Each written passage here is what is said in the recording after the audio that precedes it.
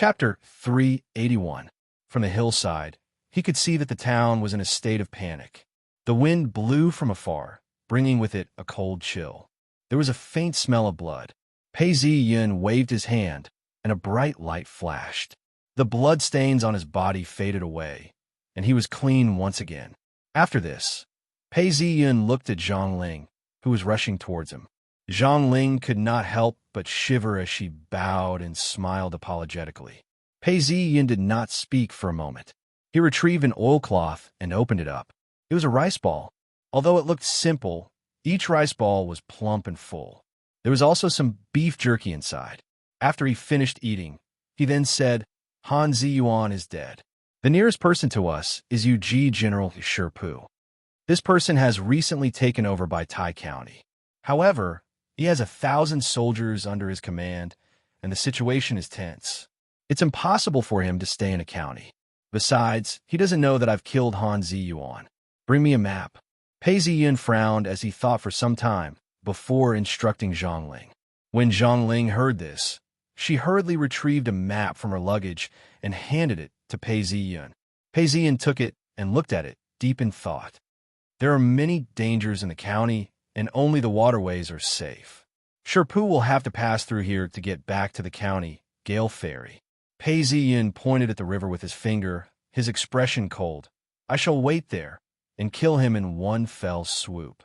"True sovereign, what do you need us to do?" Zhang Ling stepped forward and asked in a humble tone. With such power, how could anyone not feel hopeless? Not only that, but with such power, they would also be able to support him. As long as they could get some benefits, they would be able to rise in ranks and become rich. All you have to do is to contact the government officials and provide me with logistical support and intelligence. As for the rest, I will handle it myself. Pei Zi-yun looked at the map and said, "Yes." Zhang Ling swallowed her saliva as she replied. However, her heart was not calm. Pei Zi-yun was prepared to handle everything himself. Was he trying to show off his power to the government? Gale Ferry raindrops fell from the ferry, hitting the surface of the river and creating countless ripples. The surrounding hills withered and turned yellow. Withered leaves danced in the wind and rain as they fell into the river. From time to time, fish would leap up and fall back into the water. On the hillside, a Taoist official in his 30s with a cold expression and thin lips exuded an austere aura. He was looking down from a high vantage point near Gale Ferry. From this vantage point, he could see the entire region. After an unknown period of time, there was a faint movement in the distance. The Tao official's thick eyebrows slightly raised. He pressed his hand on the hilt of his sword and lowered his body to take a look. Below them was a group of King Lu's army. Their banners were bright and clear, and they stood tall and proud. The one leading them was Sherpu. The Taoist official was elated when he saw this. He retrieved a talisman which lit up. The sound of the armored soldiers moving forward startled many birds in the forest and caused them to fly up. In the rain, the bodyguards escorted the general forward. Occasionally, someone would fall into the muddy water, but they would immediately jump up and continue on their way. Sherpu rode on a tall horse, looking like a weak scholar. Only his eyebrows were slightly raised, revealing a grave and murderous aura that only a general could have. Behind him was an endless stream of infantrymen, numbering more than 1,000. All of a sudden, a horse galloped towards them. The horse was covered in mud and water. Just as the horse steadied itself, a bodyguard dismounted and saluted Sherpu. "General, we've split up to search the area. There aren't any enemies lying in ambush. It's just that the water level at Gale Ferry has risen and the temporary wooden bridge has collapsed. There's only one boat." Sherpu stopped his horse and stared at the bodyguard. "What happened to the boat?" "I've asked the ferryman at the ferry. He said that General Yang Wu Yuan had sent the boat to transport the grain." When Sherpu heard this, he frowned and didn't speak. He looked at the distance and spoke to the bodyguard. "Let's go and take a look." As he spoke, dozens of riders galloped forward and arrived at Gale Ferry. They then saw that the water was pouring down, and the ferryman was exhausted as he saluted them. Sherpu gazed at the other side of the river and could see that there were people on the other side of the river. They seemed to be shouting. Around them were reeds that had withered and turned yellow. Sherpu turned around and asked, "Who's that?" "General, they're from our ferry as well. It's just that the wooden bridge has collapsed. We're still investigating, but there's only one boat left. What do you think?" Sherpu looked up at the darkening sky before turning around and spoke to his deputy general. "One boat is fine. Send a few hundred men over to check the surroundings. This is to prevent anyone from ambushing us." These were the words of an experienced man. The deputy general hurriedly complied and arranged for his men to cross the river. The ferry wasn't too big, but it could fit up to 100 people. The ferryman shouted as the boat slowly crossed the river. In less than a minute, they had arrived at the other side of the river. The foot soldiers and scouts disembarked and checked the surroundings. Seeing that there weren't any signs of enemy activity, the foot soldiers then waited in formation. The boat then sailed back. After a few more rounds, another 200 men crossed the river and were confirmed to be safe. The deputy general then turned around and spoke. "General, there aren't any ambushes on the other side. Furthermore, the autumn rain is too cold. If you stay in the rain for too long, it will hurt your body. There's a relay station on the other side of the river. You should change your clothes and warm yourself." Sherpu acknowledged and boarded the boat. Since he was an important person, he couldn't be as cramped as the soldiers. There was plenty of space left. Even so, there were still 50 soldiers guarding the boat. Some of them were in charge of rowing the oars. "I originally thought that Your Highness would be able to resolve this crisis, and that we would be crushed. Who knew that the Imperial Army wouldn't be able to withstand our attacks, and were forced to retreat. It seems like Your Highness is truly destined to be invincible." Sherpu stepped onto the deck and sighed. When the deputy general heard these words, he laughed. "Yes, Your Highness. Every time there's a war in the army, there will be many talented people. The general's lieutenant, Han Ziyuan, is a talent as well. It's just that he's a little cruel." "Ha! Although I'm a scholar, I understand this logic." Hearing the deputy general's words, Sherpu laughed. "Desperate times call for desperate people. As long as we can win, what's a little cruel?" "General, you're right." The deputy general smiled. King Lu had won so many battles, and those who followed him would naturally have a bright future ahead of them. On the surface of the river, a bird swooped down and picked up a fish before flying off into the distance. On the shore of the river, there was a huge patch of reeds, which had turned yellow and withered. At this point, there was a small boat that was about the length of a person. Pei Ziyin was standing on it as he watched Sherpu's arrangements. He then laughed. He's very cautious. However, his fate is sealed. What else can he do? As he spoke, he tapped his foot on the small boat. Like a sailboat, there wasn't any resistance as it broke through the waves. He couldn't see anyone on the boat for a while. Sherpu then thought about Count Zhongqin and asked the deputy general, "I've heard that Count Zhongqin has died. Who do you think killed him?" When the deputy general heard this, he laughed coldly. "King Lu is the true son of heaven.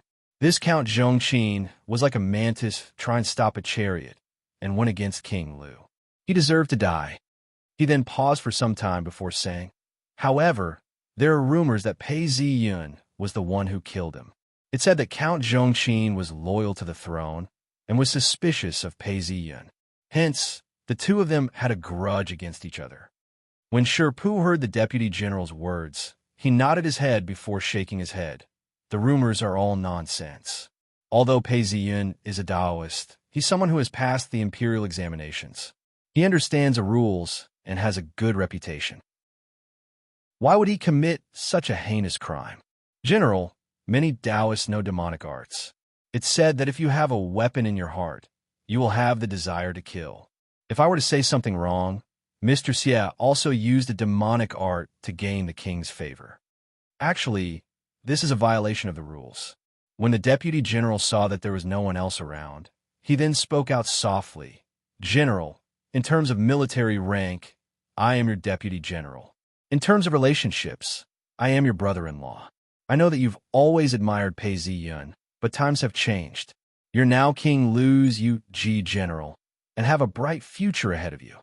and Pei Zi Yun killed Mr. Xie and was hated by the king. I can't speak up for him.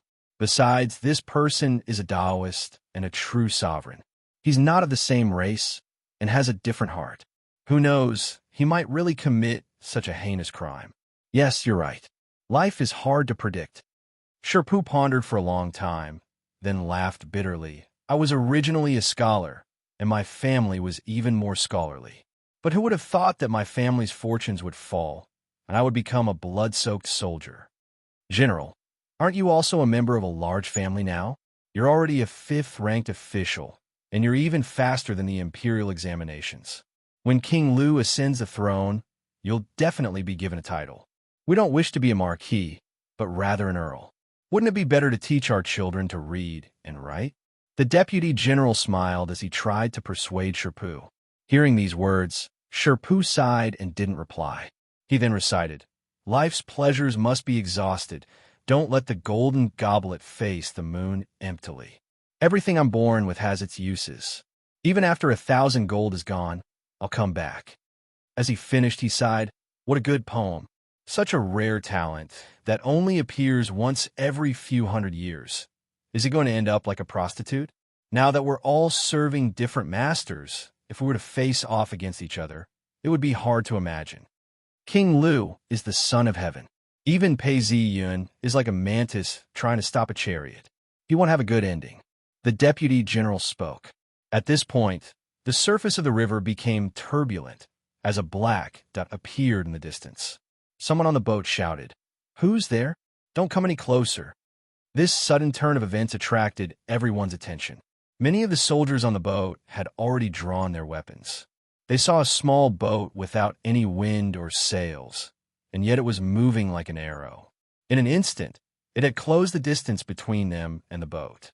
There was a person on the boat. Although they couldn't see his face clearly, they could see his clothes fluttering in the wind.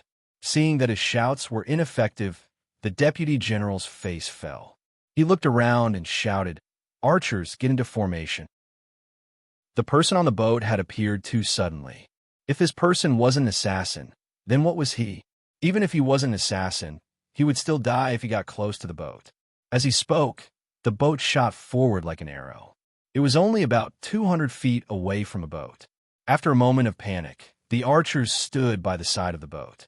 The sound of a mechanism could be heard as the bowstring was pulled taut. The arrow tip gleamed coldly. The bodyguards were all dressed in sharp armor as they surrounded the general, ready to fight at any moment. Seeing the boat getting closer and closer, the deputy general's expression turned solemn. How strong must the person be to be able to step on the boat like an arrow? Or could it be a Taoist? Yes, it's a Taoist. As he got closer, he could clearly see the assassin's attire. The deputy general suddenly understood Count Zhongqin. These Taoists had strange skills and were able to confuse the emperor or assassinate the general. They were the most dangerous people in the world and were even more dangerous than the rangers. As these thoughts flashed past his mind, the deputy general shouted, "Get ready, fire!" As he gave the order, buzz, buzz. The sound of bowstrings being fired rang out incessantly. Although there were only 10 of them, they were all fired at the same time. It was like a black cloud, carrying with it the aura of death. Chapter 382. Bows and arrows were extremely lethal and fast. There were blood grooves on the surface of the arrows. Once they hit the target would bleed profusely. Pei Zi Yin did not show any signs of fear as he stared at the rain of arrows. He stepped on the boat, and a huge wooden plank flew up, blocking the path between the two boats. Dong, dong, dong. The arrows struck the wooden plank with great force. Although they penetrated halfway, they were unable to penetrate the wooden plank. Pa! The wooden plank fell to the ground. The impact of the impact caused the boat to slow down. What? The deputy general saw Pei Zi Yin standing on the boat and using only a wooden plank to block the rain of arrows. His eyes almost popped out of their sockets as he shouted, "Who are you? How dare you assassinate our general? Aren't you afraid of being drowned in a cesspit? If you retreat now, you may be spared." The deputy general shouted as he gestured to the soldiers around him. If Pei Zi Yun retreated or moved the wooden plank away, they would immediately shoot him. The deputy general then pointed at the boat, and it flew towards him. The deputy general then ordered, "Shoot again, Wang." Following the order, a sharp whistling sound followed. The distance was even closer. Even the assistant commander's ears were filled with the whistling sound of arrows slicing through the air. However, it was still the same, pouncing toward the small boat. The rain of arrows pierced through the wooden planks, but more than half of them still couldn't pass through. Impossible! At such a close range, arrows could even pierce through armor, much less wooden planks. The deputy general shouted out in anger, "Demon, this is sorcery. Soldiers, draw your swords. Don't stop. Reach the shore at full speed." Yes, the soldiers on the boat all drew their swords. The boat floated on the water as though it was weightless. It was originally 7 or 8 feet long, but now it was only half of its original length. Gulp. One of the soldiers swallowed his saliva as cold sweat started to form on his forehead. "Shoot again," the deputy general shouted. If the distance was too far, the arrows would not be able to penetrate the wooden plank. Now that the distance was only a few meters, the arrows could even penetrate a steel plate. Wang. As the arrows rained down, Pei Ziyan no longer leaned against the wooden plank. He stretched out his hand and struck the wooden plank. Pa! The wooden plank trembled. The arrows that were shot into the wooden plank bounced off. The speed was not any slower than the arrows that were shot at him. Pu. The area of the ship was small to begin with, so there was nowhere for people to hide. The power of the arrows was displayed to the extreme. Blood splattered everywhere, and in an instant, more than 10 people were hit by the arrows and fell down. The deputy general stared blankly at an armored soldier in front of him. He couldn't dodge in time, and the arrow pierced through his neck. Ugh! The soldier didn't die immediately. He clutched his neck as blood flowed down his neck. He fell to the ground, struggling and screaming in pain. The person next to him could be considered lucky to some extent. A crossbow bolt had pierced through his helmet, causing blood and brain matter to splatter onto the deck. He didn't feel any pain and died on the spot. As the wooden plank flew out, the arrows could no longer be stopped. They pierced through the wooden plank and continued to fly towards Pei Ziyun. In that instant, Pei Ziyun took a step forward and stepped onto the surface of the river. He did not sink into the water as if he was walking on flat ground. Because the distance was close and they were all elites, they were able to focus on the boat. Now that he had stepped out of the boat, all of them missed their target. The people on the boat were about to shoot again. Crackle! Pei Ziyun stretched out his hand, causing the lightning to swirl around him. "No!" The deputy general shouted out in shock. The lightning struck the deck of the boat, causing the lightning to flicker. Since most of the soldiers were wearing armor and weapons, half of the soldiers were paralyzed and couldn't move. Pei Ziyun pointed to the deck, and a gust of wind swirled around him. He then leapt up and landed on the deck of the boat. All of this took a long time to describe, but happened very quickly. King Lu's soldiers on both sides of the river finally understood what had happened and started to clamor.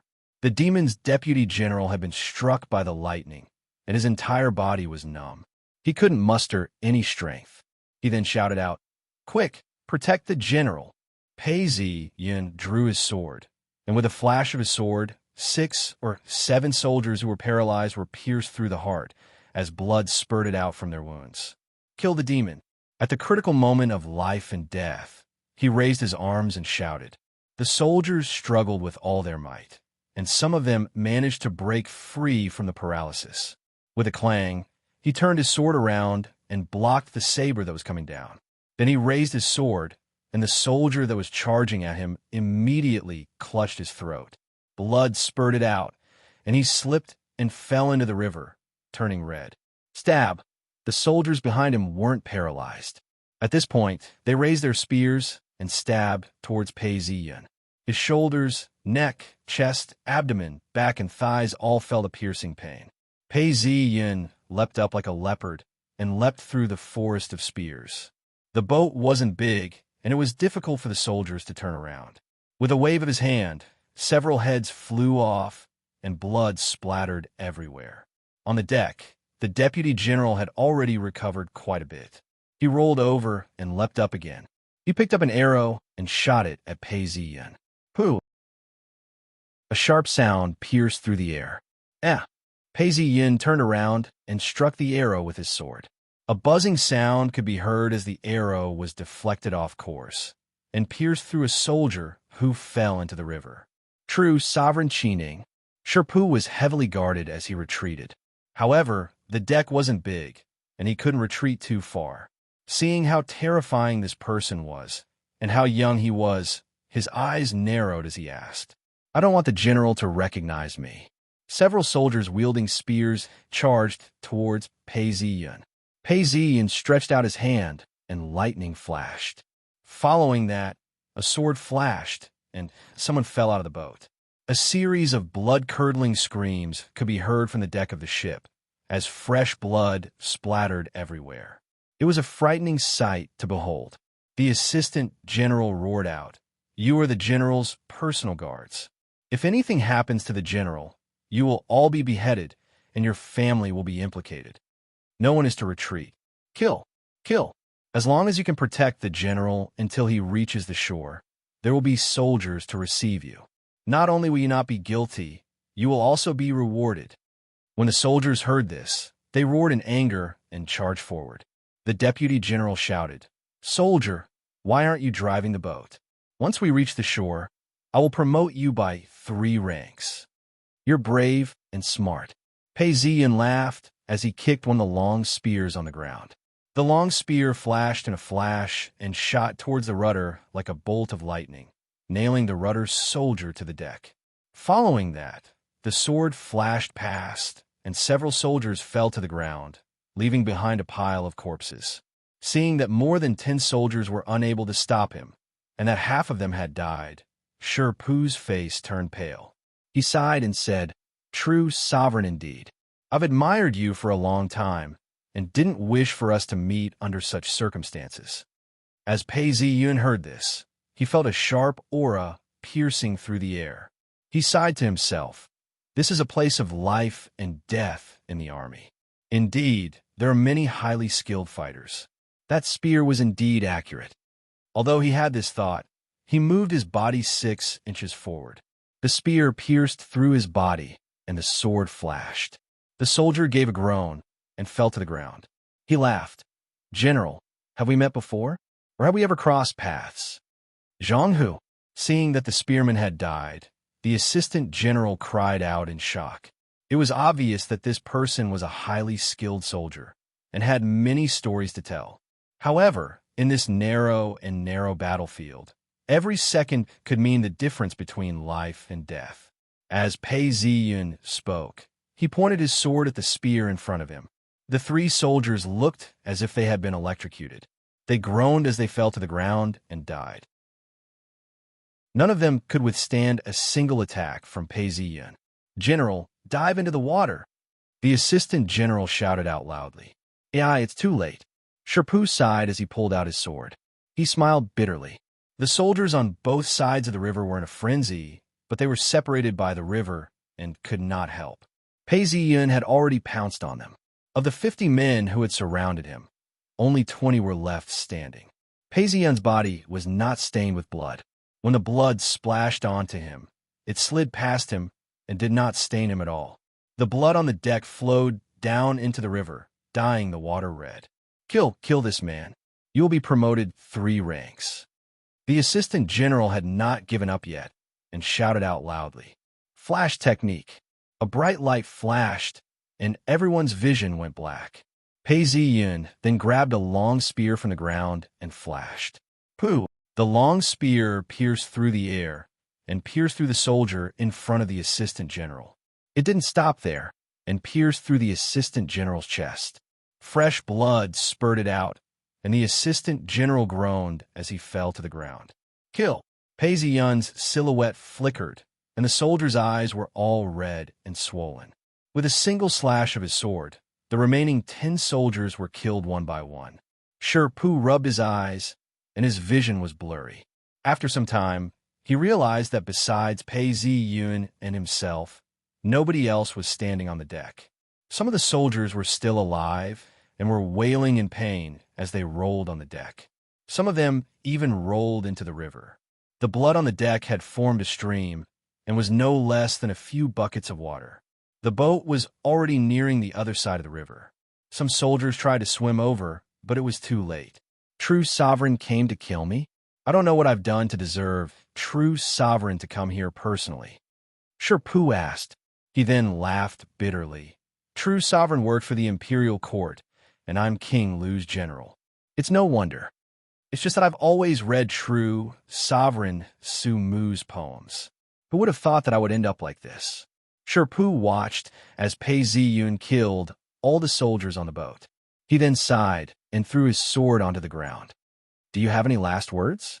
Pei Zi-yun saw that Sure Pooh had thrown his sword away and stopped in his tracks.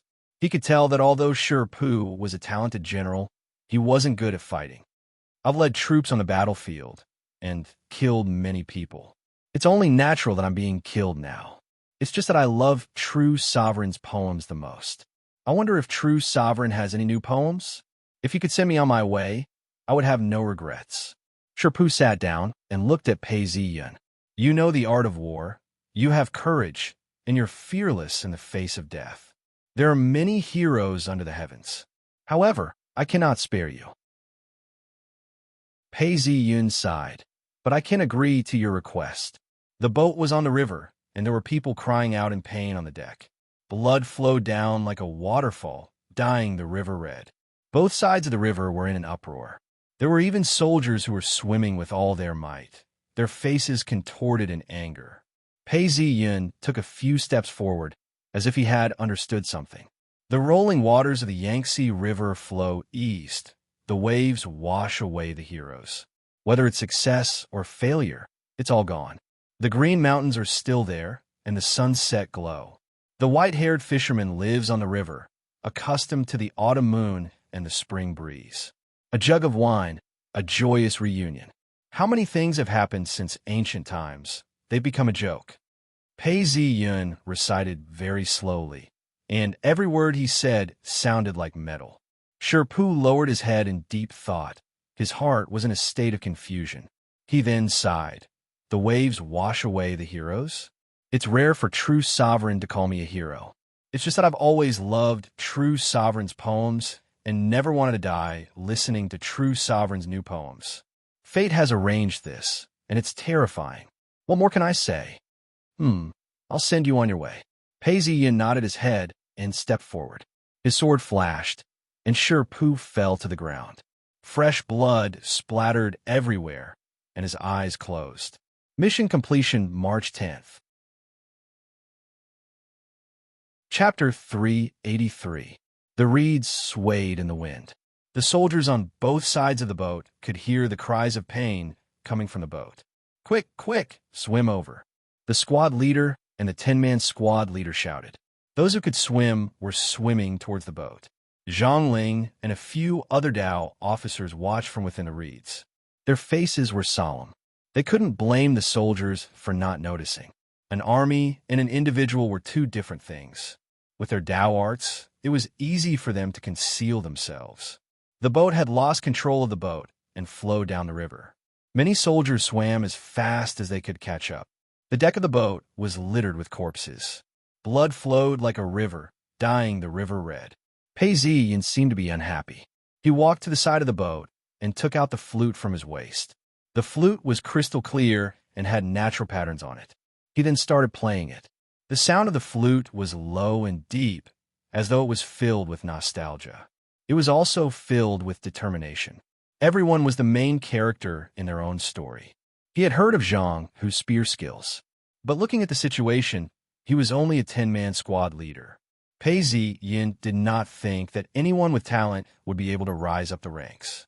However, to be able to master such martial arts, one had to put in a lot of effort and sweat.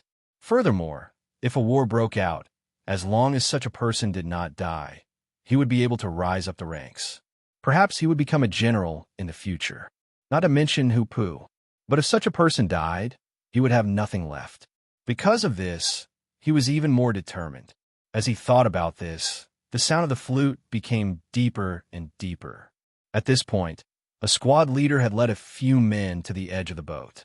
They bit on their knives as they climbed up the boat. Blood flowed out of their mouths as they listened to the sound of the flute. The veins on their necks bulged as they climbed up the boat. "How dare you humiliate us?"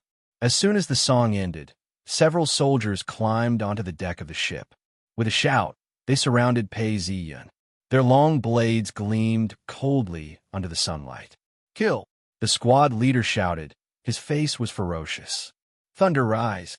A bolt of lightning flashed, followed by the flash of a sword. Heads and limbs flew everywhere. Pei Ziyun retrieved a silver wine flask from his robes and drank a mouthful. The aroma of the wine permeated the air. He then poured the wine in front of Hupu and said, "Hupu, have a safe journey." As he spoke, Pei Ziyun glanced at the soldiers who were still climbing up. He then stepped down and landed on the surface of the water. The skiff was not too far away. Pei Ziyun walked on the water and landed on the skiff in just a few steps. At this point, there were soldiers who had boarded the skiff and were shouting in fear. Some of the soldiers then turned around and swam towards Pei Ziyun. With a tap of his finger, the skiff glided across the surface of the water. Even though Zhang Ling, who was hiding in the reeds, was secretly filled with hatred, she couldn't help but be impressed by his demeanor. So this was an earth immortal, extraordinary, and refined. She couldn't help but think, he doesn't eat the 5 grains. He walks on the clouds and travels between the mountains. He has the disposition of a celestial being. As he thought of this, he let out a long sigh. If he hadn't entered the imperial court and become a Taoist official, with his talent, he might have had a chance.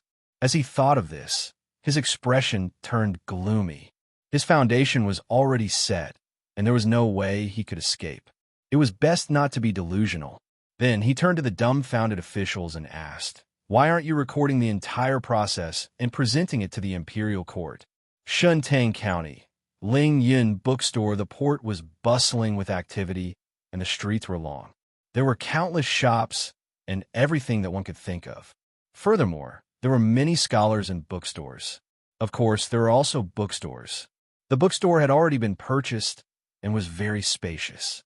The carpenters were carving the wooden boards, and the new book was already being printed. As soon as a page was completed, someone would proofread it and bind it up. He then brought it to the shopkeeper. "Shopkeeper, the book has been bound up." The shopkeeper took the book and flipped through a few pages before nodding his head. "Good." He carried the book into a room and saw Run Wei drinking a cup of tea. His face was filled with fatigue, and his eyes were bloodshot. The shopkeeper walked up to him. "Mr. Run, the 3rd volume is ready." When Ren Wei heard this, he placed his teacup down, so fast. He took the book and looked at it carefully. After some time, he smiled. "It's not bad. There are no typos. You've worked hard. I shall reward you with 10 taels of silver. As for the others, your wages will be doubled." "Thank you for the reward." The shopkeeper was overjoyed, and everyone else cheered as well. Just as they were about to leave, Ren Wei remembered his lord's instructions and asked, "Wait, I've heard that there's not only wooden engraving boards, but also movable characters. Why doesn't our bookstore have them?" "Mr. Run, there's a reason for this." The shopkeeper had been in the line of work for 20 years. Hence, even though there was a change of ownership, he had stayed on. When he heard this, he laughed.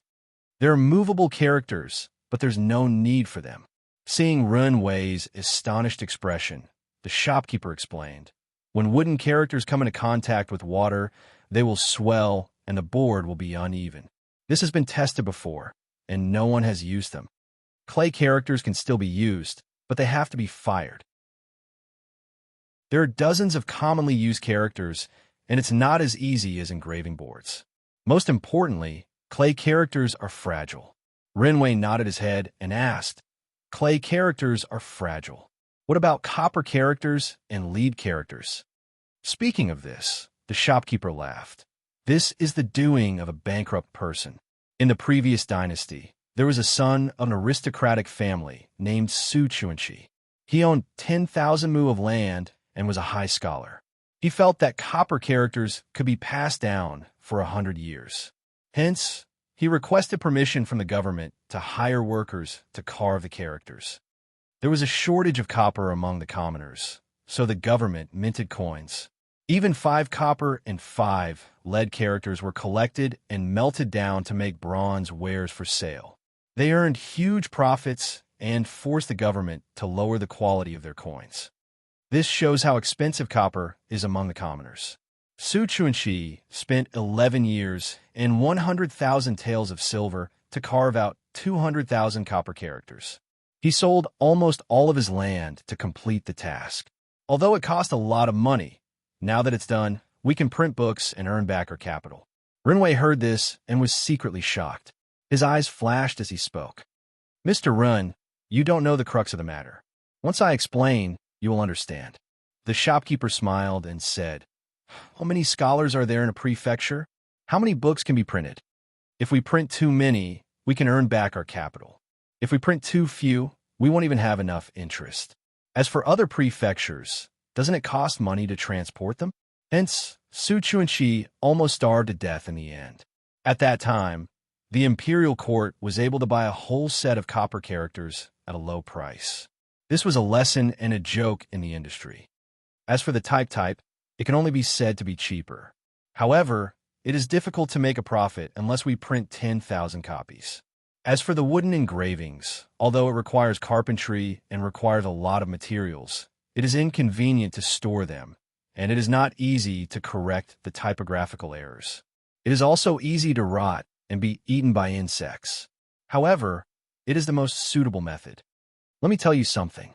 Within 3,000 copies, the cost is the lowest.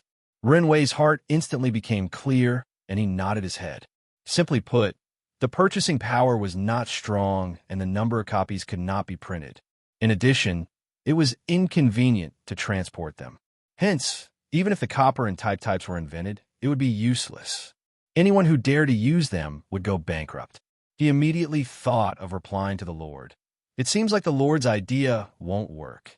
After solving this problem, Renwei said, Since that's the case, according to the Lord's orders, the book that has been proofread is to be immediately disseminated throughout the prefecture. The other prefectures have started to work as well. Since you are Taoists, it would be easier to communicate with them. I shall leave it to you to make the arrangements.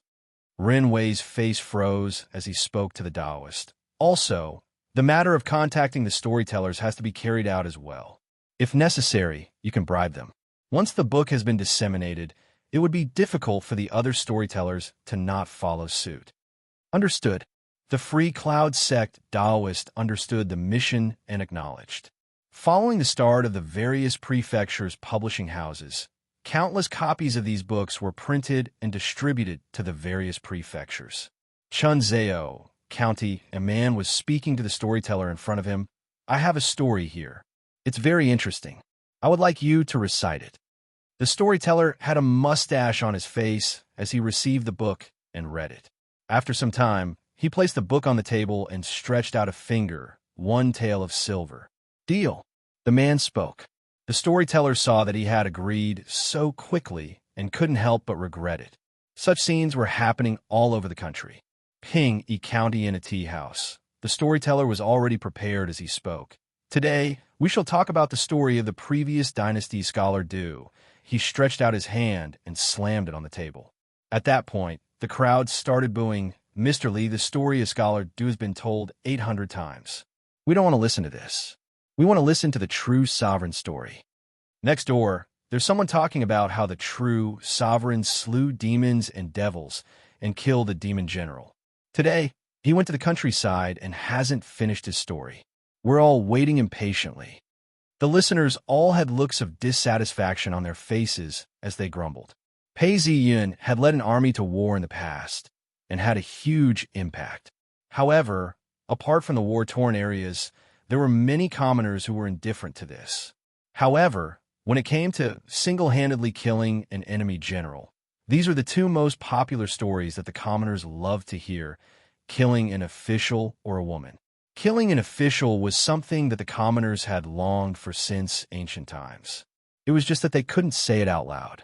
However, Now that the person they were talking about was killing an enemy general, a traitor general, and single-handedly killing an official, it could be said out loud.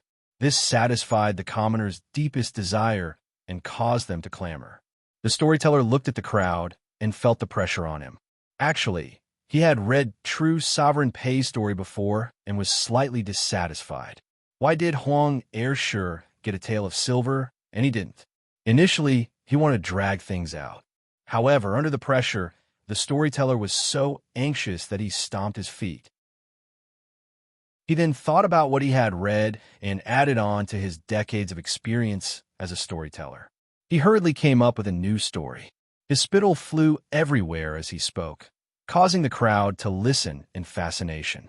It was said that the enemy general was several feet tall and had eyes like copper bells.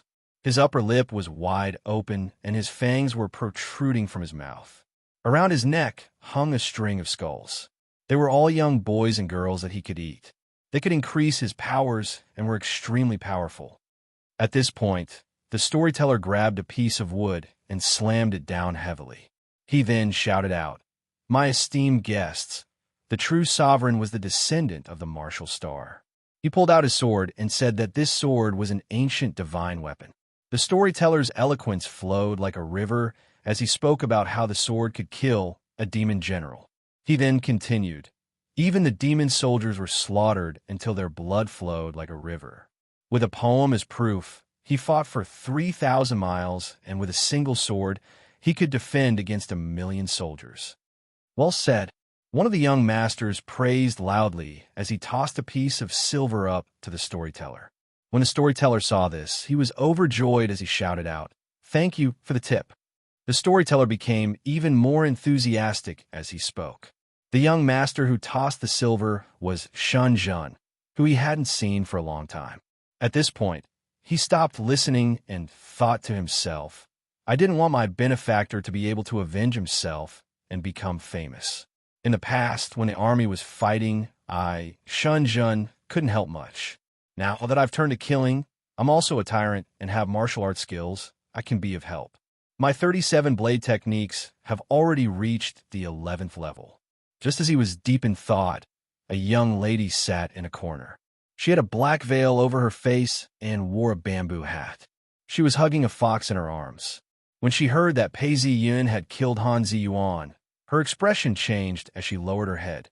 "Pei Ziyun killed King Lu's general? Then I shall go and help King Lu to kill this traitor who killed his father."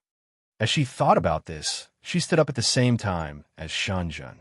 Both of them were slightly surprised as they looked at each other and left the room.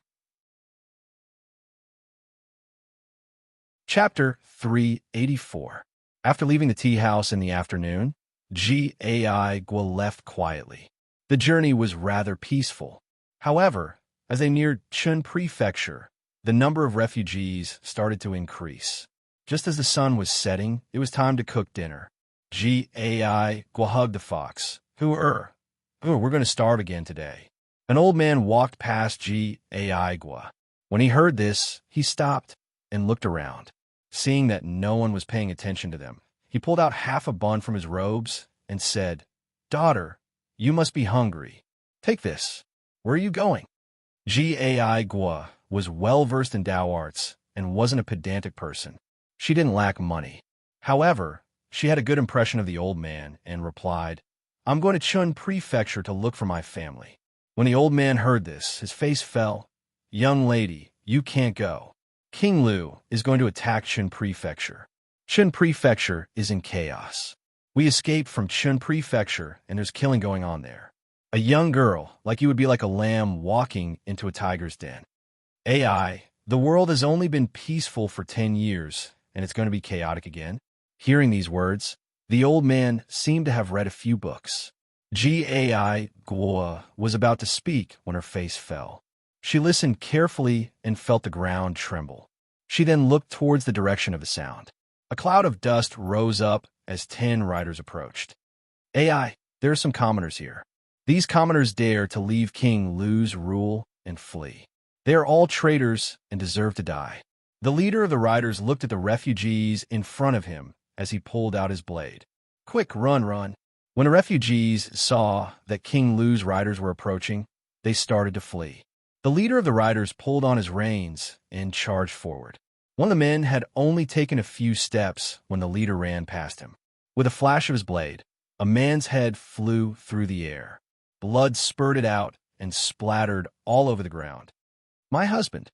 Not too far away, a lady was hugging a child as she cried out. The leader wiped the blood off his face before he galloped towards the lady. Run. The old man pulled Gai Gua along as he tried to run. Gai Gua saw this, and her face turned cold as she shouted, "Stop!" The leader didn't stop as he slashed down with his blade. Another head flew through the air along with the child. No! Gai Gua's eyes reddened. The deaths of her mother, father, and teacher flashed across her mind. The faces of the pirates and the men who tried to harm her senior brother flashed across her mind. Ah! Gai Gua screamed. As she screamed, a gust of wind blew. Her head flew up, and she pulled out her sword. Seeing that someone was resisting, the 10-man squad leader sneered and pounced on him. Die! The fox followed Gai Gua and jumped down. When the 10-man squad leader got closer to Gai Gua, he realized that the person in front of him was a 15 or 16-year-old girl. He licked his lips and revealed a look of excitement. With a slash of his sword, there was still blood on the sword. The old man who was not far away screamed, "Entanglement!" Gai Gua stretched out her hand, and the grass on the ground seemed to come alive, wrapping around the hooves of the horse. Before the long saber could fall, he felt the horse he was riding on suddenly stumbled and broke. In a split second, he fell off the horse. The horse neighed and pressed down on the sergeant. However, the 10-man squad leader was an elite in the army. With a roll, he dodged the attack. Gai Gua pounced on him and stabbed him with her sword. Hearing the footsteps behind him, the 10-man squad leader turned around and slashed out with his sword. His attack was swift and vicious. Pooh! Gai Gua retreated a few steps as the sword flew past her face. A lock of her hair flew up into the air. Gai Gua paused as she recalled the old Taoist teachings. Ai Gua, I will give you a sword to protect yourself. Remember, a swordsman, the shorter the sword is, the more dangerous it is. Your swordsmanship is far superior to the martial artists and soldiers. However, you have never killed anyone before. Hence, you cannot be careless. When you kill someone, you must be fast and vicious. Use the swordsmanship that I have taught you. Attack with your sword, and do not hold back. Kill. Gai Gua calmed herself down as her figure transformed into a ray of light, crossing paths with the 10-man squad leader. A slash sound could be heard as the 10-man squad leader's neck was slashed. Blood spurted out from the wound as he clutched his neck. Woo-woo. He opened his mouth to speak, but no words came out. 10-man squad leader. The remaining 8 to 9 riders were enraged as they urged their horses forward. Flash. A bright flash of light shot out, causing everyone's eyes to be blinded. Entangle. Gai Gua commanded coldly. Following her command, the riders all fell to the ground. Although Gai Gua was small in stature, she had already gotten used to fighting and killing. She understood how to fight a group battle. With her Dao arts, she could confuse her enemies and use her swordsmanship to kill them. The riders fell from their horses. If they reacted quickly, they would not be pinned down by their horses. If they did not react quickly, they would be pinned down by their horses. At that point, the sound of bones breaking could be heard. One of the riders reacted quickly and rolled to the side, avoiding the danger. Gai Gua stabbed out with her sword, but the rider had already raised his sword to block it. Sparks flew in all directions. You have killed the 10-man squad leader. You have to die. The rider spoke viciously as he slashed out with his sword. It was swift and vicious. This was how the soldiers in the army were trained. Although Gai Gua was extremely talented, she had too little experience in combat. Killing the 10-man squad leader was due to the combination of Dao arts. Hence, she was caught off guard. Behind her, one of the riders crawled up from the ground.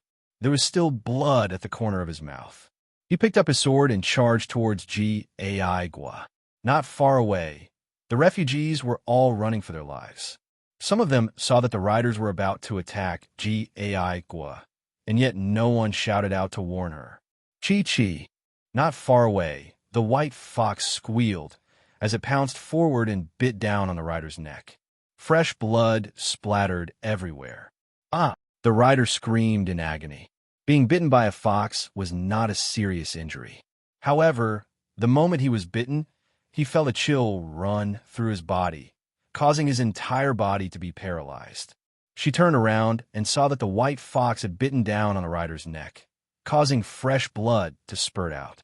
She turned around and saw that the white fox had bitten down on the rider's neck until it was a bloody mess. Kill! The remaining riders were all injured, and Gaigwa did not hold back any longer. She charged forward and killed them all. At this point, the white fox grinned, revealing its red teeth. In a flash, it ran to Gaigwa's side and rubbed its head against her body, as though it was trying to take credit for its actions. Seeing the white fox's actions, Gaigwa stretched out her hand and patted the white fox's head. The demon Gaigwa then walked towards the refugees, only to see that they had looks of fear on their faces, as though they were peeing in their pants. Don't come near me. Don't come near me. Gaigwa looked at these people. Her eyes were filled with fear and hurt. I'm not a demon. I just know Tao arts. The refugees continued to shout out in fear. Demon, don't come near me. The old man from before was also afraid.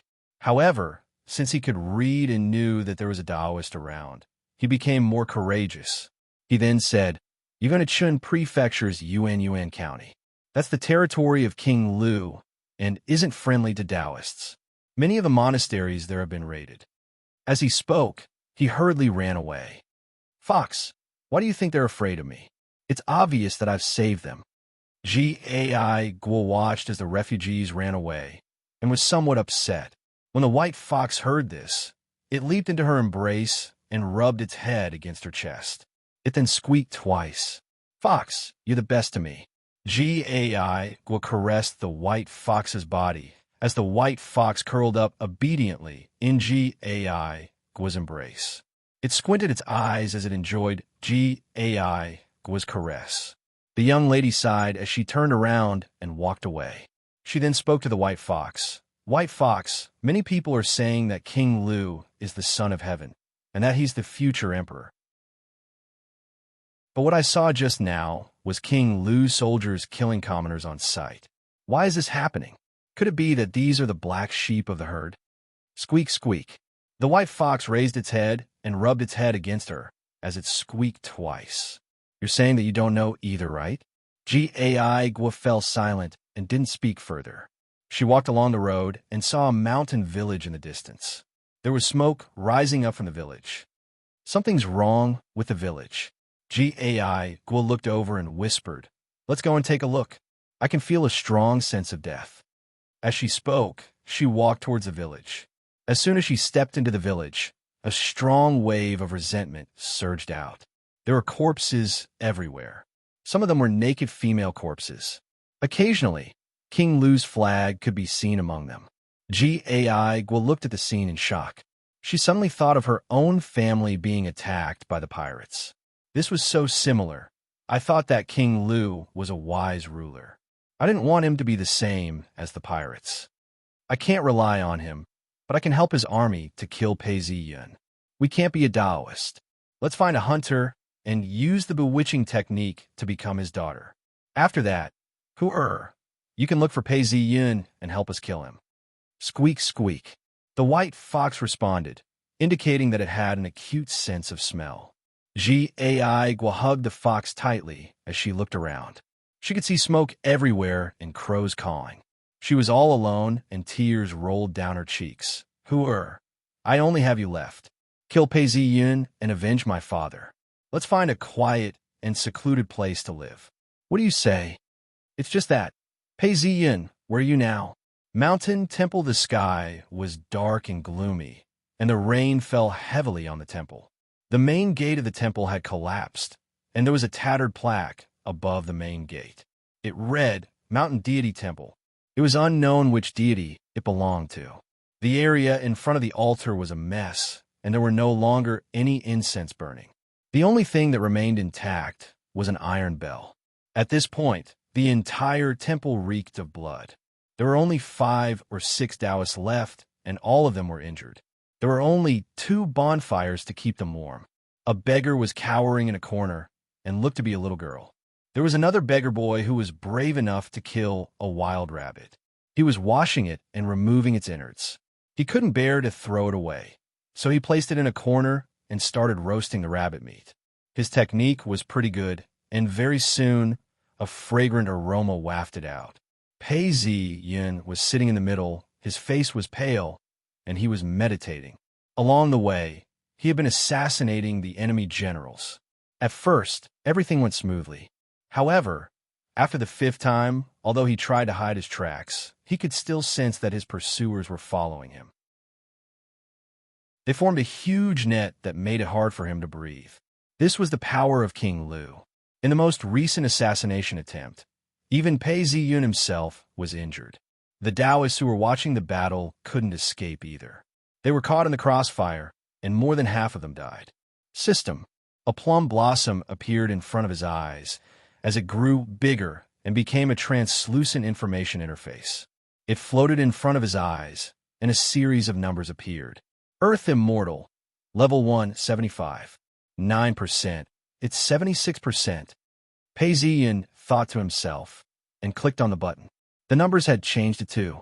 One of them was 21%, which was due to the spiritual energy from the dragon veins. The other was 54%, which was due to his reputation. My reputation is rising so fast and so much. This is an Earth Immortal's advancement. Pei Zi-yun was astonished and thought about it carefully. He then understood. I led an army to quell a rebellion, and although it had a huge impact, it was a normal thing to do. It wasn't able to excite the citizens. But now that I'm assassinating an enemy general in the midst of an army of 1,000, it's like a legend.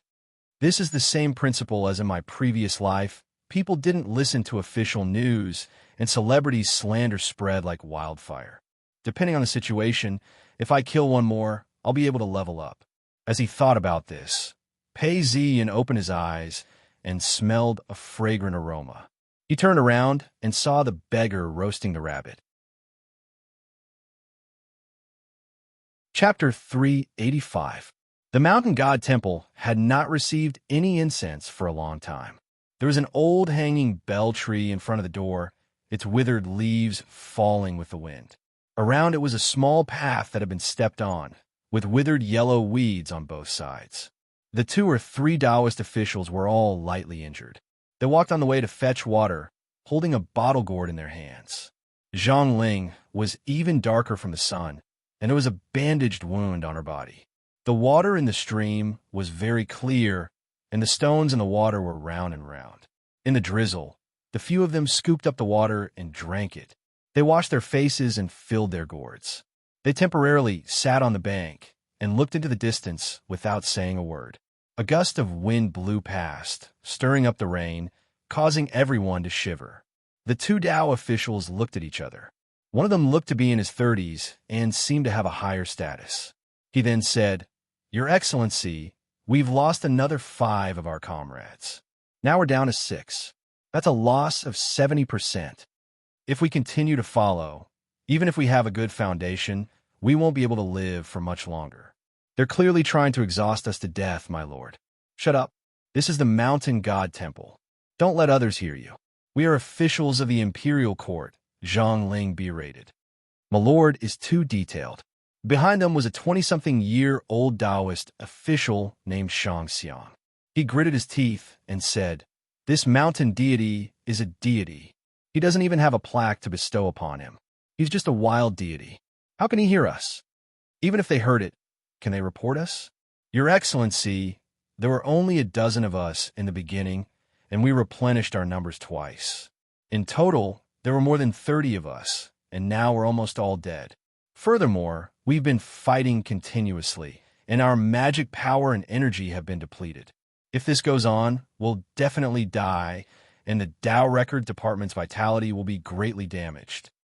Hua! A small fish leaped out of the water and landed on the surface of the water, creating a circle of ripples. Zhang Ling looked at Shang Xiang and sighed in her heart. Shang Xiang didn't have many family members, and his younger brother had died. He was practically all alone now. He remained silent as he stretched out his hand and touched his arm. His arm had been stabbed by a knife as well, and the wound wasn't shallow. He cleaned the wound and didn't bear to use his powers to heal it. After some time, he sighed, "But we can't retreat. Assassinating an enemy general is clearly beneficial to the imperial court. This is a righteous act. Pei Ziyin didn't even ask us to participate in the battle. Basically, he asked us to fight alone. We're only in charge of logistics and intelligence. What else can we say? The higher-ups want us to keep an eye on them and record the entire process." At this point, the three of them were silent. This was the helplessness of a Tao official. Their lives and Tao techniques were all in the hands of a superior official. A mere superior official who didn't know anything about Tao techniques could deprive them of their Tao techniques with just a shout. Usually, he was paid by the imperial court, but in times of crisis, he had no choice but to act. Sometimes, they had no choice but to risk their lives. If they didn't die when they were supposed to, their whole family would die together. This was the system in the imperial court. Night gradually fell, and the cold wind and rain fell. Zhang Ling said, "If we retreat, we will be considered deserters. Not only will we die, but our entire families will be punished." As he said this, he smiled bitterly. "Accept your fate. Otherwise, what else can we do?" The three of them lowered their heads, only to see Shang Xiang clenching his teeth, revealing a look of hatred as he suddenly clenched his fists. Mountain deity temple spiders weaved webs on the eaves of the house.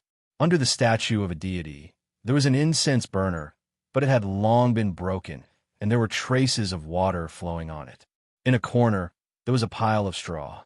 The little girl was trembling as she sat there, occasionally looking at the roasted rabbit, which gave off a fragrant aroma. The beggar sniffed the aroma and took a deep breath. He then used a small knife to cut a small piece of the rabbit and placed it in his mouth. He then stood up and offered the roasted rabbit to Pei Ziyin. Pei Ziyin ate and said, "Although there's only a little salt, the meat tastes good. What's your name?" "Luo Cheng." The beggar replied respectfully. His face was yellow and stained with mud.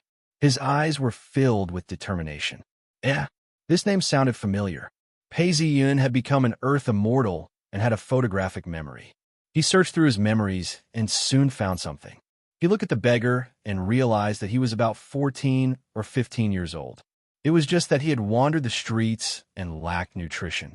According to the memories of his previous life, this person had been adopted by a noble at a very early age. Very quickly, the rumors reached the ears of the original owner, although it was only by chance, and the original owner couldn't remember where he had heard it, but to be able to hear the rumors meant that he was a noble. According to the rumors, this person should have met a noble family last year. Why is he still a beggar? Pei Ziyin chewed on the rabbit and hesitated. He then understood. Looks like it's a butterfly effect. I've changed history, and this person missed out on a noble family. However, Pei Ziyin didn't care too much about it. Just as he was about to speak, a few Tao officials walked in with gourds in their hands. They placed the gourds on the ground and retrieved some rations and beef. "True sovereign, please enjoy your meal." Pei Ziyin sliced the rabbit into several pieces and distributed them to everyone. He then said to the beggar and the little girl, "Since we're in the temple, give us a portion." "Thank you, true sovereign." Although the beggar didn't understand what the true sovereign meant, he understood that Pei Ziyin was an important person. He then pulled the little girl over and sat down on a pile of hay. They were given a portion of beef and rations. Pei Ziyun's ears twitched as he heard some movement. He remained unmoved and continued eating, albeit at a much faster pace. He then tossed the beggar a silver medallion, a piece of silver, and a bag of dry rations to the beggar. "Hide behind the statue. There's a secret chamber there, and don't come out. After this, you can go to Ying Prefecture or Golden Island." With this silver medallion, someone will take you in. As he spoke, he stood up. At this point, the sound of hooves could be heard. The few Dao officials' faces fell as they looked outside. Not good. It's King Lu's cavalry. Pei Ziyan laughed. His smile was cold and sinister. They've caught up to us again. Looks like King Lu is truly furious. He's willing to pay any price to capture us. A caw sound was heard as he unsheathed his sword, and a cold light shone within the temple. When he looked outside, he saw a group of cavalrymen wielding crossbows. There were about 50 of them, and they surrounded the temple. As the cavalrymen neared, the birds in the forest were startled and flew away. True sovereign, 50 of them. They seem to be patrolling and have spotted the mountain deity temple. That's why they're here. Zhang Ling's face turned ugly as her heartbeat quickened. Actually, this was easy to understand. It was too easy for the villagers to leak information. The commoners were the most snobbish of people. Even if a stranger was innocent, they would still kill him. For the sake of the safety of the village, and for the sake of their own benefits, they would definitely report it to the officials. Since that was the case, the patrolling cavalrymen were probably searching for the outskirts of the village. Hence, the moment the cavalry saw the mountain deity temple, they rushed towards it. If the true sovereign was at his peak, killing these 50 cavalrymen wouldn't be difficult. But it's obvious that after so many assassinations, the true sovereign is exhausted. The situation now is very dangerous. Just as he was thinking about this, the sound of the horses' hooves became quiet. It seemed like someone had entered the bushes. The enemy has crossbows, which would be disadvantageous to us. We shall fight within the temple. Everyone, prepare yourselves. Once the enemy enters, we shall surround and kill them. Pei Ziyan said coldly. The rest of the Dao officials all prepared their Dao arts and drew their swords. At this point, Shang Xiang rushed out of the door and shouted, Pei Ziyan is inside. I have forsaken the darkness and turned to the light. This person didn't want to die. Besides, he didn't have many family members. Since Pei Ziyan didn't want to give him a way out, he might as well let him die. Damn it! Zhang Ling was enraged. Now that the few of them were together, this person betrayed Pei Ziyan and wanted to kill her. Initially, she still had some sympathy for him, but now she was filled with rage. Seeing Shang Xiang rush out, Pei Ziyan's face flashed with killing intent. He didn't move an inch, but kicked out with his leg. A piece of burning firewood flew out like an arrow and pierced through Shang Xiang's back. He fell to the ground and died. The cavalrymen who had just rushed in saw the Dao officials die just as they were about to surrender. This attack had the strength of a crossbow and was extremely terrifying. Everyone was in an uproar. The cavalrymen were all wearing their armors as they readied their bows. The atmosphere was tense. The captain waved his hands and took a few steps back. He then took a deep breath, prepared the crossbows, released the fireworks. Someone among the soldiers immediately acted. A red firework shot up into the sky and exploded. Captain, should we charge in? The vice-captain's eyes gleamed as he looked at the temple. King Lu had said that if they killed Pei Ziyan, they would be promoted 3 ranks. We're only a small group. This person is too terrifying. Even if we had 50 men, it would be difficult to take him down. The fireworks are the right thing to do. If you dare to charge in and ruin the plan, I will hold you responsible. The captain spoke coldly. When the vice-captain heard these words, he stopped breathing. The fervent look in his eyes faded away, and he didn't dare to act rashly. The captain saw that he had given in and said, We just need to buy some time. Once the army arrives, we will be rewarded. One of the Dao officials peeked through the crack in the wall. Outside, there were many crossbows aimed at them. There was even a bonfire burning, and thick smoke billowed up. True sovereign, something's wrong. They're not coming in. They're even lighting fireworks and a bonfire. It seems like they're sending a message. The Dao official shouted out. Pei Ziyan closed his eyes and listened to the sounds coming from outside. There are more than 50 men outside. They're cavalrymen, and they're wearing light armor. They're very cunning and won't come in. Actually, this was very normal. In the past, Pei Ziyan and the Daoist officials had their own powers and loved to lure their enemies into narrow spaces where they could not use their full strength. Once they were in such an environment, it was not difficult for them to kill tens of soldiers. It was just that they had used this tactic many times. Their enemies were not pigs and would not fall for their tricks.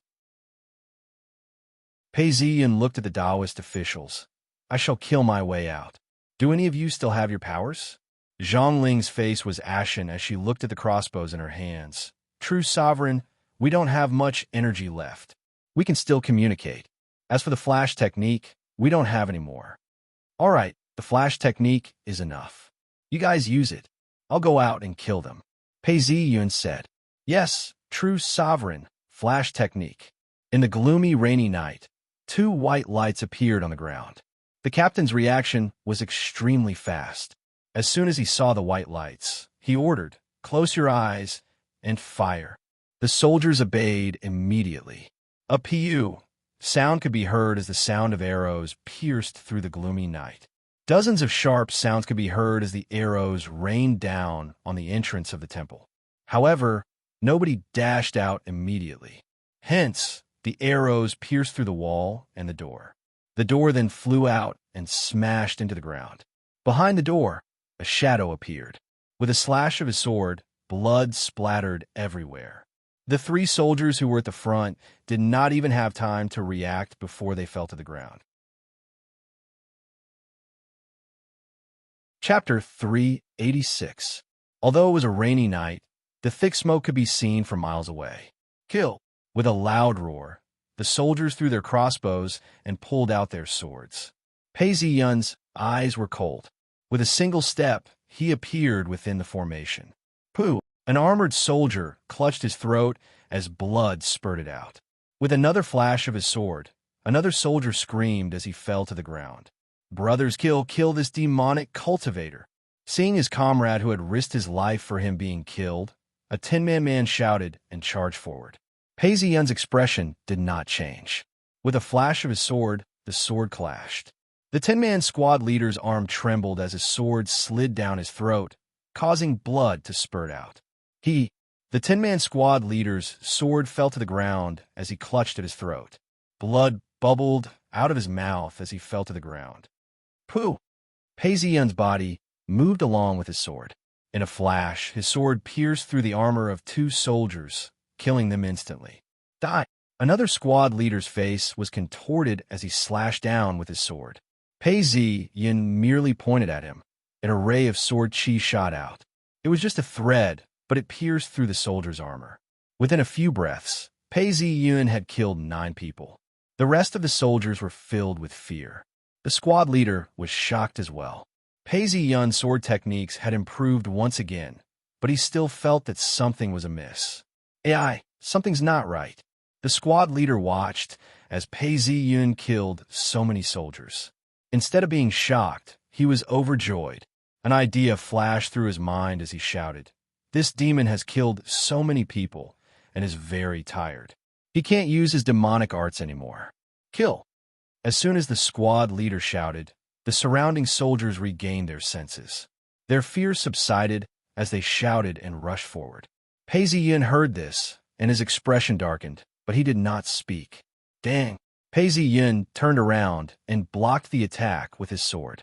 As the sword and blade clashed, sparks flew everywhere. "Why don't you show us your demonic arts?" The squad leader drew his sword and laughed heartily. If Pei Ziyan had demonic arts, he would not have been able to defend himself. But now kill. If we kill him, we can all level up by 3 levels. When the armored soldiers saw that Pei Ziyan did not use any demonic techniques, they shouted out in unison. Their morale was boosted as they charged towards Pei Ziyan. Their eyes were bloodshot, filled with greed and hatred. In this world, the people who worshipped power and official ranks the most were the soldiers. On the battlefield, even if they were charging at the same time, a slight difference in position could mean the difference between life and death. And this difference was in the hands of the superiors. A higher-ranking official could order others to die. Which soldier on the front lines didn't know how terrifying it was inside and didn't desperately want to climb up?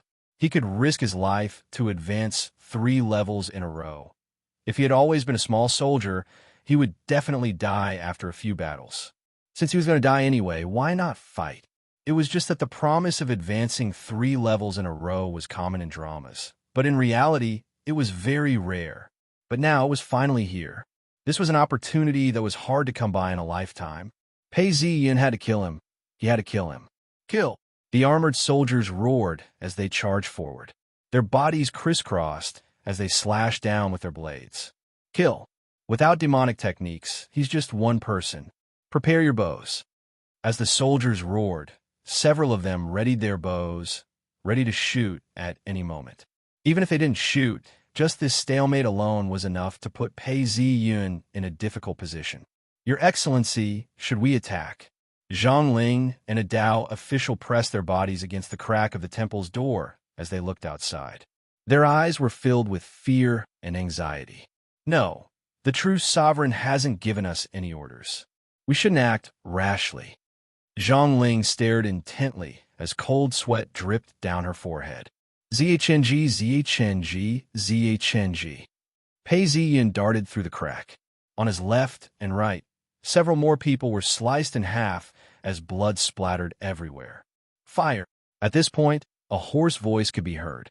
Several arrows pierced through the air, emitting a cold light as they pierced into Pei Ziyun's body. Damn it! The reason why they didn't use bows at close range was because it was very easy for the arrows to accidentally kill their own people. If an arrow hit an enemy, it could even pierce through and kill their own people. However, it was clear that the captain had to take the risk of accidentally killing one of his own men. Even if he had to face the risk of being stabbed by his subordinates in the future, he had to kill Pei Ziyun. Wind form, cloud body.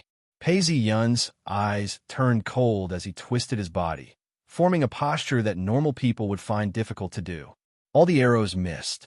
A few screams could be heard as the 3 armored soldiers around him fell to the ground. Their faces were filled with disbelief as their tails swayed from side to side. The vice leader also stopped moving. No one wanted to be killed by their own people. Hoo-hoo. Pei Ziyun's face turned pale as his forehead felt cold. His hands and feet were burning hot. He didn't panic as he stretched out his hand. A light shot out from his fingertip. It was the size of a sesame seed and turned into a light bulb. With a loud pung, a bright light exploded. The vice leader paused for a moment and then slashed down with his blade. He didn't expect the bright light to explode. The bright light pierced his eyes and caused tears to flow down his face. The blade that he had been slashing down had deviated from its original trajectory. Pei Ziyun swung his sword, and with a pu sound, the sword pierced through the vice captain's body. The vice captain screamed out in pain as blood splattered everywhere. His mouth, nose, and face were in so much pain that they were almost squeezed together. He could no longer hold onto his sword and fell to the ground, rolling a few times on the ground, covered in mud and blood. There were several armored soldiers around who were blinded by the light. When they heard the screams of the vice leader, they were terrified. Tears streamed down their faces as they gripped their blades tightly and started killing. Some even started killing each other. Pei Ziyun lightly tapped on the ground and flipped himself out of the encirclement. With a flash of his sword, he killed another soldier. At this point, the ground started to tremble. A blade of grass started to move. The sound of horses galloping could be heard from afar. Reinforcements. Pei Ziyun frowned as he turned around to leave. He had been fighting many battles over the past few days and was exhausted. Even if reinforcements came, he wouldn't be able to hold them off. He sighed in his heart. Looks like this earth immortal is still made of flesh and blood. When he restores his strength, he can kill 100 men. But after fighting many battles, he will be like an arrow at the end of its flight. At this level, he's still not strong enough to challenge an entire country. At this point, someone shouted, "Benefactor, do not panic. We're here." Hearing this voice, Pei Ziyun was shocked and suspicious. This voice sounded familiar. Who could it be? He frowned and turned around. It was a familiar person, Shunjun. Behind Shunjun were about 10 men. They were dressed like warriors of the pugilistic world. All of them were armed with blades. At this point, Shunjun pulled on the reins of his horse and shouted, "Benefactor, let me help you." As he said this, he whipped the horse viciously. The pain caused the horse to charge towards the cavalry. The 10 men of the pugilistic world followed behind, unsheathing their blades. The cavalry was just about to chase after Pei Ziyun when they hurriedly tried to defend themselves. Shinjun sat on his horse and swung his blade. The cavalry tried to block it, but was unable to do so. With a single slash, his body was almost sliced into two. Why? His internal organs flowed out along with his blood. The corpse fell to the ground, forming a pool of blood. Big brother, good blade techniques. The men of the pugilistic world looked at Shun Jun's martial arts and cheered. Don't let the soldiers get into formation. Kill, kill, kill. Shun Jun was a veteran of the underworld and had fought many soldiers before. In fact, there were many half-baked people who would always call for a battle formation. However, on the battlefield, those who could form a battle formation were considered elite soldiers. Several swordsmen dashed past, and screams could be heard.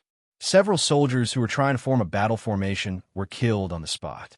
Both sides clashed against each other and started fighting for their lives. Screams could be heard everywhere. Once the pugilistic world made a move on the soldiers, it would become a habit for them to be afraid that they would pursue the matter in the future. Hence, they tried to kill every single one of them. Blades flashed, and from time to time, the cries of the soldiers could be heard as they fell off their horses. Their heads flew into the air, and fresh blood splattered everywhere. The two men inside looked at each other in dismay. A Dao official then said, I didn't expect the true sovereign to have reinforcements. Your Excellency, what do we do now? What else can we do? Use Dao arts. Zhang Ling replied solemnly, not knowing if she was happy or shocked. Entanglement technique. The two Taoists didn't use their flash technique, but instead used it on King Lu's soldiers. Withered grass entangled the soldiers, causing them to fall off their horses. The pugilistic world cultivators were overjoyed. Their blades flashed, and heads fell to the ground. In the blink of an eye, more than 10 people had been killed. Run! The leader's face fell as he shouted out. He then whipped his horse and whipped it on the horse's butt. He was about to escape when Pei Ziyun appeared in front of him, blocking his way. You want to leave? Pei Ziyun laughed coldly. The leader looked at Pei Ziyun and shuddered. He then spoke in a hoarse voice. Pei Ziyun, King Lu is the true son of heaven. If you go against King Lu, your entire clan will not be able to escape. Even if we can't escape, what does that have to do with you? Pei Ziyun laughed out. The leader's veins were popping out on his neck as he roared out in anger. He then charged forward on his horse, not caring about his defenses at all. He then slashed down with his blade, causing a thunderstorm to erupt. Zhong! A loud sound rang out as the leader charged forward for several feet. Blood gushed out from his wound, staining the ground and his horse. His body then fell to the ground and spun in a circle. He was no longer breathing. Kill all the soldiers. Don't leave a single one alive. Shun Jun stretched out his hands as a cold light pierced through the air. Two of the soldiers who were trying to escape trembled as they fell to the ground, twitching and struggling. This was a hidden weapon of the martial world. Being inspired by this, the soldiers started to attack. In a world where martial arts existed, there were many highly skilled soldiers in the army. However, most of them were ordinary soldiers who relied on their organization and battle formations. Once the number of soldiers dropped to a certain point, they wouldn't be able to use their formations to their fullest potential. They wouldn't be a match for the martial artists at all. The remaining soldiers were all killed, while only a few of the martial artists were injured. Benefactor, I trust you've been well since we last met. Shunjin had just finished his battle, and his body was covered in blood. However, he didn't seem to care. His face was filled with joy as he walked towards Pei Ziyun. At this point, the martial artists had finished stabbing the corpses on the ground. There were still some who weren't dead yet. With a single slash, they screamed out in pain as blood spurted out from their wounds. Brother Shun, why have you come? Pei Ziyun felt a warmth in his heart as he smiled and asked. Huh? Shunjin stretched out his hand and stroked his beard as he looked at Pei Ziyun. These few years, Pei Ziyun hadn't changed much. He looked like a 17 or 18-year-old youth. However, there was a hint of killing intent in his eyes. Benefactor, you've done a great deed. In the past, the world was in chaos, and the commoners had no way of making a living. Now that peace has been restored, the commoners have had a few good years. Who would have thought that Jibei Ho would rebel, and then King Lu would rebel? Along the way, I've seen so many commoners die. Although I'm a martial artist, I'm also hot-blooded. I want to do something for the commoners, even if it's just a little bit. Shenzhen spoke up to this point before his expression turned gloomy. He then sighed. I heard that Benefactor had assassinated the rebel general, and so I brought my brothers here to serve you. Good brother. Record down the names of the 10 brothers who came here. When we get out of here, I'll report to you. As Pei Ziyin said this, he turned to Zhang Ling, who had just come out of the temple. I shall leave this part to you. Yes, Zhang Ling replied as she looked around before lowering her head. Chapter 387. Benefactor, there's no need for that. Shenzhen waved his hands and said righteously, Benefactor, I came all the way here not for fame and fortune. Although Shenzhen tried to reject him, Pei Ziyin looked around and saw that all the men had looks of surprise on their faces. Of course, it was good to be loyal to the martial world, but it was even better to be rewarded.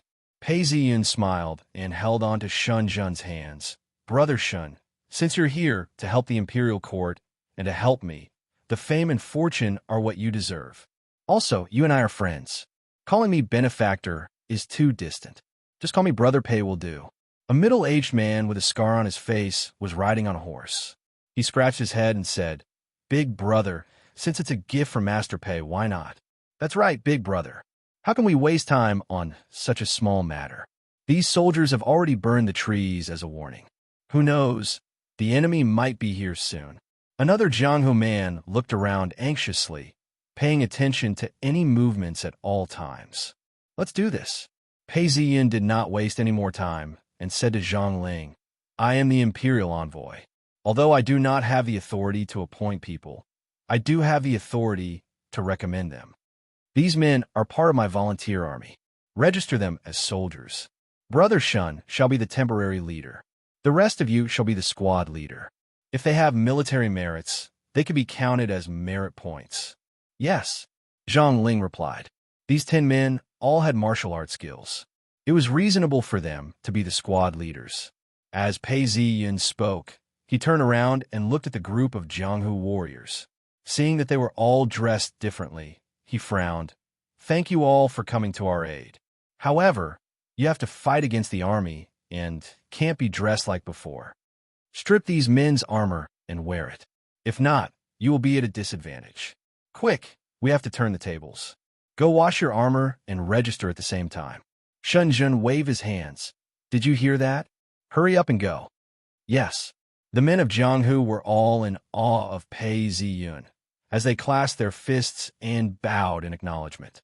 This was especially so for the man who had been observing the surroundings. His actions were the quickest.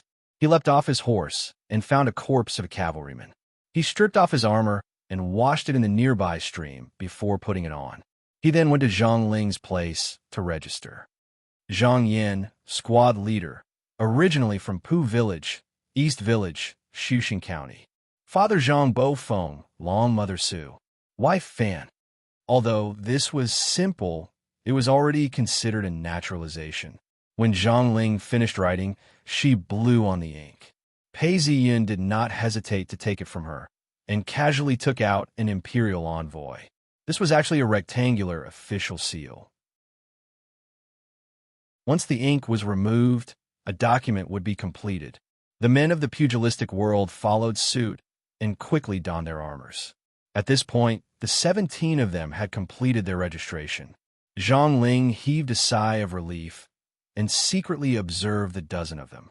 She sighed to herself. In an instant, their aura has changed. They now have the aura of a soldier. Pei Ziyin waved his hands. Follow me, I know a valley. It's easy to defend and hard to attack. Keep up. Shenzhen waved his hands as the men of the pugilistic world leaped onto their horses and galloped away. In the blink of an eye, they had disappeared. As the group of people left, the entire place became silent. Go! Before long, the sound of hooves could be heard as the cavalry arrived. They were all clad in armor. Check the situation. The lieutenant who was leading the troops had a defined face and looked resolute. He only took one look before he gave the order without any expression. A black-robed man leapt off his horse and trotted forward. His armor clanged against each other as he inspected the corpses. The ground was littered with the corpses of the cavalrymen. Their light armor had all been taken off, leaving only the clothes underneath. This man walked up to one of the corpses and felt the temperature of the corpse. He checked the wounds on the corpses and turned around. "Your Excellency Tian, the corpses are still warm. They've been dead for less than a minute."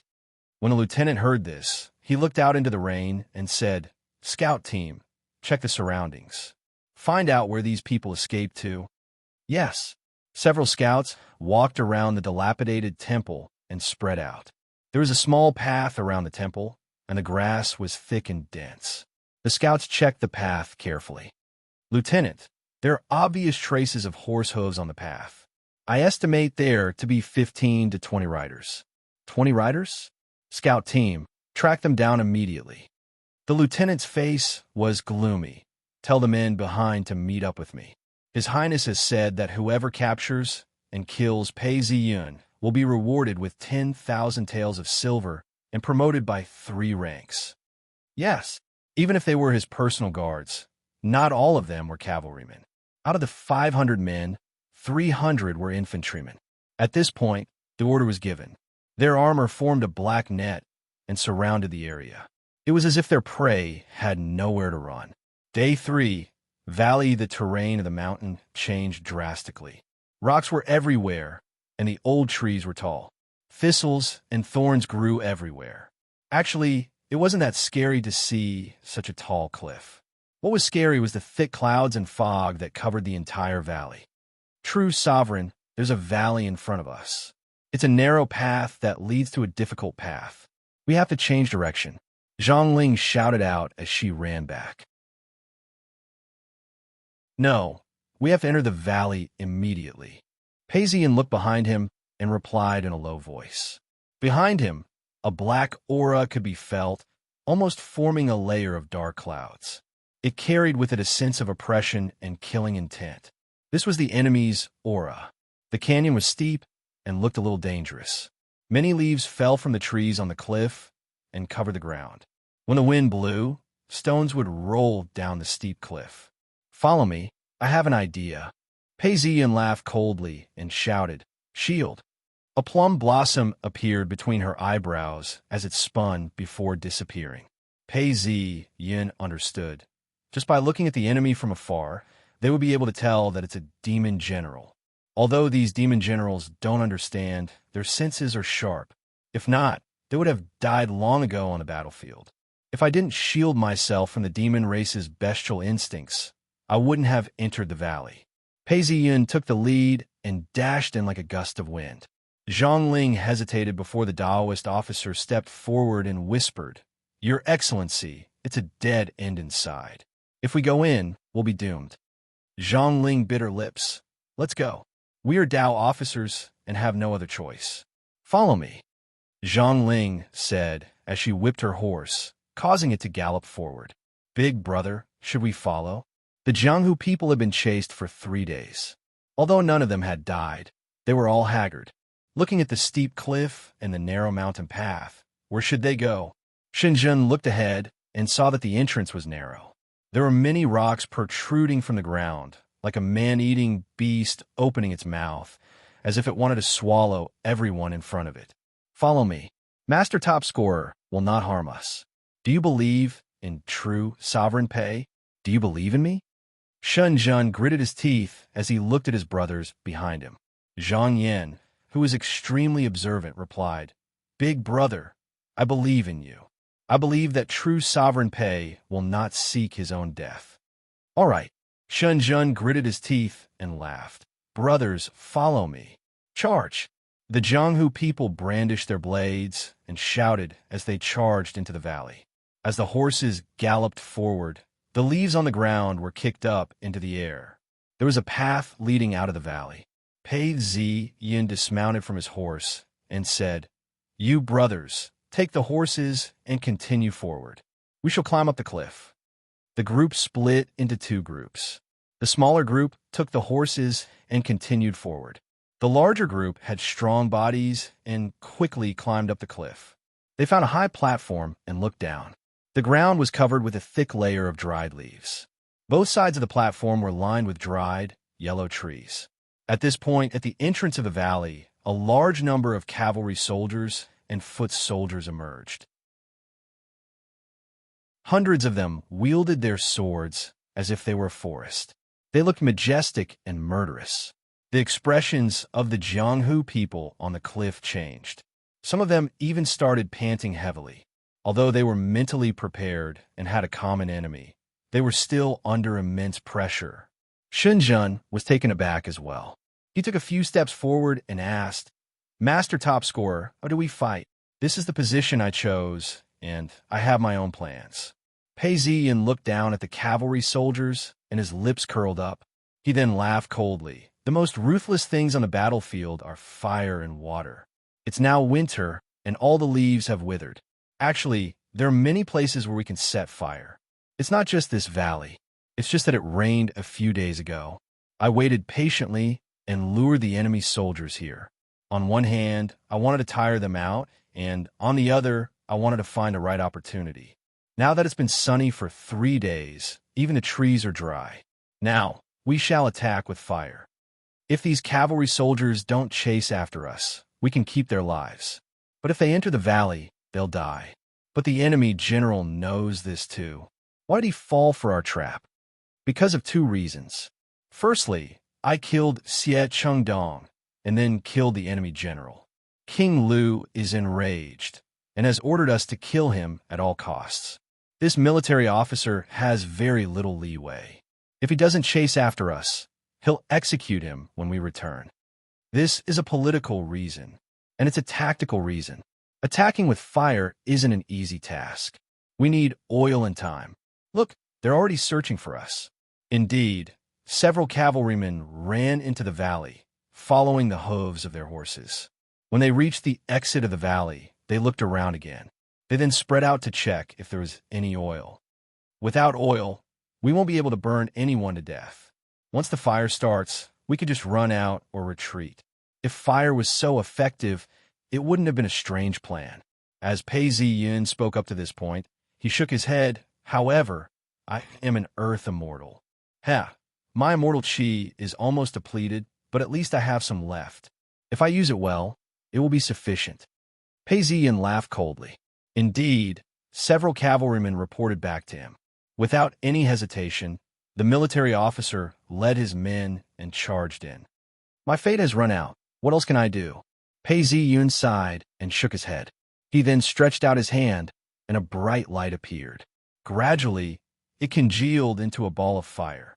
Pei Ziyun pointed at it, and this unassuming ball of fire flew up into the sky, as if it was a lantern. It flew up into the sky before a loud boom sound could be heard, as it turned into a rain of fire.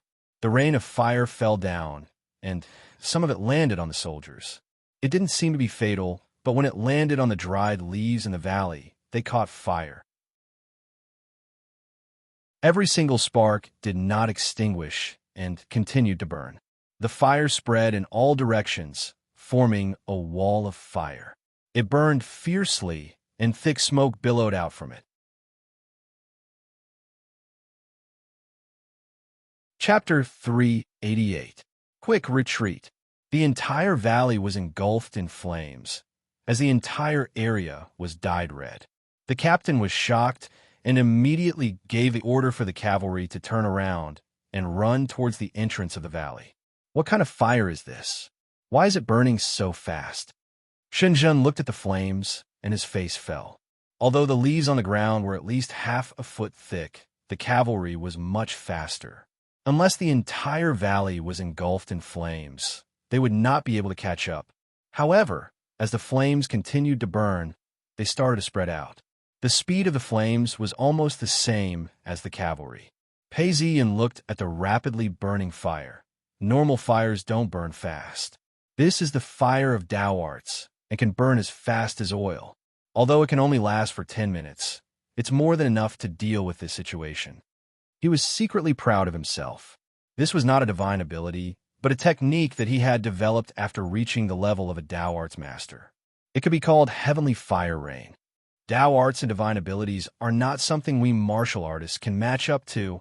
Xinjun looked down and saw the flames spreading out rapidly, forming a sea of fire. The cavalry could still escape, but the soldiers were all wearing armor and could not escape in time. Some of them screamed in pain as they rolled around in the sea of fire. Some of them took off their armor and ran. Some of them had fire on them and were rolling around on the ground, trying to extinguish the flames. The smell of burnt human flesh permeated the air. The fire grew stronger and stronger. In a blink of an eye, the entire place was engulfed in flames. "Brother Pei, look, the enemy is escaping," Xinjun pointed out. The captain felt that something was amiss and turned his horse around. He then led the 200 cavalrymen to escape. The cavalrymen were extremely fast. Even the sea of fire could not catch up to them. They were about to escape. Pei Ziyan laughed coldly and said, "I've been waiting for you." He then turned to the rest of the martial artists and said, "Everyone, please help me. Yes, push this huge rock." More than 10 people pushed a huge rock off the cliff and exerted their strength. The rock only shook slightly. At this point, Pei Ziyan's face turned red as he pointed at the bottom of the rock. Quicksand. Boom! The huge rock loosened. Xinjun was overjoyed and shouted, "Push!" More than 10 people exerted their strength together, and the boulder began to move. It began to roll faster and faster. There were originally several riders who were about to rush out of the valley, and when they saw the boulder rolling down, they let out inhuman screams. However, the screams immediately stopped, and with a hong sound, there wasn't even any blood or flesh splattered as they were turned into meat patties. The boulder smashed into the narrow entrance of the valley, blocking it. Behind it, the sea of fire grew larger and larger as it pounced forward. The huge rock is blocking the exit. The horses can't jump over. These people are going to be roasted. A martial artist laughed as he looked down. He looked relaxed. "Oh, the enemies are climbing the rock. Smash, smash them to death." One of the cavalrymen dismounted from his horse and pounced forward to climb up. Suddenly, a stone fell and smashed into the cavalryman's head. His head immediately splattered white and red. The fire continued to burn, and all the horses were alarmed. The horse carrying the captain also jumped up in panic and turned to run. "Stop!"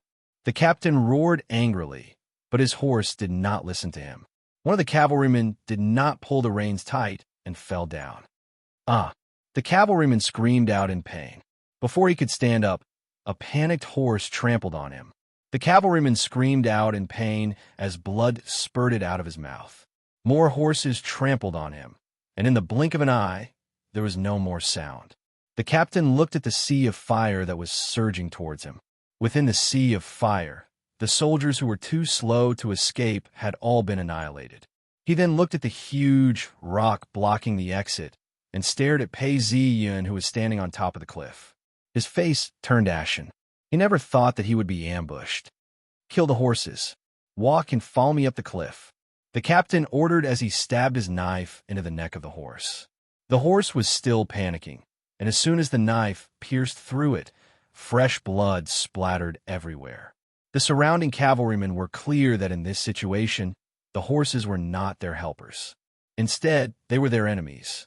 They all pulled out their knives and started killing the horses they were riding on. Not far away, some of the soldiers who were too slow to escape were caught up in the sea of fire. They were writhing in pain, their limbs flailing as they screamed in pain. "Quick!" The cavalrymen did not need to be hurried as they climbed up the rock. Although the horses could not climb up the rock, the men could. Actually, if they were not prepared, there were not many rocks that could be smashed onto the cliff. After a short while, there were no more rocks to use. Some of the soldiers had already climbed up the rock and jumped down. Pei Ziyan looked around and saw the flames and the cavalrymen climbing up the cliff. "Prepare the crossbows." Pei Ziyan then picked up a bow and aimed it at one of the cavalrymen. Under the illumination of the fire, one of the cavalrymen could be seen with a face full of dirt and dirt. He had a fierce look on his face as he cursed. His body was extremely agile, and he looked as though he was about to flip over. Pei Ziyun then ordered, "Shoot." As he said this, he released the bowstring and shot an arrow. At the same time, the sound of a bowstring being released could be heard. Although there weren't many crossbows, when they were shot together, they formed a rain of arrows. The cavalryman who was about to climb over was secretly celebrating. Suddenly, a sharp whistling sound could be heard as the arrow pierced through the air and pierced through his helmet. It pierced through his eyes and came out from the back of his head. Fresh blood and brain matter splattered all over the huge rock. Pu. The archery skills of the martial artists were not bad. After 20 arrows, 7 or 8 of the cavalrymen were sent tumbling down the cliff. The cavalrymen below were shocked. The entire valley was engulfed in flames. Those who were not killed by the arrows began to writhe in the flames, screaming in agony. It was not a sound that could be made by a human. At this point, Pei Ziyun's face turned pale. He placed his hands on the cliff as his chest heaved up and down. He was panting heavily. Wretch! Blood gushed up his throat and filled his mouth. He gritted his teeth and swallowed the blood back down. His chest felt stuffy. Shoot, do not stop. They are trapped in the valley and are dead meat. Pei Ziyun held onto his bow and leaned against the cliff. His face was pale as he gave the order. At this point, he felt that his body was empty. He thought to himself, the earth immortal fruit has its limits. No wonder it can't defy the heavens. However, the pursuing cavalrymen are like turtles in a pond. I can kill them all. The martial artists had a fierce look on their faces as they pulled back their bows and fired continuously. From time to time, a cavalryman would cry out in pain and fall to the ground. The cavalrymen who were charging forward were filled with fear and did not dare to move forward. However, there was a rain of arrows in front of them, and the fire behind them was getting bigger and bigger. Thick smoke filled the air, and the cavalrymen could not see and could not breathe. They could only scream and roll on the ground. The captain shouted out in anger, "Charge forward! If you're shot dead, you can at least leave your corpse intact. Do you want to be burned to death?" The fire was getting closer and closer. Smoke filled the air, and it was difficult to breathe. Following the captain's orders, the cavalrymen braced themselves and climbed up. Several more arrows were fired, and the cavalryman fell to the ground. One of the martial artists reached behind him, but found nothing. When he turned around, he realized that all the arrows in his quiver had been emptied. He looked around and saw that everyone around him had emptied their arrows. Only Pei Ziyun still had an arrow strapped to his back. He leaned against the cliff and closed his eyes as if he was meditating. When the rain of arrows stopped, Shun Jun said, "Brother Pei, we've run out of arrows. What do we do now?" Pei Ziyun was meditating and did not reply immediately. After some time, he opened his eyes. After a series of battles, his immortal energy had been completely depleted. The 2 shots he fired just now had caused him some injuries. Pei Ziyun heaved a sigh of relief and walked to the edge of the cliff. He looked down and saw that the captain had noticed that the rain of arrows had stopped. He then climbed over the huge rock and shouted out loudly. The scattered cavalrymen seemed to have regrouped and climbed over as well. In the blink of an eye, the captain had several bodyguards beside him. Pei Ziyun's face was gloomy as he asked, "Shunjun, are you willing to help me kill this man?" When Shunjun heard this, he laughed. "Brother Pei, there were 500 enemies. Now there are less than 100 left. Let's do it." The martial artist did not hesitate. "I'm willing to follow Big Brother and True Sovereign." "Good, let's go down together. You guys hold them off for a while." Pei Ziyun said as a cold smile appeared on his face. "I can kill this general." On the huge rock, the captain led his men and climbed up. All of a sudden, someone shouted out, "Not good. Someone is coming down from above." When the captain heard this, he looked up and saw Pei Ziyun leaping down. His toes touched the protruding rock as he slid down a few feet before landing on the next rock. The martial artist did not have such skills, but with the support of the vines, they slid down as well. Their speed wasn't slow at all, and in the blink of an eye, they landed on the ground. When Pei Ziyin was only 30 feet above the ground, he leaped down. While in midair, he drew his bow and shot a few arrows. Poo-pee-oo-pee-oo, sounds could be heard as the bodyguards around the captain fell to the ground. As for Shunjun, he missed by a hair's breadth as he landed on the rock.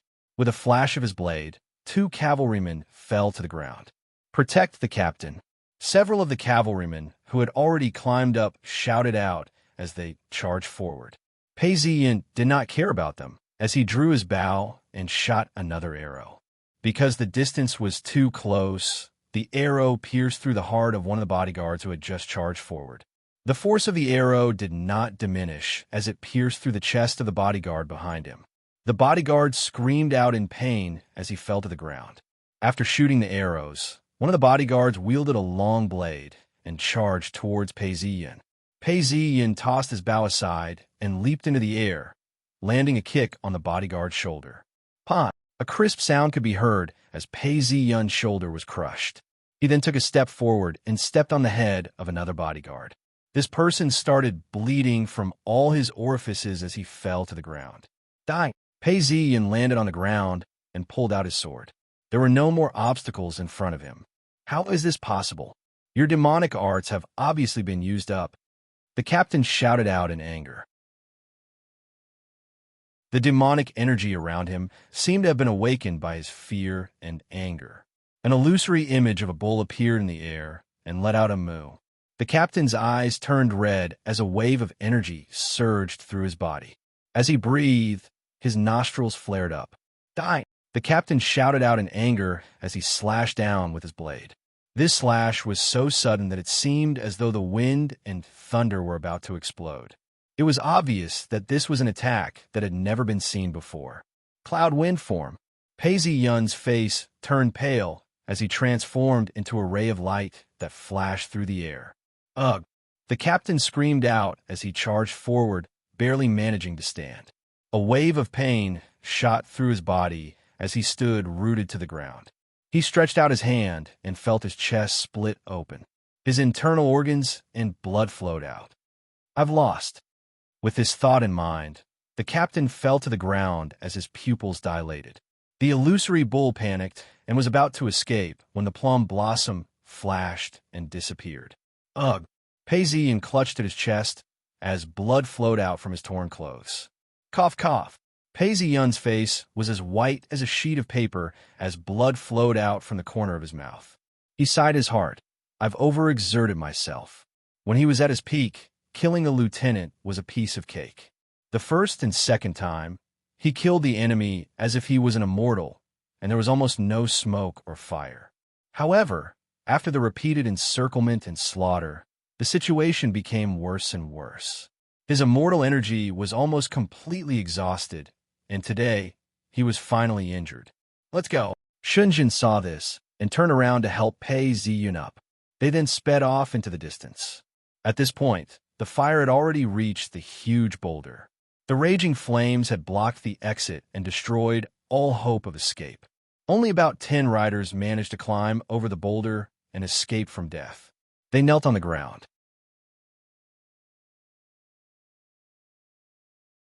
Chapter 389. Valley 8. Gust of wind blew past. Over 100 soldiers were dressed in woven raincoats. In the middle of them was a man around 40 years of age. His face was stern, and his hand was on the hilt of his sword. He looked at the raging fire, which was slowly being extinguished by the misty autumn rain. 1-2, 1-2. At the entrance of the valley, a shout could be heard. Over 10 soldiers were pushing a huge boulder, following the rhythm. Boom! The huge boulder started rolling down several meters. Even though it was raining, there was still a thick cloud of dust rising up. The slope of the mountain trembled, and some of the rocks fell to the ground. The soldiers who were pushing the boulder hurriedly dodged to the side. As soon as the boulder was pushed open, a pungent smell filled the air. The soldiers felt nauseous and wanted to vomit. The sounds of coughing could be heard continuously. Outside the valley, a squad turned around and said, "Your Excellency, The boulder has been pushed open. You can enter now." His voice was filled with a hint of flattery. The captain covered his mouth with a wet cloth, coughing as he walked in. As soon as he entered, he saw that the ground was littered with corpses that had yet to be burnt out. The corpses were in the shape of horses and were covered in charred armor. Although the captain had been through hundreds of battles, he couldn't take it anymore. He forced himself not to vomit. "Your Excellency, General Jian Fong has died in battle," the squad leader who was inspecting the corpses reported loudly. His face was charred black from the smoke that had yet to be extinguished. Just as the captain was about to say something, he heard a voice from afar. He turned around and ordered, "Everyone, get into formation. Eunuch Liao is here." "Yes, Your Excellency." Over 100 soldiers immediately got into formation. Other than that, there were over 10 people kneeling on the ground. The captain was feeling uneasy as well. He was part of Jian Fong's squad and was in charge of the logistics. However, he didn't make it in time and survived. Eunuch Liao entered the valley under the protection of his personal guards. He had a cold expression on his face and noticed that the entire valley was charred black. Ugh! Eunuch Liao was assaulted by the wind and felt extremely uncomfortable. He took out a handkerchief from his robes and covered his mouth. After some time, he finally calmed down. He stared at these people and said in a shrill voice, "Trash, trash. There were 500 of you, and more than half of you died. Even General Jian died in battle. How useless. If it weren't for the fact that I needed you, all of you would have been executed." Behind Eunuch Liao stood a young girl. It was Gai Gua, and she was holding a white fox in her arms. The white fox's fur was glossy, and its eyes were intelligent. It looked around, and its sharp nose detected a foul stench. The white fox felt like it was suffocating. It stuck out its tongue and stretched out its paws, lying motionlessly on Gai Gua's hand. But at this moment, a trace of demonic qi could be sensed. The white fox's eyes narrowed as it raised its head and looked around. It then sniffed and cried out angrily, "G." Gai Gua hurriedly stretched out her hand and stroked the white fox's body, comforting the angry white fox.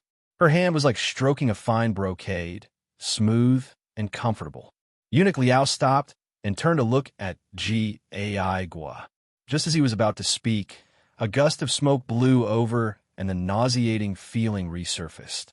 Eunuch Liao covered his mouth with a handkerchief, feeling a little nauseous. After some time, he calmed himself down and spoke. "Miss Qi, you've come to recommend yourself, saying that you have a grudge against Pei Ziyun and that you have the ability to locate him from 100 miles away. Now that Pei Ziyun has climbed a cliff and escaped into the mountains, there are corpses and smoke everywhere. Can you still identify him? This time, I've received orders from King Lu to control the Wuzong army. Together with the prefectural army, there are over 7,000 of them, all for the sake of killing Pei Ziyun. As long as you can find him, King Lu will not be stingy with his rewards." Eunuch Liao grinned, revealing his teeth. "Don't disappoint me." When Gai Gua heard this, she squinted her eyes as a cold look flashed across her face. She hugged the white fox and bowed. "Don't worry, Eunuch. He won't be able to escape. He killed my father, and I'm irreconcilable with him. My fox can smell him, and will be able to catch up to him. My fox," Gai Gua said to the white fox in her arms. When the white fox heard this, although it was disgusted, it leapt down from her arms and sniffed the air before moving forward. "Follow," Eunuch Liao ordered. Capital City, Records Department. The sky was dark and gloomy. Although it was daytime, it was hard to see what was written in the room. 2 candles were lit as Feng Min sat on a chair. Her body was slightly bent over as she lowered her head to read the documents.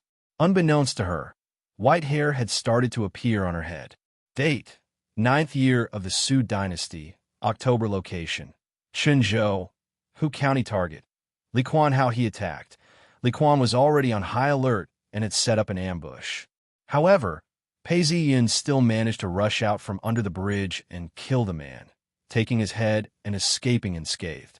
There was a detailed description of the people involved the location, and the process. Although this wasn't the first time she had seen this, Feng Min's expression changed. She moved closer to the window and noticed that the sky was dark and gloomy. The branches of the trees were rustling in the wind. After a long time, Feng Min sighed. 300 men ambushed him, and he managed to escape unscathed. If it wasn't for the imperial qi, I'm afraid all the officials below the rank of governor would have died. It could be said that if it wasn't for the imperial qi, Pei Ziyun could easily topple an entire country. He could enter the government offices or even the palace at night and take their heads. If he had done this a few times, the country would have collapsed. There's no need to assassinate him by force. If it wasn't for the imperial qi, he could have bewitched the magistrate, then the governor, then the prime minister, and finally the son of heaven. All he needed was 5 people. After thinking for some time, she turned around and looked at the new report. This time, there were 17 members of the pugilistic world. The one leading them was Shun Jun. When it reached Feng Min's hands, it was a thin piece of paper. She had investigated all the people involved. Just as she was about to write down the report, someone knocked on the door. "Your Excellency, there's a report." Feng Min frowned. She put down the pen in her hand, straightened her body, and said to the outside, "Come in." A Taoist official entered and handed over a document. His voice was hoarse as he spoke. "Your Excellency, this is the 7th report regarding true sovereign Pei Ziyun." Feng Min took a look and stood up. "Prepare a carriage for me. I wish to enter the palace." Imperial Palace, the emperor was lying down on the bed. He had become so skinny that he looked like a bag of bones. He closed his eyes and rested. At this point, Feng Min requested to see him. Since he had already received instructions, the red-robed eunuch stood up and ushered him in. Seeing that Feng Min was about to pay his respects, the red-robed eunuch said, "His Majesty, please rest quietly. Don't make a fuss." Feng Min acknowledged and entered the room before kneeling down and kowtowing 3 times. The emperor's face twitched as he opened his eyes and stared at Feng Min. "Rise."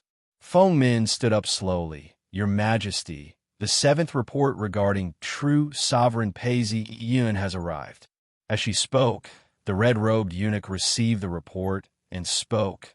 3 days ago, there was a report stating that the 7th target had been executed. Today, the 7th target has been completed.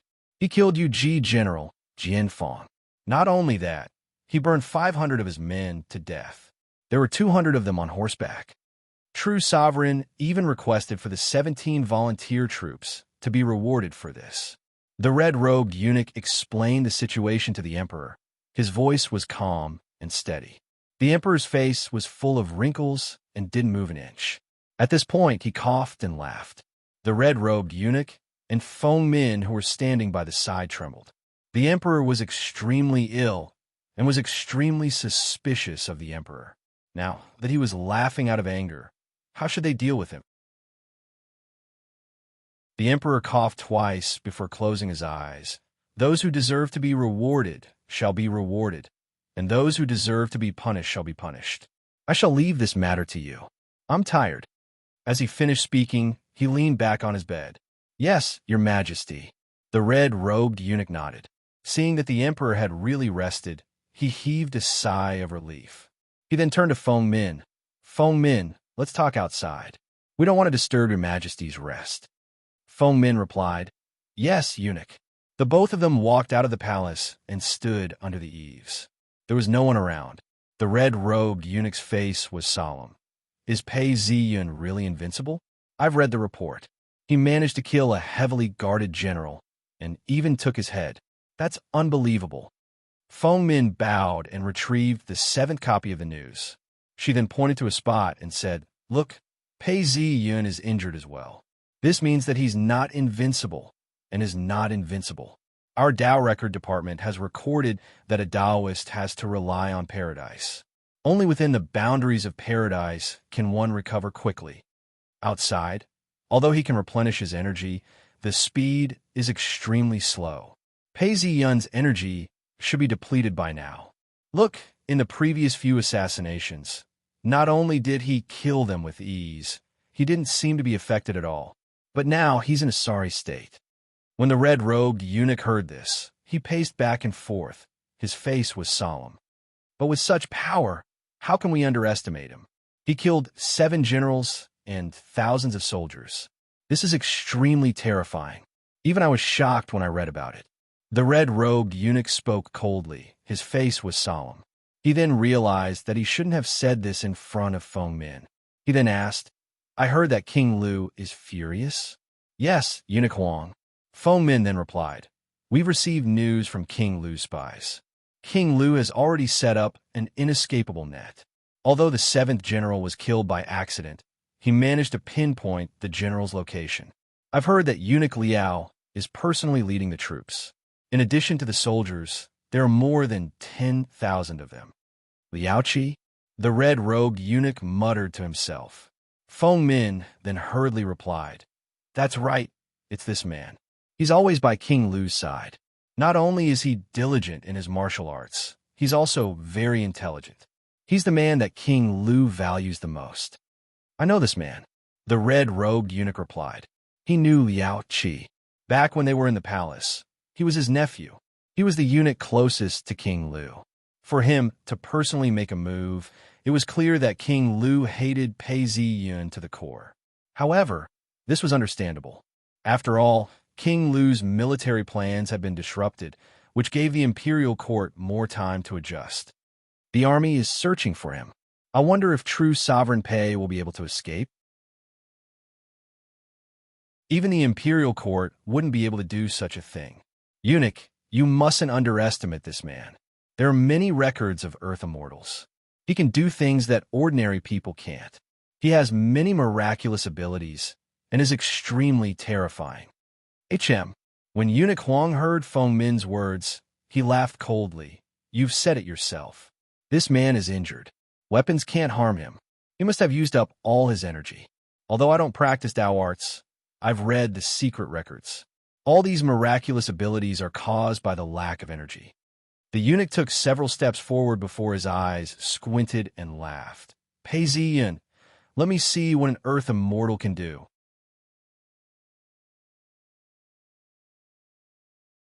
Chapter 390. Cave drip, drip. The stalactites hung from the ceiling. There were many forks in the road, and the surroundings were pitch black.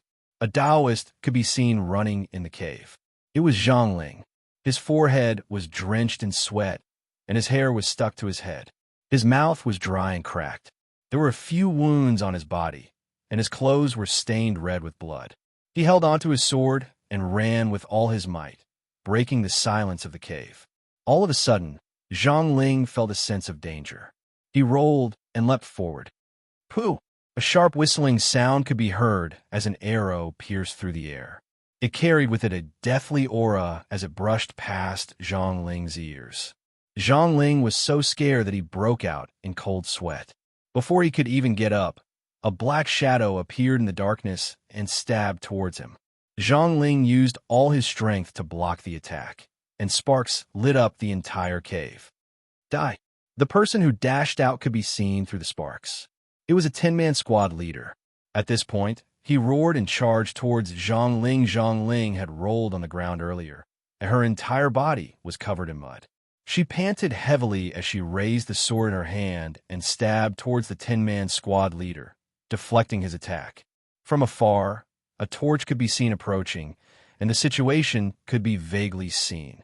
Zhongling's sword reflected the light as it clashed with Zhongling's sword. Zhongling's wounds were torn open, and blood flowed out. Cough! Zhongling took 2 steps back as she stretched out her hands to support herself against the wall. The wall was wet.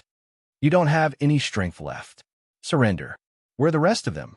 The 10-man squad leader was panting heavily as he spoke to Zhongling coldly. What a joke. Dai Chung surrendered, but he died a short while later. Zhongling panted heavily as she laughed coldly. However, her heart was filled with bitterness. Initially, everything was going smoothly. However, King Lu's army was getting closer and closer to them. No matter how much they changed, they would be seen through.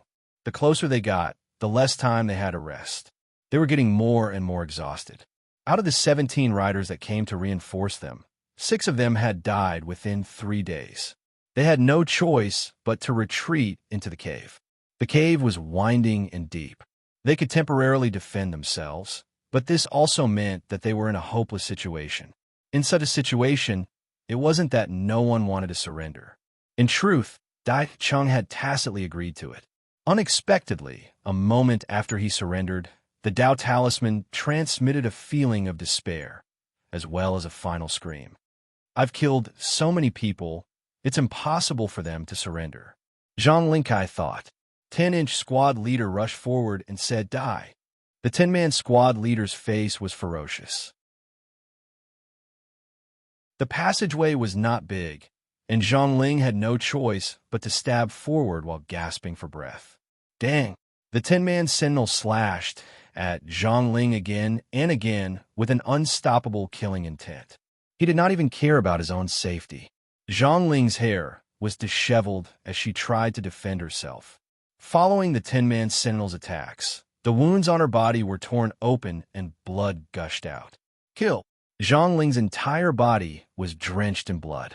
She roared and fought with all her might. The veins on her neck were bulging, and her face was flushed red. Suddenly, she mustered the last bit of her strength and shouted, F***CK. Zhang Ling did not hesitate to stab down with her sword, instantly piercing through 10-man's body. With a groan, 10-man's sword pierced through Zhang Ling's body. Zhang Ling dodged to the side and dodged the attack. Zhang Ling's body twitched uncontrollably as fresh blood flowed out of his wounds. I finally won. Just as Zhang Ling was thinking about this, she let out a groan and looked at her chest in disbelief. She turned around and saw a soldier with a spear piercing deep into her body. The soldier wanted to pull his sword out, but Zhang Ling threw it away. Pu sound could be heard as the sword pierced through the air and pierced into the soldier's chest. The soldier fell to the ground, but when the spear was pulled back, fresh blood and internal organs flowed out. Zhang Ling's face was pale as she leaned against the stone wall. Her life force continued to flow out of her body, and her body started to feel cold. Her entire life flashed through her mind. Am I going to die? Am I unlucky? Am I not talented enough? No, it's Pei Ziyun who killed me with a borrowed knife. I want to report this to the imperial court. Zhang Ling struggled as her hands trembled as she activated the talisman. A few moments later, a spiritual light flashed and a figure appeared. It was Feng Min. She saw Zhang Ling leaning against the stone wall, not moving an inch. Blood was still flowing out of her wounds. Feng Min frowned. Zhang Ling, answer me. What's the situation now? Her voice reverberated throughout the cave, but Zhang Ling did not move at all. Feng Min's heart skipped a beat as she scanned her surroundings. What she saw was the corpse of a 10-man squad leader. Not far from the cave, a torch seemed to have fallen to the ground. Corpses were strewn all over the ground. What happened? Feng Min shouted out in anger, her voice reverberating throughout the cave. After some time, Feng Min understood. Did he die in battle? Zhang Ling, don't worry. You were loyal to your duty and fought to the death. Not only will I compensate your family, I will also request for a title from the imperial court. It's hard to say, but you were originally an 8th rank Dao official. It wouldn't be difficult for you to be promoted to a 7th rank Dao official. Hung Tu Mountain. The mountain was towering and covered with rocks. There were even huge trees that cast a large shade on the ground. At the foot of the mountain, there were many military tents. Thousands of soldiers surrounded the entrance of the cave. There were captains standing guard at the entrance. From time to time, there would be soldiers patrolling the area. More than 10 dogs were patrolling the area. Within the main tent, several lamps were lit brightly. Eunuch Liao sat behind a table, his eyes cold. A captain was kneeling before him. Looking at him, Eunuch Liao slammed his palm on the table and said, Bastard, another 100-man squad has been wiped out? When the captain heard this, his body trembled and his face turned pale. He did not dare to hide anything. The last person who did this had already been executed. He hurriedly admitted, Yes, Eunuch Liao. I've sent the 11th squad, but there's no more news from them. Damn it. Eunuch Liao's face turned pale as he grabbed the teacup in front of him and threw it on the ground. The captain was so frightened that he broke out in cold sweat. Amir Cave has swallowed 300 of my men. Are you all useless? Eunuch Liao stood up. His face was ashen. To think that you call yourselves elites. Tell me, should I report this matter to His Highness, or should I give you another chance? The eunuch's voice was sharp and shrill, causing everyone's hairs to stand on end. Eunuch Liao, the underground cave is like a maze. It's extremely narrow and dark, and we can't see anything. We have to use torches to enter. But with torches, we're just sitting ducks in the middle of the maze. There will be countless casualties. That's even worse. We can't see anything. Our enemies have Taoist arts and have ways to see. Eunuch Liao, it's not that we don't want to die. It's just that given the current situation, we won't be able to do anything. As he spoke up to this point, he pounced forward and kowtowed. Eunuch Liao, why don't we trap them and starve them to death?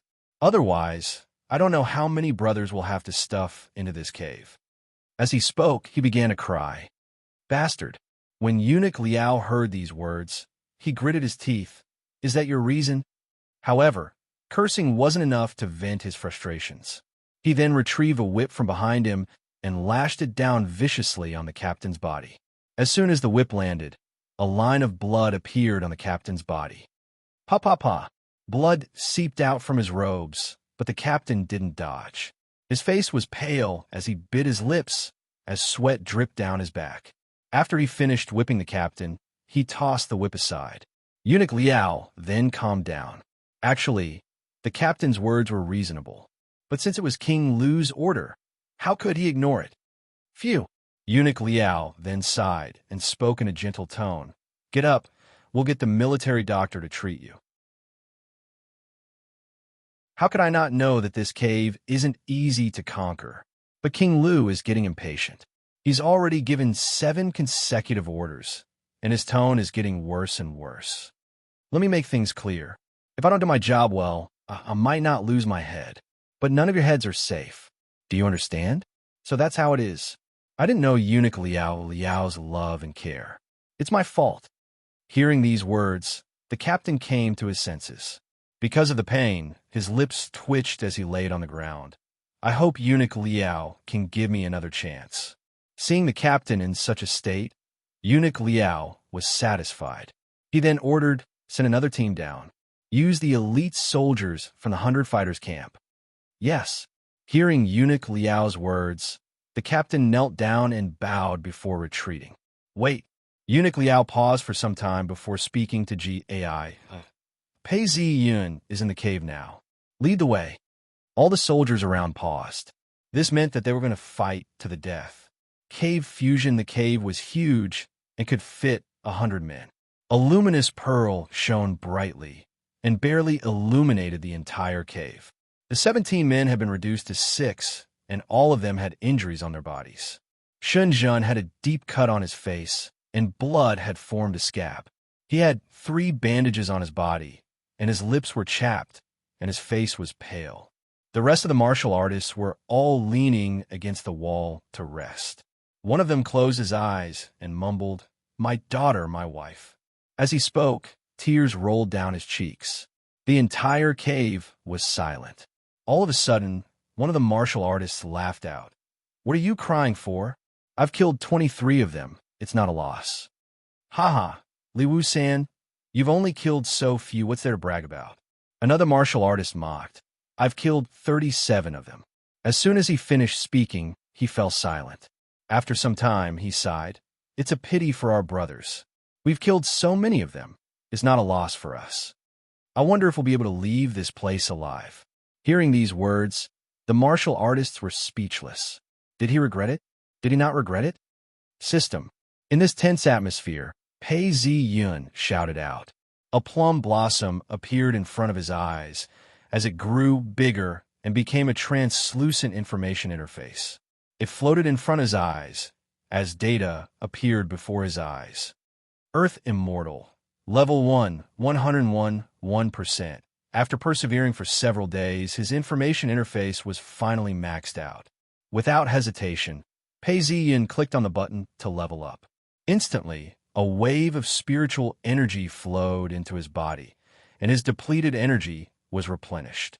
He opened his eyes and said, "Yes, our brothers who died will not have died in vain. You killed the enemy's soldiers. You will not have killed them in vain. When you return, you will at least be promoted to an official position.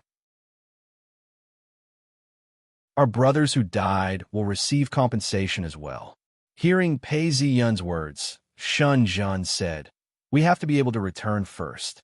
I've always looked down on the soldiers, but now I know that the most powerful thing about soldiers is that they won't die easily. A few hundred lives are sacrificed just for one. That's terrifying. AI, it's been hard on my sister. I didn't even have time to take care of her." Pei Ziyun laughed. "Don't worry, everyone will be able to return, as long as you're not afraid of the stench." As he said this, he walked towards the corpses. With a flash of his blade, he sliced open the enemy's internal organs, revealing their bladders.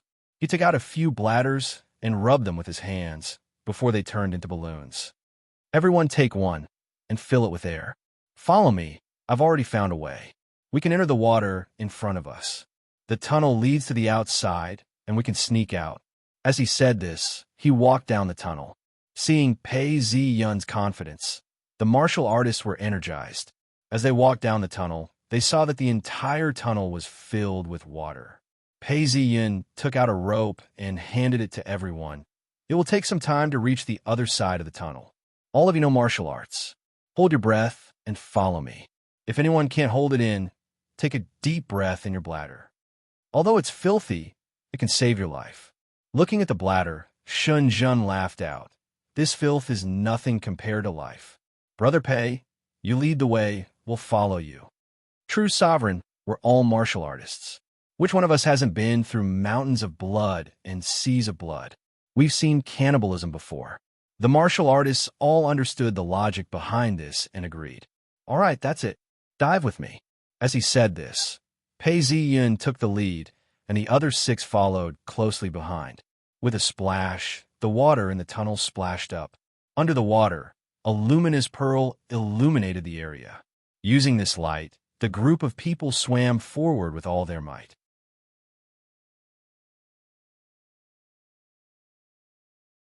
Chapter 391. A Cave. A group of soldiers walked forward. In front of them was a twisting cave. The most frightening thing was the stalactites hanging down from the ceiling. Wherever they turned, there would be some sort of sound. The soldiers raised their torches and examined them carefully. The torches were dim, and all of a sudden, there was a paw-paw sound above their heads. Enemy attack. It was unknown who shouted, but the soldiers of the 100 Doves camp all drew their blades. With a flash of their blades, several rat-like things fell down. "Stop, it's bats. Don't waste your energy. These things are harmless." The officer gestured with his hand. Indeed, when everyone looked over, they realized that it was indeed bats. It was obvious that the sudden appearance of so many people in the cave had frightened the bats, and they spread their wings and flew away. Following the officer's words, the soldiers of the 100 Doves camp straightened their bodies. With a paw sound, they sheathed their blades. The sound was neat and orderly, as though they had rehearsed this. This was because the cave was too small, and it was easy to injure one's own men. Gai Gua, who was following behind the white fox, looked at these elites and felt a chill run down her spine. She suddenly said, "Ahead, I sense his aura." The vanguard draw their blades and advance. "The rest of you prepare your crossbows." The captain shuddered, his eyes shining brightly as he gave the order in a low voice. The troops at the front drew their swords neatly and walked along the path. This time, even without the white fox sniffing, they could still smell the scent of blood. They turned carefully, and under the illumination of the torches, they could see clearly that it was a space about the size of a grain-sunning field. The torches drew the outline of the entire cave. There was nothing on the walls that could be climbed, and at the top of the cave, there was a crack. There were 7 or 8 caves in the surroundings, and they were all densely packed, some big and some small. The ground was littered with corpses, and blood splattered on the walls. One look, and one could tell that a huge battle had occurred. Some of the corpses had been decapitated, and their organs were scattered all over the ground. Your Excellency, this is a very good place to attack. Look, the surrounding caves are very deep and dark. If we drill in, who knows if a blade will stab us from the dark. Even this place cannot guarantee our safety. The officer gritted his teeth and laughed. Indeed crafty. Where's the main path? Gaigwa's face was pale as she bit her lips. She spoke to the white fox, and the white fox responded. He fled this way. Gaigwa picked up the white fox and pointed at one of the dozens of caves. Immediately, a group of people rushed in. A pool of thick blood appeared around him. As he looked around, he noticed that there were 13 corpses stacked on top of each other. These were all soldiers of King Lu. The 100 Battle Camp's assault team revealed killing intent. These were all their comrades. The cave was very complicated. If not for the White Fox's guidance, it would have been very difficult to find the right path. The lieutenant's face was ashen. No wonder 300 people died just like that. The environment was too dangerous. From time to time, corpses could be found. There were Taoist officials, armored soldiers, and Jianghu people. The atmosphere was getting more and more somber. The white fox raised its head, a pair of bright eyes like a cat's, shining in the night. It used its nose to sniff the air, jumping down from every fork to carefully identify. Sir, we found the main passage here. Gaigwa said to the cave on the left. Go. The captain waved his hand, and a group of people rushed in. Sir, we found a corpse. There are traces of a fire inside. We even found half a piece of dried rations. They hadn't gone far when someone shouted. Hearing this, the lieutenant's eyes lit up. This must be the enemy's resting place. We're not far from here. The lieutenant laughed as he pulled out his blade. He then looked at the armored soldiers and ordered, Everyone listen up. This is your chance to be promoted and get rich. Take one head, and you'll be rewarded with 3 heads. Kill him, and you'll be promoted by 3 ranks. Kill. The armored soldiers shouted. Their voices reverberated throughout the cave. Before long, they rushed in and reported, Your Excellency, there's no one. Find a path and chase after them. The lieutenant looked at Gaigwa. Gaigwa led the group deeper and deeper into the cave, as though they were heading underground. After a while, the white fox stopped. The lieutenant's eyes flashed as he held onto his blade and asked, What happened? Why aren't you chasing after them? Your Excellency, it's water. Gaigwa picked up the white fox. The white fox seemed to know what Gaigwa was going to ask. It squeaked twice and stretched out its claws, pointing towards the cave. The smell has disappeared. It disappeared at the location where the water flooded the cave. Gaigwa pointed towards the cave, and the lieutenant's face fell. Bring me a torch. Dozens of torches shone into the cave, and saw that there was an underground river beneath the cave. The water was deep and unfathomable. Someone started to inspect the cave. Your Excellency, there are footprints here, and they disappeared from the cave. Not good. The lieutenant was shocked. They must have escaped from the underground cave. Could it be that the cave is connected to somewhere else? Zhao Ming, Zhang Yun, come here. The lieutenant stood up and ordered loudly. Your Excellency. After some time, the 2 of them stepped forward. The 2 of you are good at water. Go and investigate where the cave leads to. If you discover any enemies, do not fight and report back immediately. Yes. The 2 of them took off their light armor and walked to the waterhole. With a splash, they jumped into the water and swam around like fish, testing the water. Ooh! The 2 of them spat out the foul air in their lungs and took a deep breath. Their bodies bulged as they turned around and dove headfirst into the water. The lieutenant's face relaxed a little as he spoke to Gaigwa. Zhao Ming and Zhang Yun are experts in the water. They are blessed by the heavens to be able to hold out for the time it takes for a joss stick to burn, 10 minutes. No one in the army can compare to them. Even if it's an internal energy expert, they wouldn't be able to hold out for so long. Pei Ziyun is a demon. I can't say for sure. But the people following him definitely won't be able to hold their breath for long. If they can get out, then Zhao Ming and Zhang Yun can do as well. Gai looked around and didn't say a word. She just stood there in a daze. At that moment, the entire place was silent. Only the sound of breathing and the sound of armor could be heard. Glue, glue, glue. After a long time, bubbles appeared on the surface of the water. Following that, a head popped up.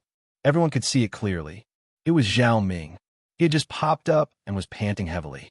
Seeing Zhao Ming pop up, the lieutenant leaned forward and asked, "How is it? Did you find out where it leads to?" Huff, huff. Zhao Ming panted heavily before replying, "Your Excellency, it's all water down there. It's like a maze. We've dived for so long that we're almost out of breath. We haven't even found the bottom. We don't know how deep it is. I couldn't hold my breath and came back. Zhang Yun still wants to dive deeper." Bastard, bastard.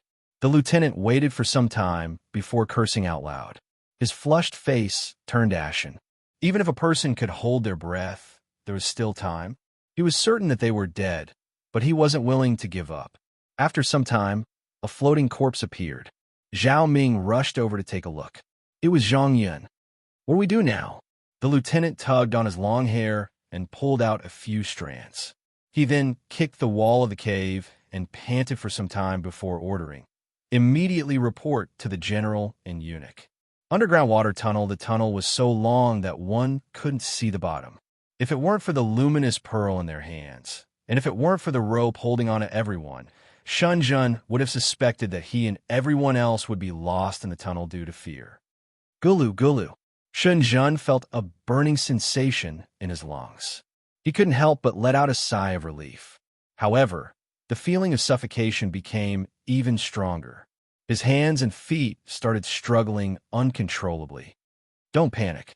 Shunjun remembered what Pei Ziyun had said before. He had to be careful not to panic. If he panicked and struggled, the air in his lungs would be depleted and he would die. There was only a small amount of air left in the bladder. Shunjun opened his mouth on the bladder and took a deep breath. A bit of fresh air flowed in. Just as he was about to take another breath, he realized that the fresh air in the balloon was gone. Oh! Shunjun wasn't paying attention, and a bubble of air escaped from his mouth.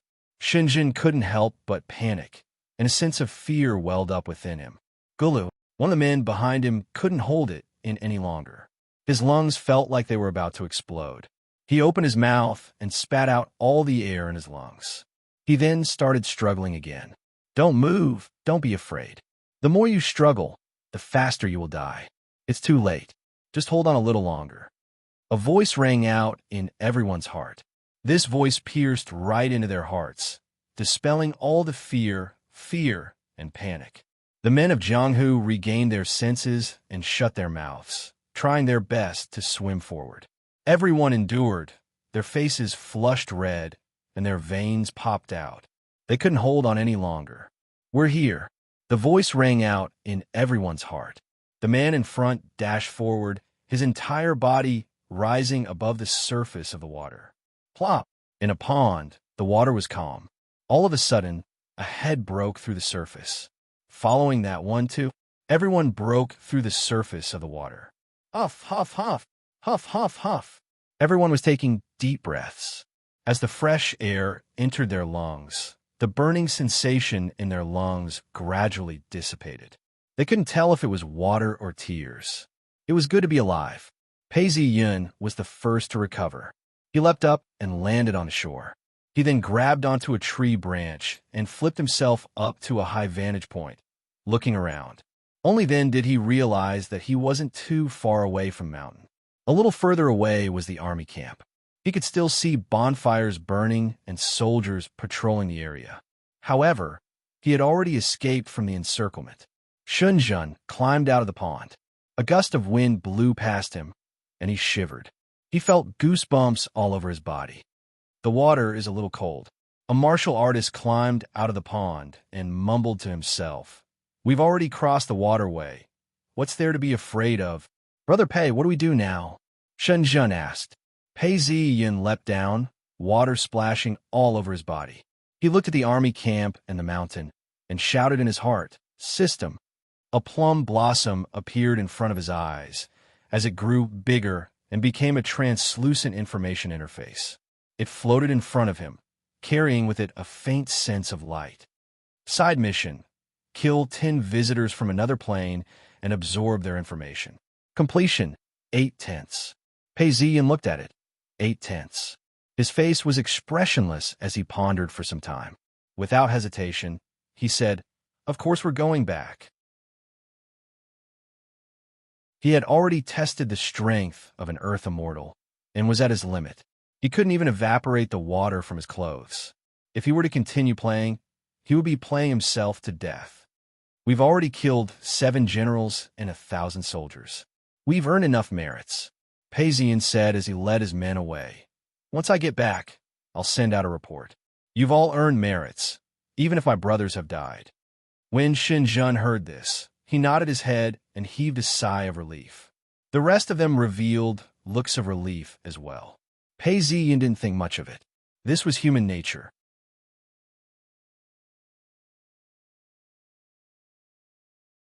Chapter 392. In the 10th month, everyone slowly walked on the uneven mountain path. The mountain path was quiet, and the sound of footsteps was clear.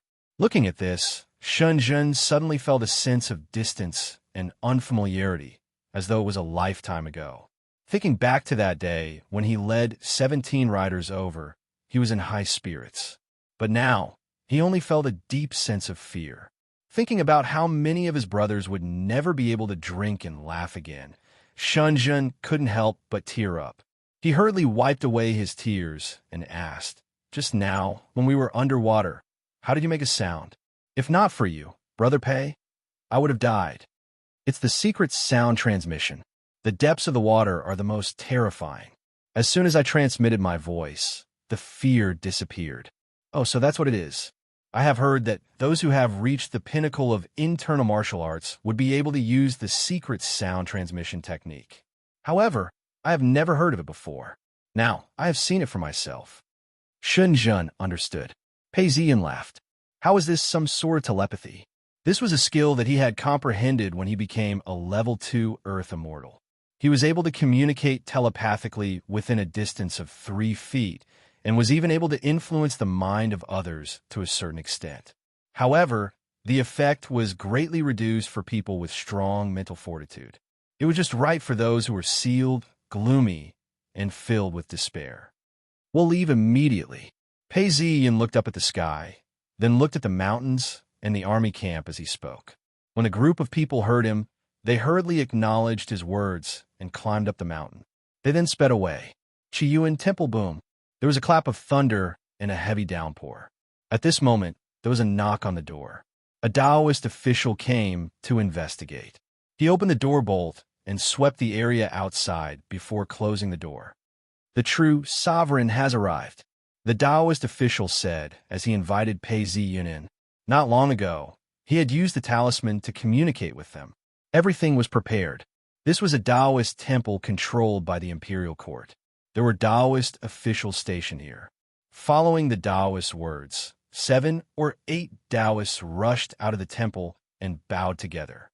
"Forget it, get up." After bowing, Payzian waved his hands and said, "True sovereign, please take a shower and change your clothes. Everything is ready." As the Taoist spoke, he gestured with his hand, "Please, please, please come in." As he led the group into the main hall, he saw 2 Taoists busily preparing the dishes for the banquet. There were 10 other rooms, all lit up. They invited Payzian in and saw a huge bucket filled with hot water. "True monarch, the hot water is ready." There were also high, gray Taoist robes lying around. Payzian smiled as he walked in. He washed up and changed into a new set of robes. When he walked out of the main hall, he saw that the banquet had already been served. Payzian, Shunjun, and the other 6 martial artists were seated at the banquet table. A Taoist was serving them wine and explaining, "This Taoist has not treated you well. I hope everyone will forgive me. However, this is a special ginseng wine made by our monastery. It can replenish one's vitality." Payzian took a look and noticed that the ginseng wine was golden yellow and emanated a fragrant aroma. In the middle of the table, there was a plate of roasted pork chops. The skin of the pork had been roasted until it was golden brown and was dripping with oil. Other than that, there were 7 to 8 other dishes as well. He smiled. Brother Shun, everyone, since you've traveled 1,000 miles to help me, let me offer you a toast. Pei Ziyin filled the cup and gulped it down in one gulp. The Jianghu cultivators did not reject his offer as they picked up their cups and gulped it down as well. After 3 cups of wine, the 8 of them were getting more and more friendly. Pei Ziyin laughed. I've already counted the number of enemies you've killed in this battle. As soon as he finished speaking, he retrieved a booklet from his robes and placed it on the table before pushing it toward Shenzhen. Looking at the booklet, Shenzhen's face lit up with joy. One of the Jianghu cultivators was eating a piece of meat when he stretched out his chopsticks and picked up a piece of meat. He was stunned as he stared at the booklet. This booklet was a record of the battles that had taken place throughout the entire battle. Thinking about this, the few of them fell silent, and some of their eyes turned red. Shenzhen received the booklet and placed it in his hands. He felt the weight of the booklet. This was something that his brothers had risked their lives to obtain. His eyes turned red, and he did not speak.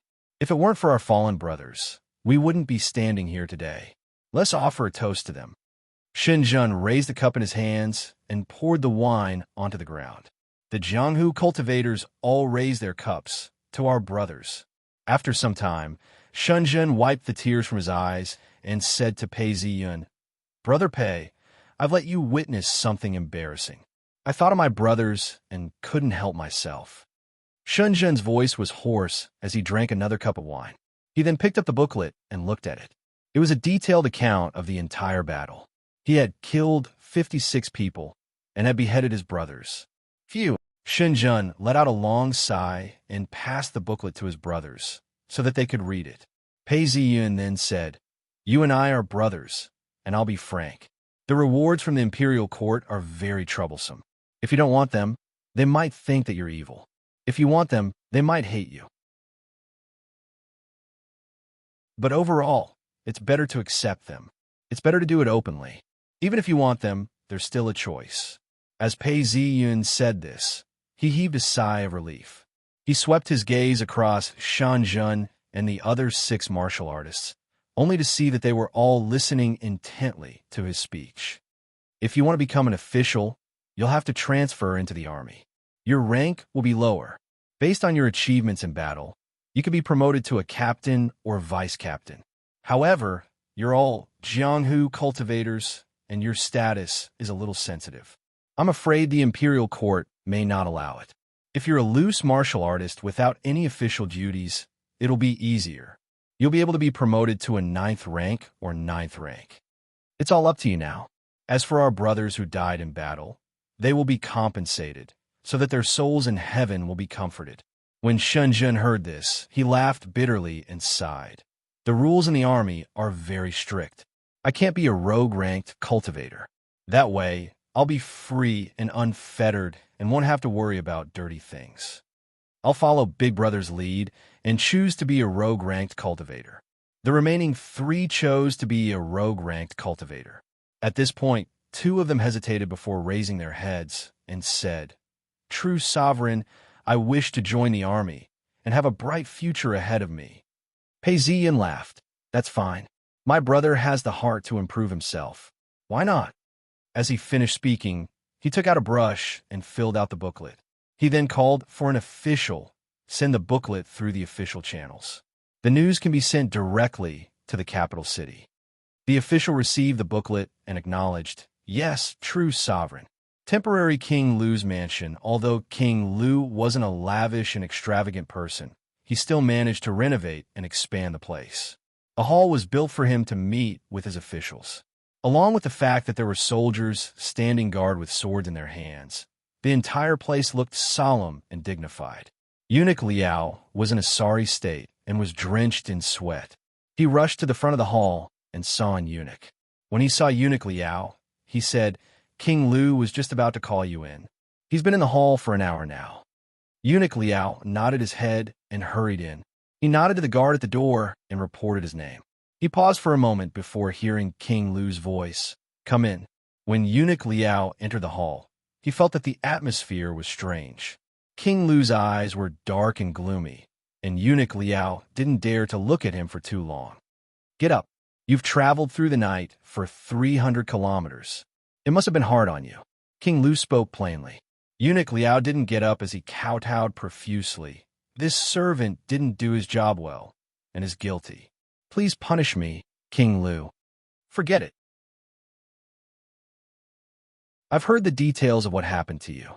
You've been careful with your every step. It's just that I didn't expect an Earth immortal to be so powerful. Since you've done your job well, you should be punished. I shall strip you of your position as a transport envoy. Serve me well in the future. King Lu spoke. Eunuch Liao heaved a sigh of relief before replying. Thank you, King Lu. He then stood up and carefully stood down. The hall regained its silence once more. After some time, King Lu sighed and said, when true sovereign Xie was alive, I fell for his schemes time and time again. For me to be where I am today, it's all thanks to him. I've already ordered a sacrifice. I wanted to kill Pei Ziyun and use his head as a sacrifice. King Lu then lowered his voice. I didn't expect this to be the result. Earth immortal, someone from the Immortals records. I had my suspicions about him, but I didn't want to see him for myself. Everyone lowered their heads and didn't speak. King Lu swept a glance across the room before he heaved a sigh of relief. Let's not talk about this. Initially, we defeated Count Zhongqin, and our army's morale was boosted. Pei Ziyun tried to assassinate us several times, and I suspect that the imperial court was trying to buy time to adjust to the situation. What should we do now? A civil official stood up and said, King Lu, it's not just the imperial court that needs to buy time. We need to buy time as well. Our army has only gained control of the 2 prefectures for 2 or 3 months. We haven't even finished clearing out the prefectures yet. Many of the prefectures are still under the watch of the old officials. Furthermore, we have to pay for our troops. That's not true. Another official spoke out. I don't understand all these things. But there's one thing I do understand. Although our army has gained control of the 2 prefectures to the imperial court, it's just a small part of the world. If we drag this out, the imperial court will send in their armies from the south, and it will be extremely difficult to deal with them.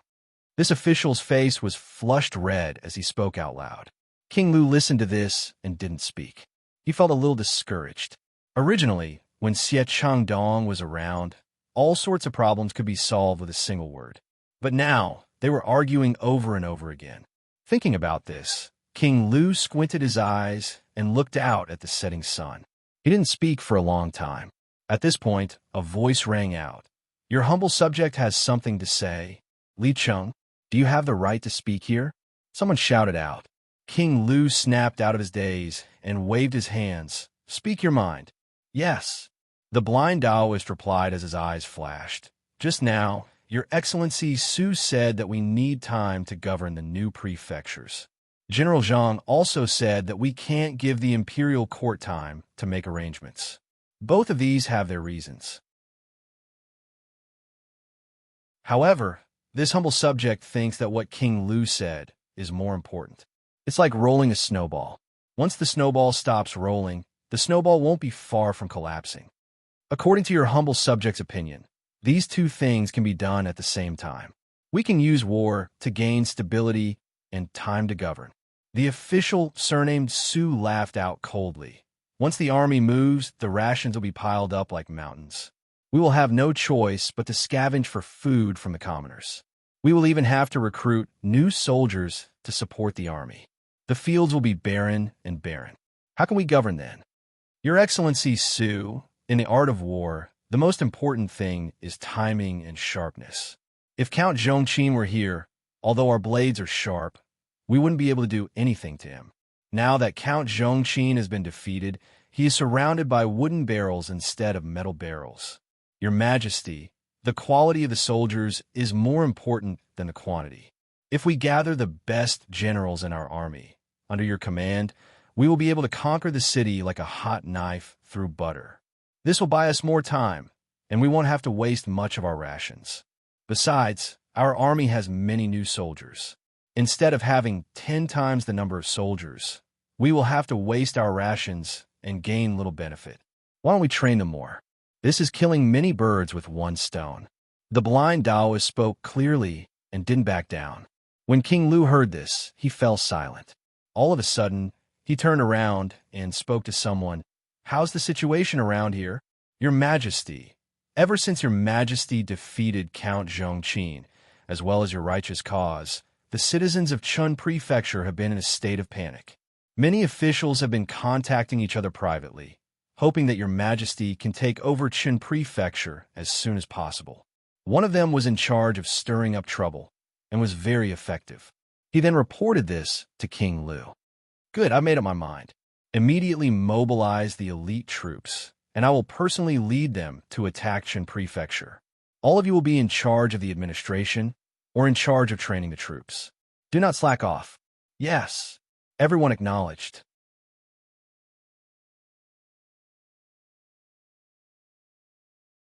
Chapter 393.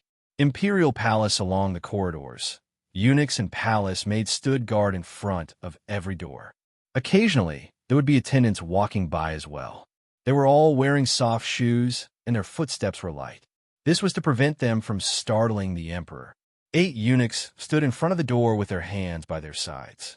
In front of the screen, there were also eunuchs who bowed in front of it. Recently, the emperor was getting weaker and weaker. The crown prince had been serving the emperor in a small hall beside the palace. The crown prince's eyes were starting to turn green. This was a sign that he was tired from accompanying the emperor and reading memorials. Beside the throne, a red-robed eunuch stood respectfully, serving the emperor. At this point, a young eunuch rushed in and stood beside the red-robed eunuch. He then whispered, "Eunuch Huang, there's news from the Taoist record department. Supervisor Feng is waiting outside." "Oh, Feng Min is here." The red-robed eunuch Huang muttered to himself. His face was gloomy. "Follow me out." Outside the palace, Feng Min was waiting for eunuch Huang. When he saw eunuch Huang walk out, he hurriedly greeted him and handed him a report. "Eunuch Huang, we've received news that Pei Ziyun managed to escape from King Lu's army of 10,000 men. He even ordered someone to deliver this report to you." The red-robed eunuch took the report and looked at it. His face was expressionless as he spoke calmly. "News of true Sovereign Pei's return. I will report it to the emperor." "But why do you think true Sovereign Pei wrote this report? What's the reason behind it?" "Eunuch, true Sovereign Pei is a Taoist. The imperial court has already given him the highest rank of nobility. Besides, true Sovereign Pei has done many meritorious deeds in the past, yet he didn't mention anything about it." Feng Min thought for some time before speaking. This report, to most people, would be worth mentioning. He killed a UG general and hundreds of soldiers. To true Lord Pei, it doesn't mean much. We've investigated the people of Jianghu whom you've conferred titles on. They're friends, but not too deep. True Lord Pei once saved Shenzhen and his sister. Feng Min spoke in a fair and objective manner. Besides, this report is only for the sake of these people. These people are all martial artists and are of low birth. Even if they had meritorious deeds, they would only be of the 9th rank. Why would true Sovereign Pei mobilize so many people just for this? Subordinate, take a look. Or perhaps a demonstration of force. These words struck a chord in the red-robed eunuch's heart. The red-robed eunuch gritted his teeth and couldn't help but nod. Yes, this is a demonstration. To be able to take the head of a general amidst thousands of soldiers, and to be able to escape unscathed despite being surrounded by tens of thousands of soldiers. This is a naked demonstration against the imperial court, a provocation. As he spoke, his voice became shrill. When Feng Min heard this, she couldn't help but feel a little sad. The imperial court, or at least this red-robed eunuch, was suspicious of Pei Ziyun to such an extent. If you render meritorious service, you will be demonstrating your strength to the imperial court. If you don't render meritorious service, you will be filled with resentment towards the imperial court. The imperial court often said that talent could be obtained through experience. If the word heart was spoiled, then there would be no cure.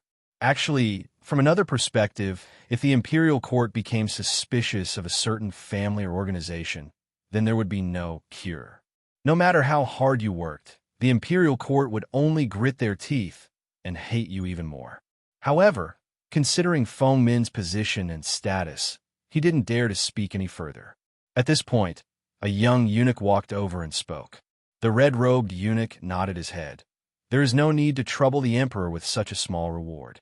I shall report this to the crown prince. Your records department has suffered heavy losses. The emperor and the crown prince will reward you accordingly. You will not be spared. Feng Min was moved to tears. Thank you for the imperial court. Thank you, eunuch.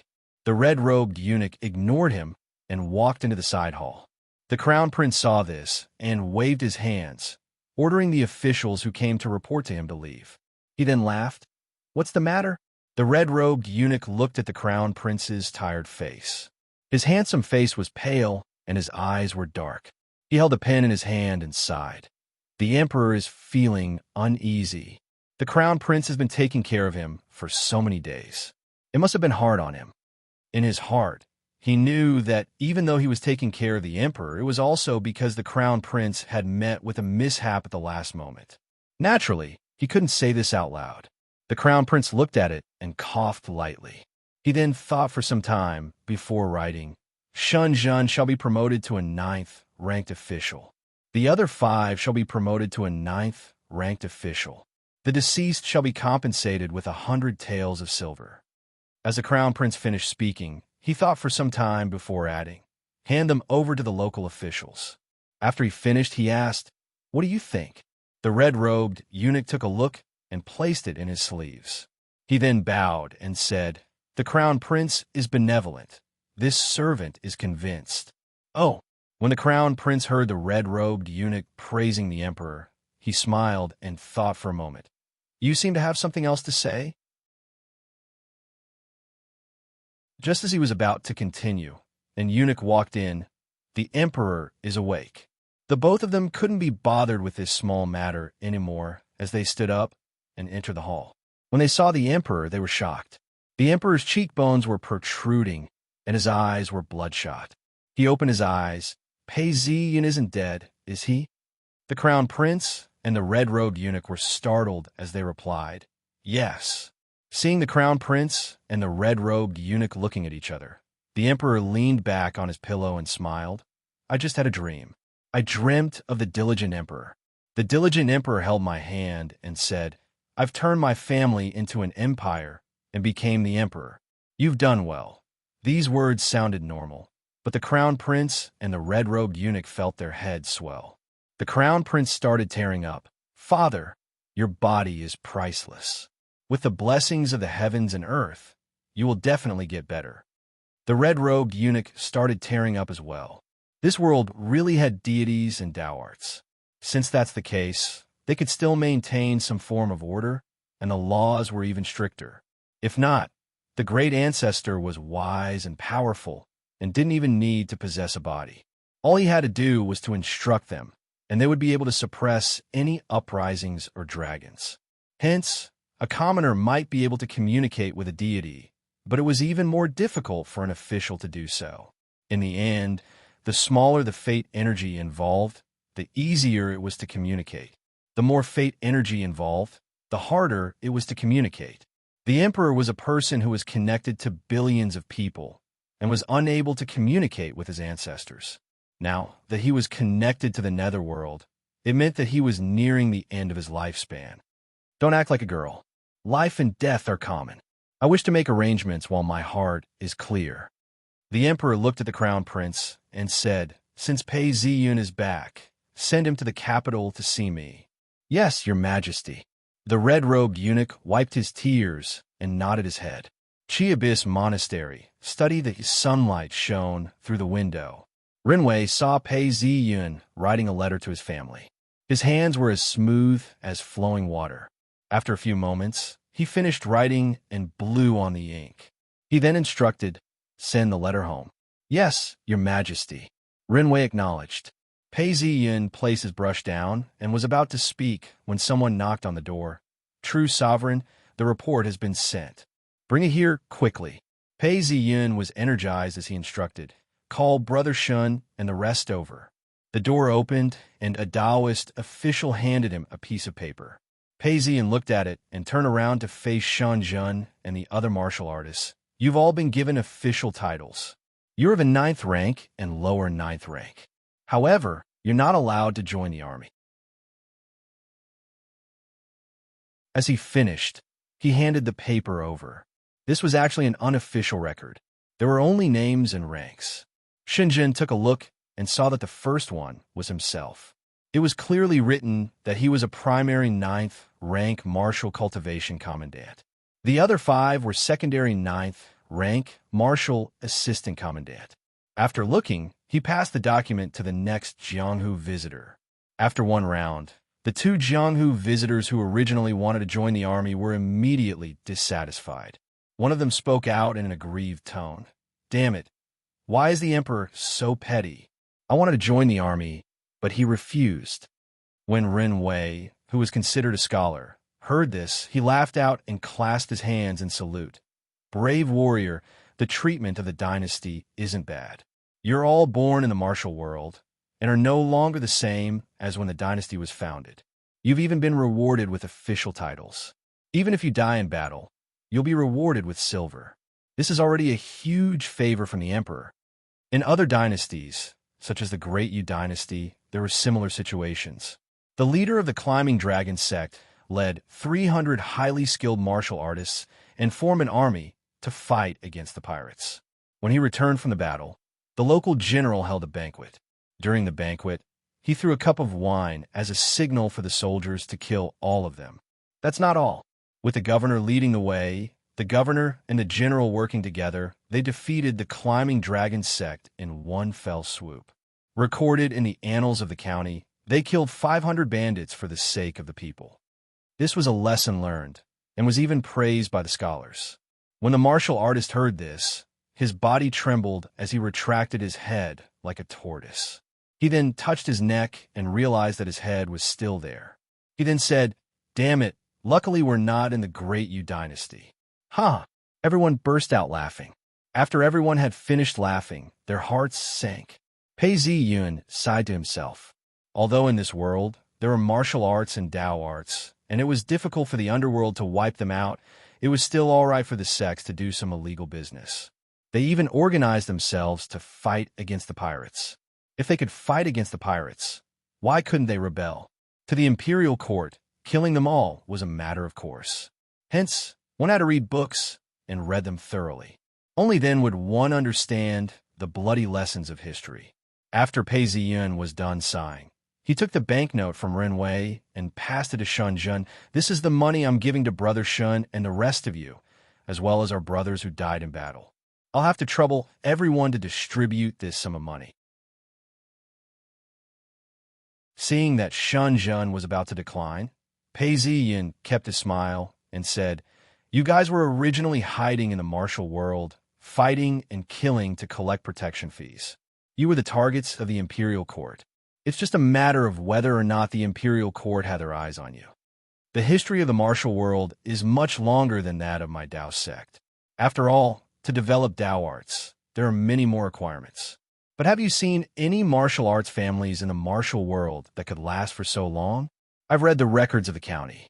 Lien Yin Camp, Little Blue Lake, Spirit Spear Sect, Peace Sect, Thousand Leaves Villa, etc. Which one of them isn't a powerful sect?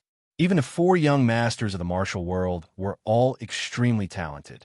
In the end, their sects only lasted for 3 generations, and their experts were only famous for 10 years. It's already difficult to survive in the martial world. It's even more different if you follow me. All of you will have my mark on you. When that time comes, the imperial court will be more strict and take note of you. I'm very grateful that you've helped me, but what I've brought to you is not good fortune. Take this money, buy some land, and wash your hands of the martial world. For at least 10 years, don't participate in the affairs of the martial world. You might be able to enjoy the rest of your life, and no one will interfere. If you're not careful, and someone catches hold of your weakness, you'll be in big trouble. Not only will you be beheaded, your entire family will be implicated. Take it. This is the largest banknote worth 100 taels of silver. Redeem it on sight. Use it to buy land for your brothers. Add to that the imperial court's pension and your official position. Consider it good karma. After we part ways today, everyone hopes that our brothers will meet again. I only hope that we won't meet again and that we can forget about each other in the martial world. These words were filled with emotions and had an ominous tone to them. Shun Jun's body trembled, and he sighed as he received the thick stack of banknotes. The entire room quietened down. Peizian suddenly raised his voice and recited, "The winds and clouds of the world originate from my generation. Once I enter the martial world, time flies. Imperial hegemony, amidst laughter, it's a drunken life. Carrying a sword and riding a horse, the ghost rain falls. White bones fly like a startled bird. Worldly affairs flow like a tide, and people flow like water. How many people return to the martial world?" Comparing this poem to Peizian's previous works, it was like comparing heaven and earth. But at this moment, Shun Jun felt a sense of heroism, passion, and desolation. At that moment, he suddenly thought of his 11 brothers. It was as if their faces and voices were still fresh in his mind.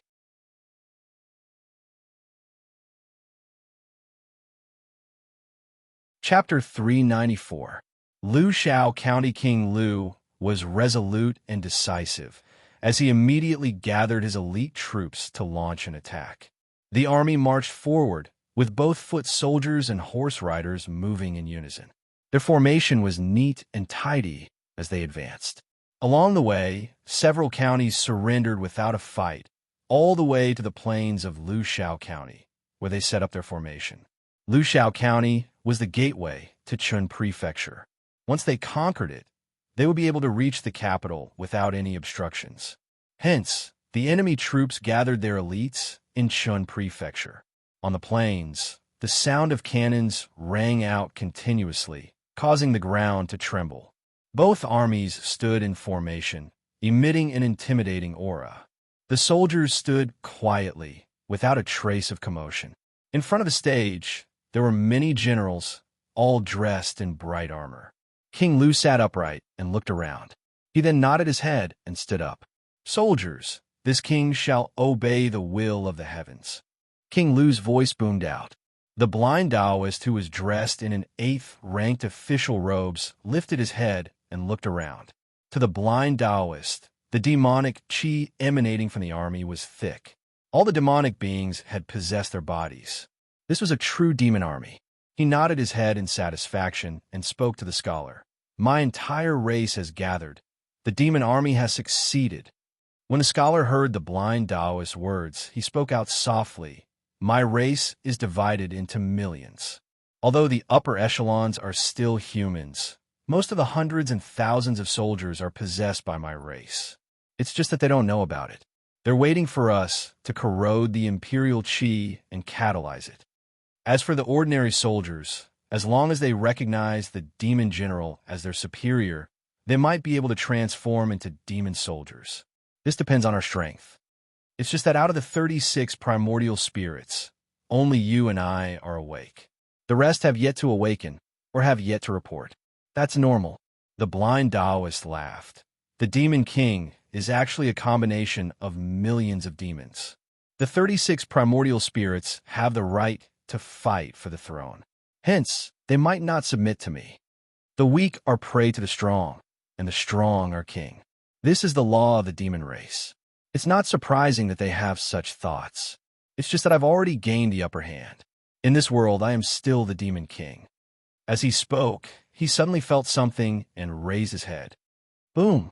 Just as the army was gathering, the clouds in the sky were as dark as ink, and there seemed to be thunder about to fall.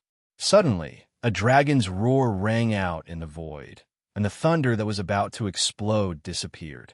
The blind Taoist's expression changed slightly. Seeing that the thunderbolts had disappeared, he laughed. Luckily, Emperor Lu's imperial qi covered it up. If not, we would have been struck by the heavenly punishment.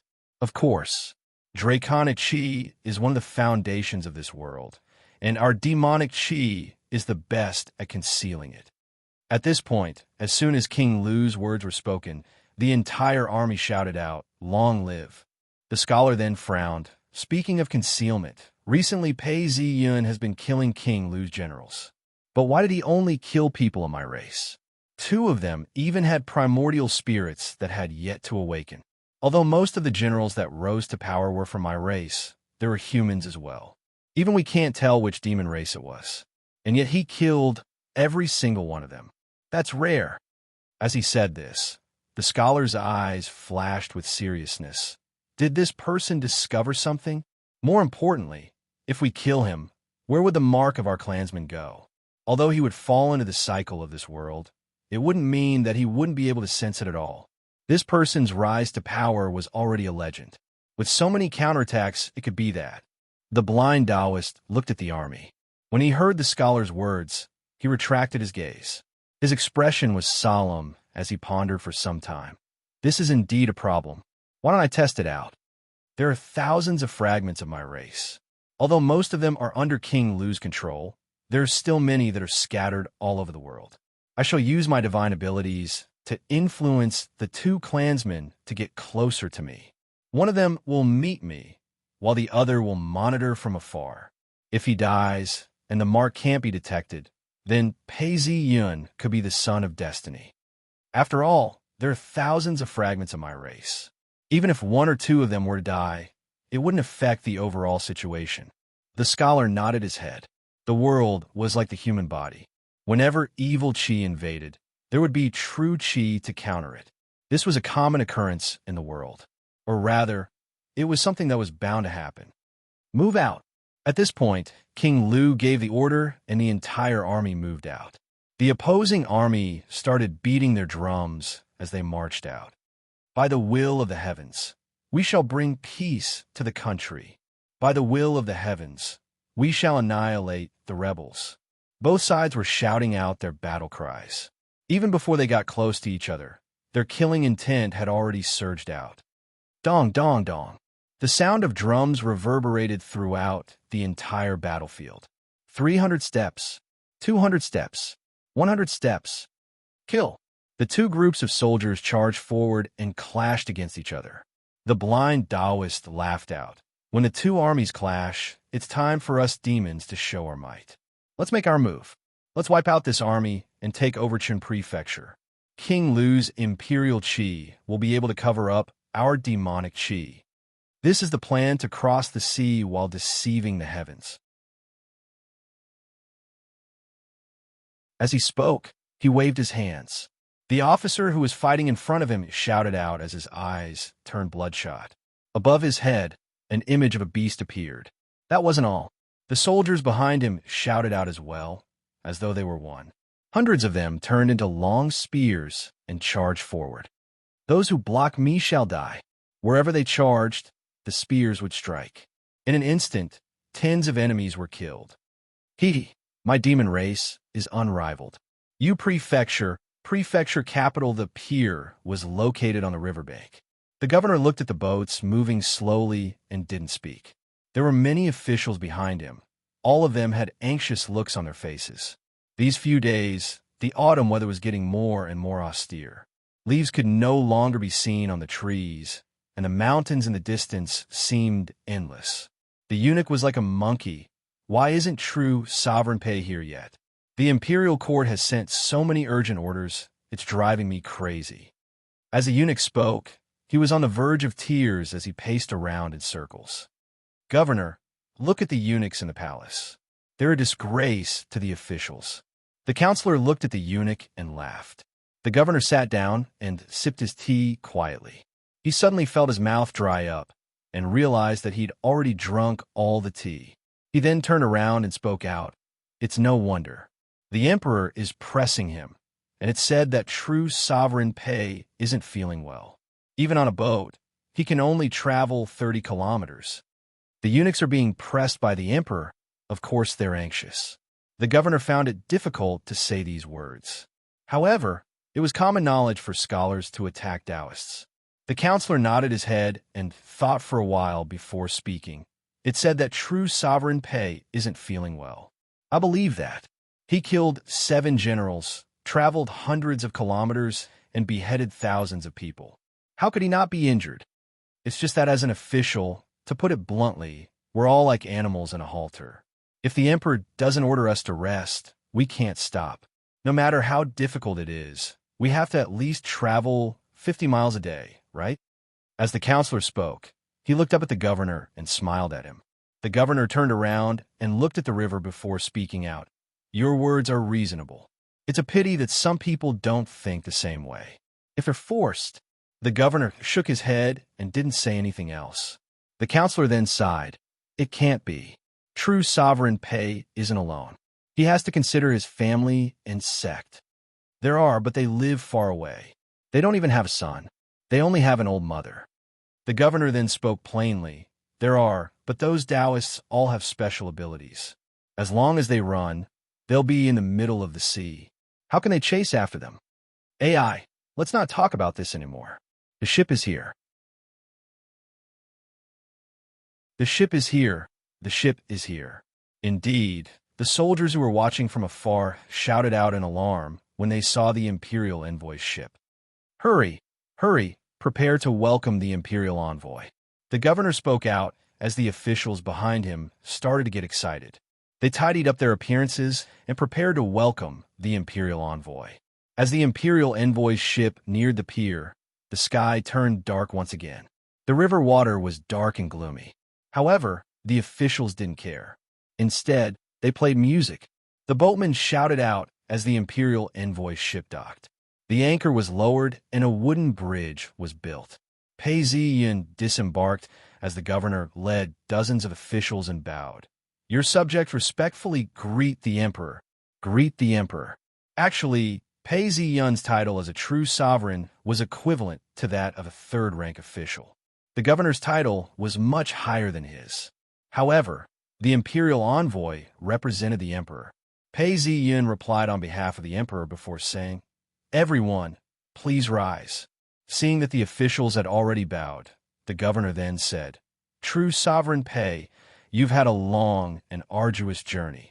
I had intended for you to stay here for a few days, but the imperial court is in a state of emergency. Orders have been sent one after another. How would I dare to slack off? There's wine and water here. Would true sovereign Pei please come up here and have a drink? We can also invite a doctor to take a look at your body. Pei Ziyin didn't care about the hidden meaning behind his words. He smiled as he looked at everyone and said, I appreciate the governor's kind intentions. However, the last time I fought with Xie Changdong, I sustained a Taoist injury. I'm afraid it would be difficult for ordinary doctors to treat it. As he spoke, he shook his head and sighed. The governor looked at Pei Ziyun speechlessly. He noticed that his face was rosy and his complexion was much better than an ordinary person's. Why would an earth immortal be afraid of bumps? This was simply shameless. However, everyone present was helpless against this table-flipping behavior. The eunuch had no choice but to stand up and say, Yes, yes. Is true monarch feeling better? The imperial court has sent out 14 official documents, urging true sovereign to enter the capital. This servant is one of them. This matter concerns my mission, and I have no choice but to rush it. Most of the officials present were of the 3rd or 4th rank. The lowest among them were of the 5th or 6th rank. This 8th-ranked eunuch didn't stand out at all. However, when he spoke, Pei Ziyin paused. Why does this eunuch have demonic chi on him? It's just that it's extremely weak. Compared to the generals I've killed, it doesn't even amount to half of them. I'm not sure if killing him counts as completing the mission. Let me see if there's anyone else around. Pei Ziyin looked around and realized that there was only a middle-aged man far away. He looked like a 9th-ranked patrolling officer and was in charge of maintaining order. He didn't even have the right to approach. He then thought to himself, what a coincidence. My mission has been completed August 10th. I was planning to do it again in the future. Who would have thought that there would be 2 of them? Even if it's a conspiracy, I've already eaten the bait. Pei Ziyun thought to himself as he nodded his head and said, I wish to return as soon as possible. It's just that the boat will be bumpy and it won't be good for my recovery.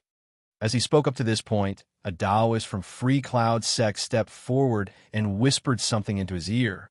When Pei Ziyun heard this, his expression changed, and he said, "However, everyone is extremely anxious. You should hurry up. True sovereign, please make haste. There's no time to lose." The governor and the eunuch were overjoyed as they hurriedly replied. No matter what the reason was, as long as Pei Ziyun was on his way, they wouldn't be responsible for it. "And you, since you're on a mission, follow me to the capital city." Pei Ziyun turned around and spoke to the eunuch. This was an invitation. The eunuch was secretly elated. He felt that Pei Ziyun wasn't as heartless as the rumors said. He then replied, "I'll have to trouble true sovereign then." As he spoke, he happily boarded the boat.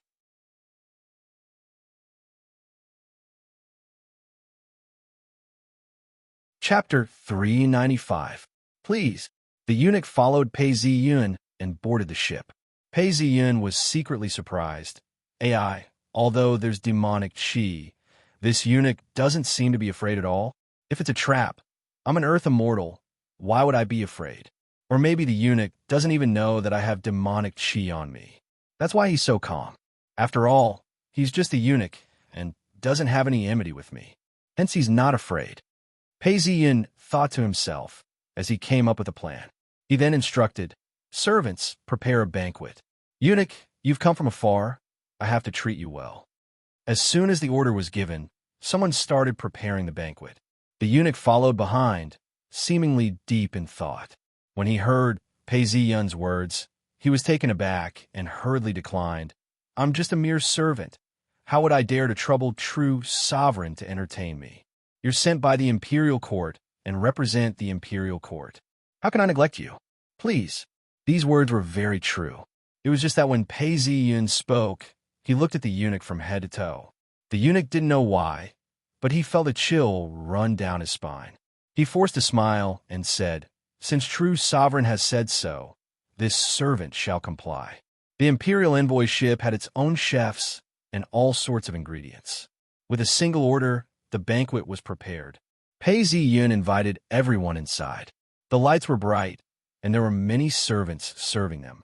Everyone drank to their heart's content, dreaming and singing. From time to time, Pei Ziyun would urge the eunuch to drink more. The eunuch was just an 8th rank cultivator. How could he refuse? He could only drink cup after cup of wine before he started to feel dizzy. He didn't know when he got drunk, but he soon fell into a deep sleep. When he woke up in the middle of the night, the eunuch felt dizzy and uncomfortable. When the wind blew past him, he felt happy. He sat up and mumbled, "This bed is really hard. No, it's not a bed. It's the deck. But why would I sleep on the deck?" Looking around in surprise, the eunuch realized that he wasn't sleeping on the bed, but on the deck of the ship. Shocked, he thought, "Could it be that I'm drunk? I walked onto the deck, but there are servants waiting on me. Could it be that true sovereign Pei's men are purposely trying to intimidate me?" Thinking up to this point, he suddenly felt a chill run down his spine, and all the hairs on his body stood on end. His neck stiffened as he turned around. He saw a bright moon hanging high in the sky, its silver light cascading down onto the person in front of him. It was Pei Ziyun. Under the moonlight, he looked to be about 17 or 18 years old. He wore a bamboo hat and a long robe with wide sleeves. "So it's you, true monarch." The eunuch hurriedly bowed. A gust of wind blew past, and he didn't know if it was an illusion, but he felt a chill run down his spine. Fear surged out, and his body trembled slightly. Pei Ziyun felt the wind blow against his hair as he laughed. There's nothing much to do at night, and the wind is naturally cooling. Let's chat for a while. The eunuch's body trembled, and he forced a smile. "Yes, true monarch, please speak. What's your name? Where did he come from? How long have you been in the palace? Looking at your age, you should be in your 20s. The eunuch was being stared at by Pei Ziyun, and his entire body tensed up. He felt that something wasn't right, and replied, "True monarch, this servant's name is Lu Fong. I'm 25 years old this year, and I'm from the capital city. My family was poor, and so they sent me to the palace. It's been 8 years since then." This servant was one of the first batch of people to enter the palace. My family background is clean, and I am literate. Eunuch Huang recognized me and took me in as his adopted son. That's why I'm an 8th-ranked official. Lu Fang's body trembled slightly, but he continued to speak. When he spoke of Eunuch Huang, he glanced at Pei Ziyun. Eunuch Huang was the emperor's most powerful eunuch. Who didn't know of him? A sense of impending danger caused him to mention Eunuch Huang's name. However, he was disappointed to see that Pei Ziyun didn't seem moved at all. Pei Ziyun replied before calculating. Your parents are still alive, and you have 3 younger brothers. Not bad. Your family has quite a number of children, and can be considered to be prosperous. When Lu Fang heard this, he forced a smile. This is the emperor's grace. Now that I've become an official, I can take care of my family. True sovereign, once you've finished your questions, I shall return. There's no hurry. Since you've delivered yourself to your doorstep, you have to eat it. What do you think?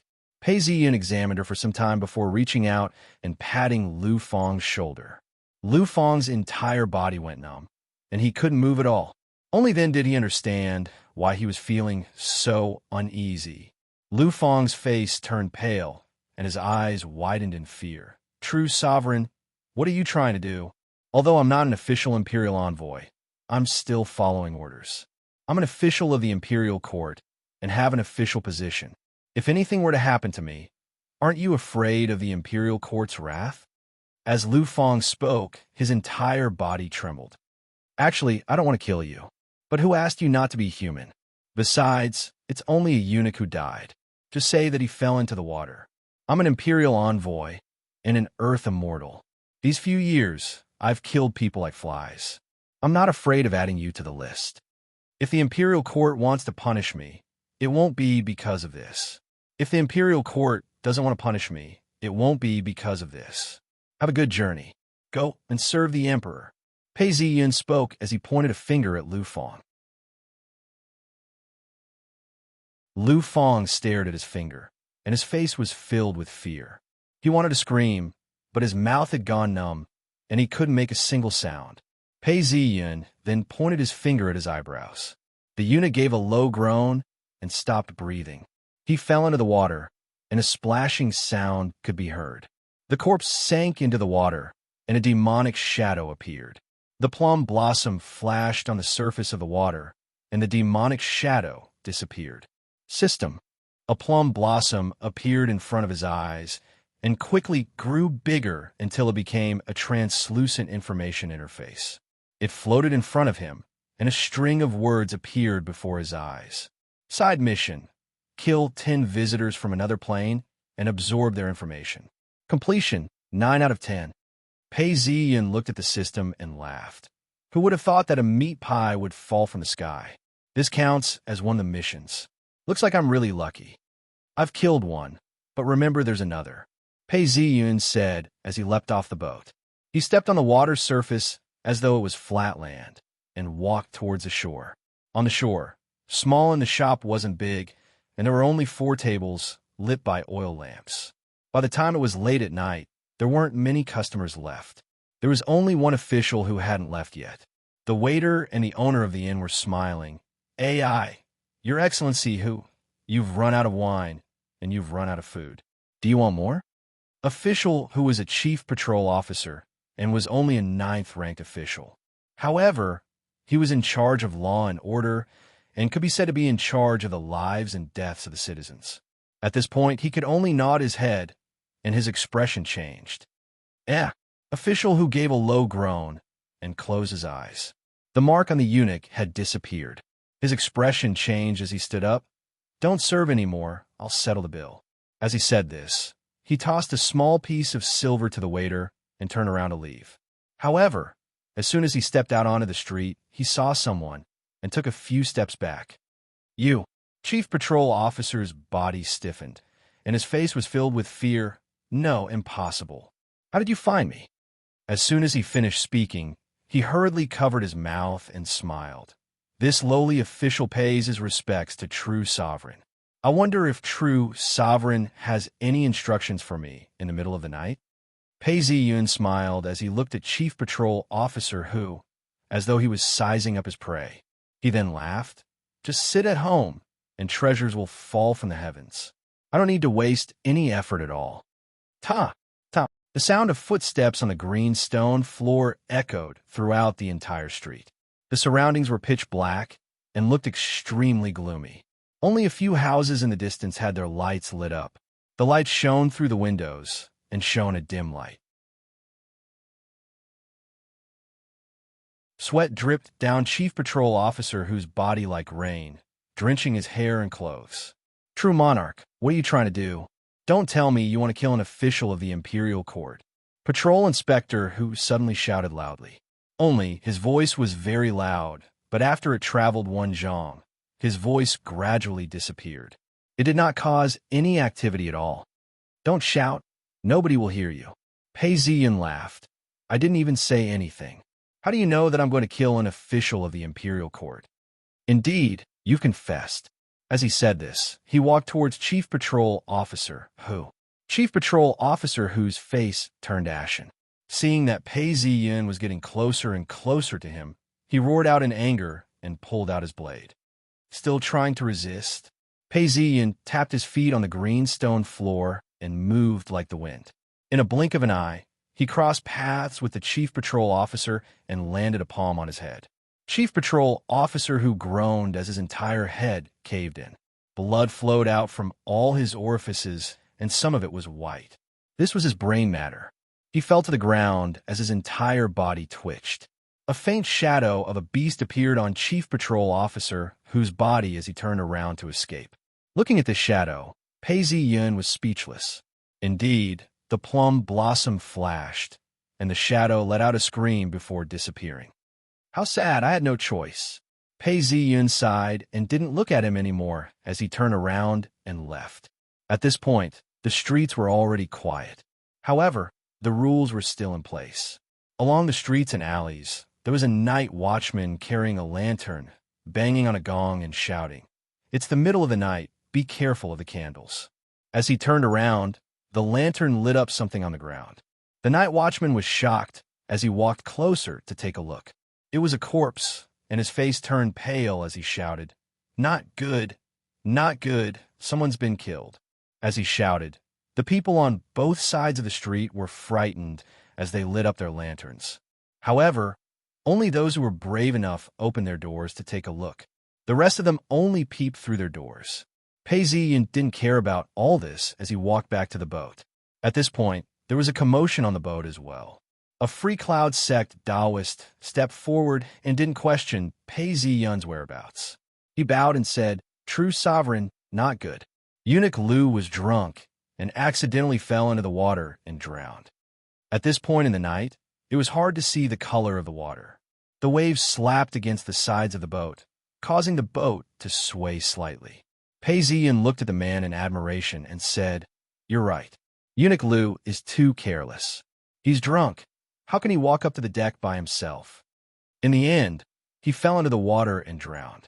What a pity. Eunuch Lu was an 8th-ranked martial artist, and I shall add this to my report. Pei Ziyan spoke plainly as he looked around. He noticed that the lights on the shore were getting brighter and brighter. There were people gathering around, and there was a commotion. He wiped the blood from his nose and mouth. He had killed a 9th-ranked martial artist and an 8th-ranked martial artist, and yet he still suffered from the backlash. He had killed an official of the Imperial Court and not a traitor of King Lu. His authority as an Imperial envoy wouldn't help him. He then called out, "System." A translucent information interface appeared before his eyes. Side mission: kill 10 visitors from another plane and absorb their information. Completion: 10/10 inch.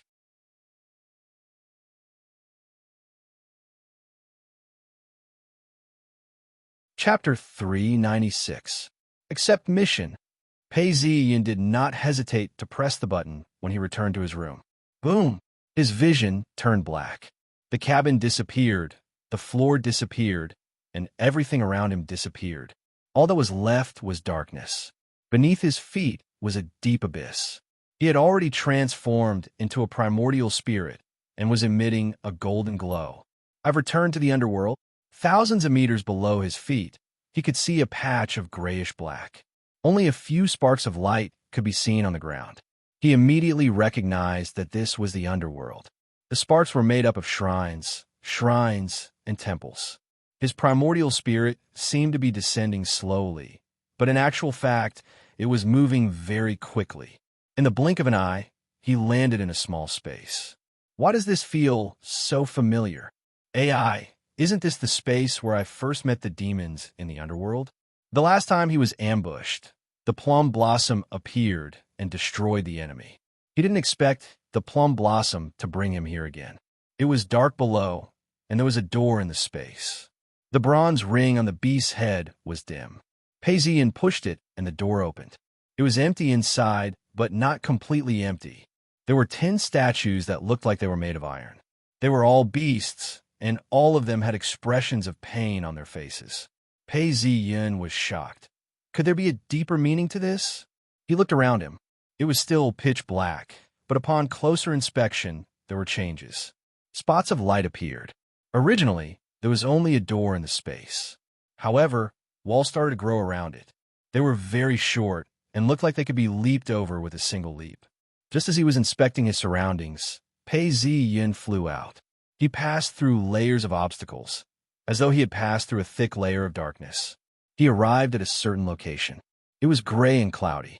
As he stood on top of the black clouds, he could see the changes happening below. On the ground, 2 armies were facing off against each other. They were engaged in a fierce battle. Both armies were clashing against each other, making the battle seem even more brutal. One of them was gradually falling into a disadvantageous position and was about to lose the war.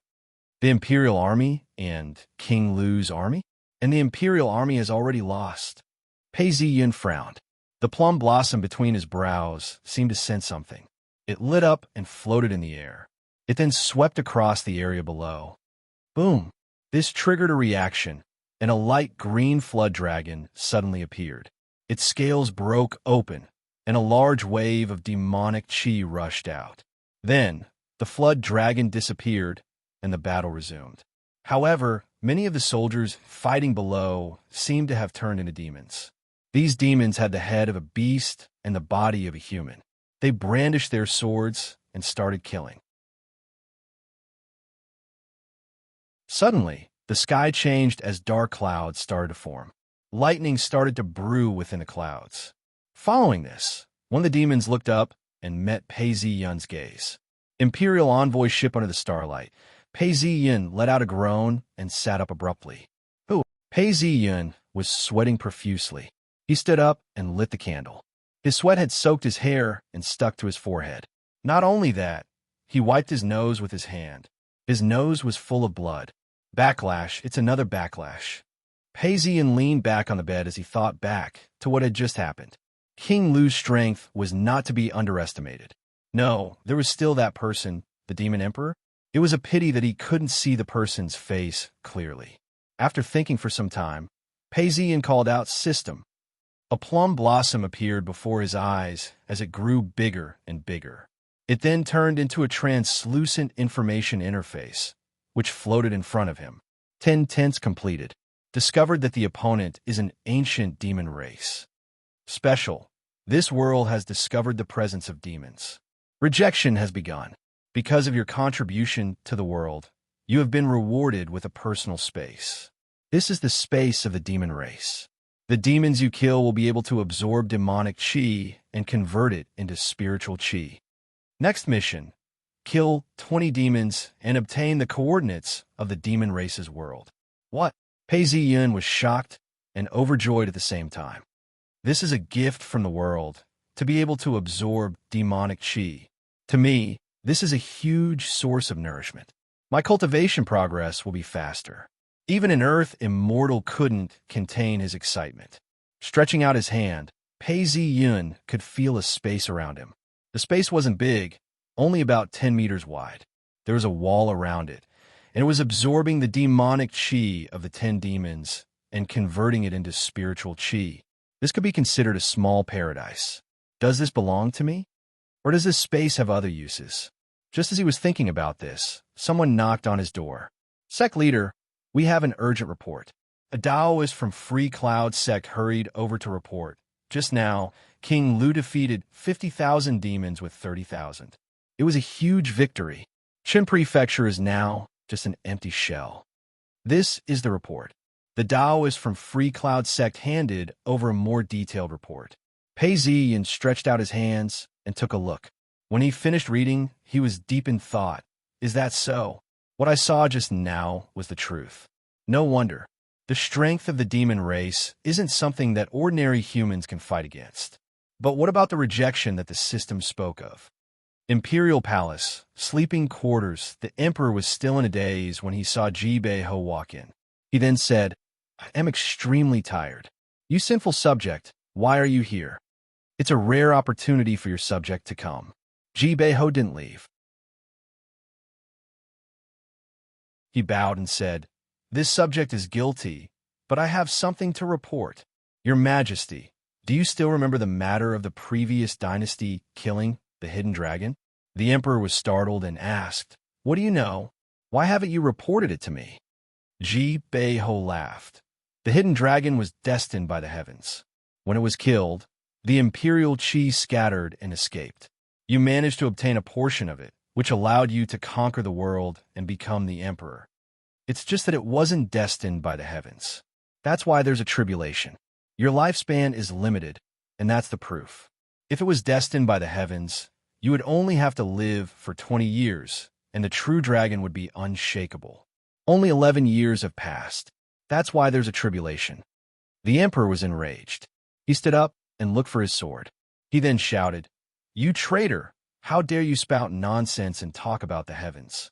He chased after Ji Bei-ho. After a few steps, Ji Bei-ho disappeared. All of a sudden, the scenery changed. In the blink of an eye, the sky was dark and filled with thick clouds. The emperor looked around. Where am I? Looking down, the terrain seemed familiar.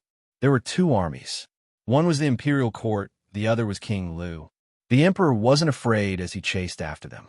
All of a sudden, there was nothing beneath his feet. With a loud thud, the emperor fell.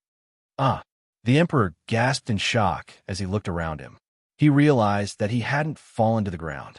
Instead, he was standing 100 meters above the troops of the imperial court, looking down on them. Kill! With a loud roar, the army charged forward. Most of the soldiers had strange appearances. They had human bodies and beast heads. More than half of them were charging forward, but they didn't seem to be able to see these monsters. The only thing that could be seen was that these soldiers had strange marks on their bodies, such as scales. As for the imperial court's army, they didn't have any demons. Their killing intent soared to the heavens, and everyone was courageous. It was just that the moment the battle began, the demons had strange powers and were able to gain the upper hand. They pushed forward step by step, unafraid of death. Only when the demons led the beasts in a charge did the souls of the dead imperial court generals appear. The demons opened their mouths and devoured them. No, the emperor was shocked and furious. He couldn't believe what he was seeing. How could this be? Just as this thought flashed through his mind, the scenery around him changed. The distance between him and the army changed. He saw King Lu standing on a tall platform. The moment he saw him, the emperor shuddered. He saw that the white bones on the platform were piled up like a mountain.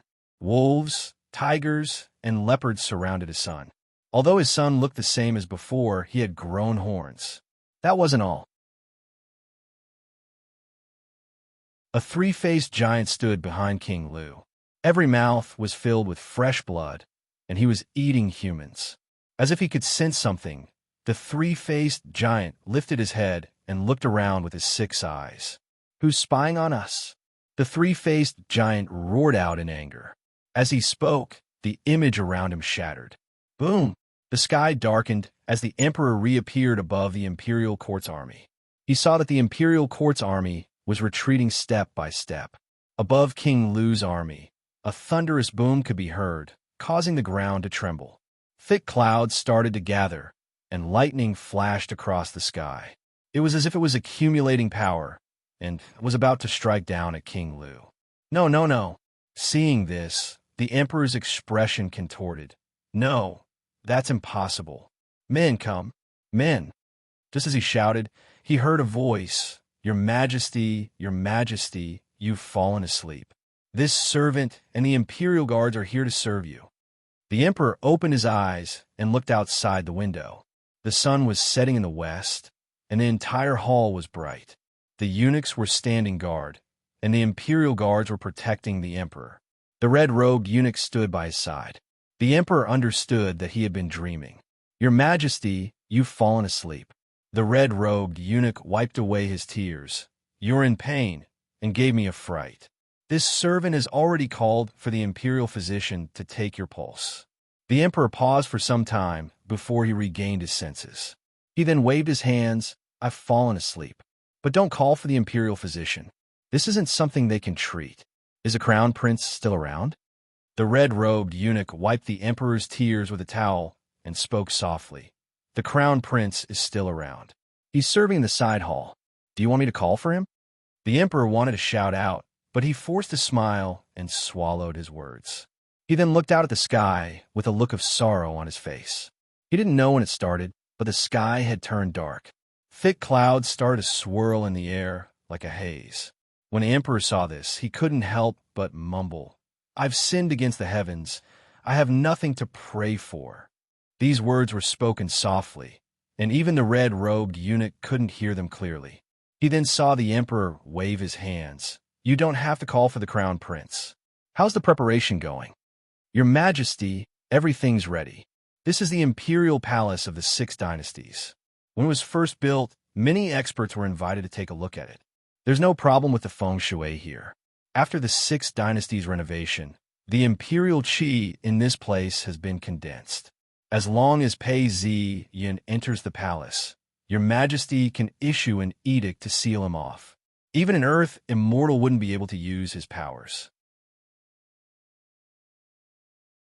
As long as he doesn't have any powers, we can kill him even if we have to sacrifice hundreds of imperial guards.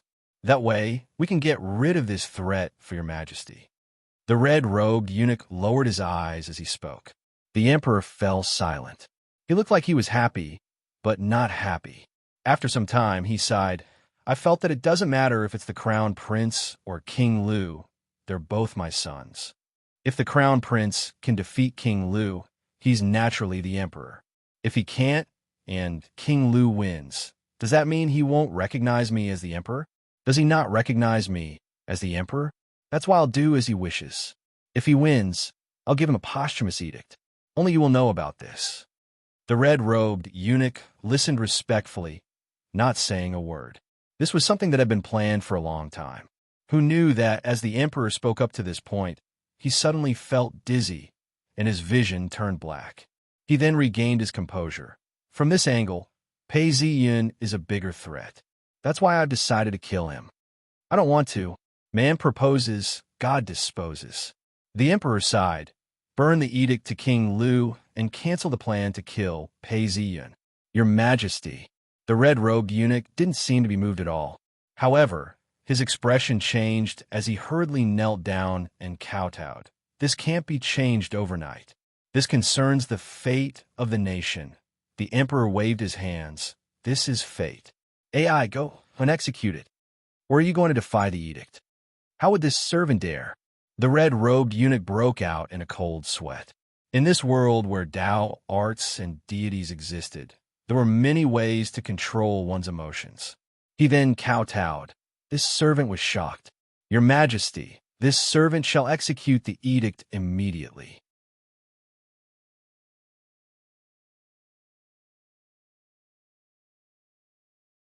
Chapter 397. Side Hall, the crown prince was in the midst of reading some documents. The emperor had fainted again yesterday and was in a precarious state. Nobody knew how long the emperor could hold on for. AI. The crown prince's heart was in turmoil. He didn't know why, but there was a sense of danger in his heart. He placed his brush down and was about to stand up when a eunuch retrieved an urgent military report and bowed. Crown Prince, there's an urgent military report. King Lu's rebel army has won a great victory, and Chun Prefecture is in danger. What? The crown prince was shocked as his face turned pale. He didn't expect King Lu to be so ferocious and take down yet another prefecture. His hands clenched so tightly that they turned white. Quick, bring it to me. Qin Prefecture has gathered the remnants of Count Zhongqin's army. How could they be defeated so easily? The Crown Prince revealed a ferocious look. Yes, Crown Prince. The eunuch hurriedly handed it over to the Crown Prince. The Crown Prince glanced at it and felt a chill run down his spine. At this point, a eunuch hurried over. Crown Prince, His Majesty has summoned you. The Crown Prince understood that it was about Qin Prefecture. He stood up and walked towards the palace. After taking a few steps, he asked, "Where's Pei Ziyan?" The last news I received was that the true sovereign was about 100 miles away from the capital city. If Pei Ziyan reaches the capital city, report to me immediately. Yes. The Crown Prince's footsteps were hurried as he walked along the corridors. The rain continued to fall, hitting the eaves of the roof. The sound of raindrops dripping could be heard. When he reached the palace, the Crown Prince slowed down his footsteps. Several candles were burning brightly, illuminating the room.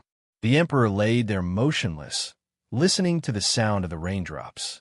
From time to time, he would cough and gasp for breath. His skin was dry. When he saw the Crown Prince, he waved a hand. "You're here. My unfilial son has won again." "Which prefecture did he take down this time?" "Your Majesty, it's Qin Prefecture. Although Qin Prefecture hasn't fallen, they have no soldiers or generals. They won't be able to hold out for much longer. The neighboring prefectures have all surrendered." The Crown Prince's face was flushed red as he reported, "Useless. 50,000 soldiers were defeated in just one battle." The emperor's eyelids did not move as he stared dumbly at the golden dragon tent.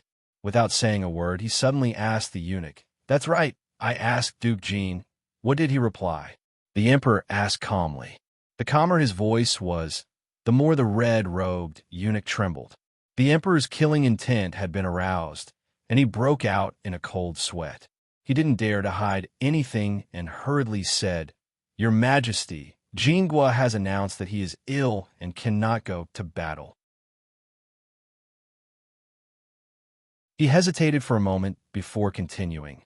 "There was a report just now that Count Taiyuan had gone to Duke Jin's public house. The exact situation has not been reported yet." The room was silent. The emperor coughed twice. "Another sick call."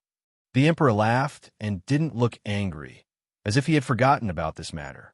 He looked at the Crown Prince and said, "The eldest princess's daughter is sick. You should go and visit her. Also, Pei Ziyan has just arrived in the capital city. I intend to do the same thing as the last time. Your brother will be the commander-in-chief, while Pei Ziyan will be the general. What do you think?" The Crown Prince heaved a sigh of relief as he bowed and replied, "Father's plan is wise. Your son agrees." Seeing that the emperor had nothing else to say, the Crown Prince and the eunuch left. The emperor's face turned pale as he coughed violently, as if he was in pain. Seeing the emperor in pain, the eunuch hurriedly retrieved a crystal bottle from his medicine box. There was some bright red medicinal liquid in the crystal bottle. The red-clothed eunuch helped the emperor up and fed him the medicinal liquid. Only after the emperor consumed the medicine did the red-clothed eunuch feel better. He panted softly and only stopped after a while. The emperor's face was flushed red. It wasn't clear if it was from anger or from the pain he was in earlier. The moment he recovered, he revealed a killing intent. "Huang Wuyong, your servant is here." Hearing the emperor's call, Eunuch Huang replied, "Help me up." Eunuch Huang helped the emperor up. Although it was difficult for the emperor, he still spoke with great difficulty. "Immediately pass down my decree. Execute Count Taiyuan and Duke Jin." "Your Majesty?" Eunuch Huang asked once more. Count Taiyuan was one thing, but Duke Jin was the emperor's younger cousin. He had grown up with the emperor and had a close relationship with him for tens of years. The emperor waved his hands helplessly. "My decision has been made. Execute Count Taiyuan and Duke Jin. Go. There's no need to ask any questions. Execute the decree immediately." "Yes, Your Majesty." Eunuch Huang didn't hesitate this time as he turned around and left. Seeing the red-robed eunuch leave, The emperor's old tears flowed down his cheeks. He refused to fight, and his heart was clear. For the sake of the imperial court, even if it was his own cousin, he had no choice but to execute him. Li Jin, the crown prince, cannot control you. I don't have much time left. Let's meet in the underworld. The emperor mumbled softly. Time seemed to flash before his eyes. Children accompanied each other, playful and playful. Youth struggled and fought alongside each other. A middle-aged ruler and minister commanding troops on the battlefield. All these memories flashed before his eyes. As he thought about it, the emperor leaned against the bed and gradually fell asleep. Capital City. Half an hour ago, the streets were bustling with noise and excitement. The news of Chun Prefecture's defeat had already spread. Everyone on the streets was rushing to buy fuel, rice, oil, and salt. The price of rice had increased by 50%. Who would have thought that the imperial court's army would be defeated like a landslide? Even if Jin Prefecture was lost, Chun Prefecture was still in danger. Have you heard? It's been said that King Lu is going to attack the capital city and usurp the position of crown prince.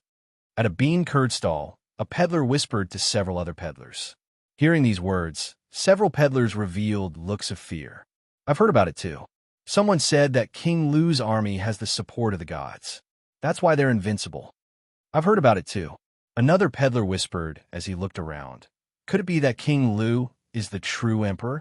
If the crown prince wants to be the emperor, even the heavens wouldn't allow it. Watch your words. Watch your words. At this point, several riders galloped past. The originally noisy street was now much quieter. The rider in the middle looked to be a middle-aged man who was frowning and deep in thought. Count Taiyuan, we've arrived. In front of him was a mansion with the words Duke Jin's Mansion written on it. The middle-aged man dismounted from his horse and was immediately led into a study room. The weather was cold now, and the wind was howling. Seeing someone, Count Taiyuan fell to his knees. This lowly general pays his respects to Duke Jin. You've already been conferred the title of Count Taiyuan. There's no need for you to bow to me. Duke Jin spoke. This lowly general is under the command of the Duke. How can I forget my roots? Taiyuan laughed as he spoke. He then paused before speaking. Duke, now that King Lu has taken over Chun Prefecture, it seems like he's going to be very powerful. The imperial court will definitely send troops over to deal with him. This is my report. As he spoke, he handed the report over to Duke Jin. Duke Jin received the report and scanned through it. He then sighed. It's only been a few peaceful days, and now the world is in chaos again. As he sighed, Duke Jin tossed the report onto the table. How do you think we should deal with this? Count Taiyuan seemed to have expected this question from Duke Jin. He then replied, Duke, shall we each write a word? As he spoke, he didn't use ink. Instead, he used a cup of tea and wrote Tion. Duke Jin's smile also had the word Emperor written on it. There were rumors going around that King Lu was blessed by the heavens and was able to ascend to the throne. It was unknown if King Lu had secretly arranged for this to happen. However, with King Lu's numerous victories, the imperial court was forced to retreat. Hence, these rumors had a basis to spread. The both of them looked at each other and laughed out loud. Duke Jin then spoke plainly. Actually, the emperor sent someone to ask me if I wanted to be the commander. I told him that I was sick and couldn't take on such an important role. I've already resigned. Looks like Duke has a plan in mind. Count Taiyuan's expression relaxed as he smiled. I've heard that Pei Ziyun has entered the capital city. There's going to be a huge change to this kid. Should we? As he spoke, his tone was icy cold. If it was possible, he would kill Pei Ziyun. When Duke Jin heard this, he hesitated before replying, There's no need. This person is a Taoist and is a true sovereign. Not only is his martial art strong, he has divine abilities as well. If we manage to kill him, that would be great. But if we don't, we will be in big trouble. Who would be able to help us then? As long as we don't fight, we can just observe quietly. No matter who takes over the throne, we have to appease them. If we rely on them now, the risk is too great and the benefits are too small. When Count Taiyuan heard this, he paused before laughing. Duke Jin is indeed far-sighted. I can't be compared to you. At this point, someone reported, the palace has sent someone over. It's Supervisor Huang. He says it's an imperial edict. Duke Jean paused, as he had a bad feeling about this. He then forced a smile, then set up the incense burner. As soon as they arrived at the courtyard, they saw soldiers striding in. The sound of swords clanging against each other could be heard. When Count Taiyuan and Duke Jean saw this, their faces turned pale. Eunuch Huang walked in. His face was ashen. There was no trace of a smile on his face. His tone was as cold as ice. The emperor has an imperial edict. Duke Jean and Count Taiyuan knew that something was wrong. At this point, they had no choice but to kneel before the incense burner. They listened to Eunuch Huang announce the imperial edict.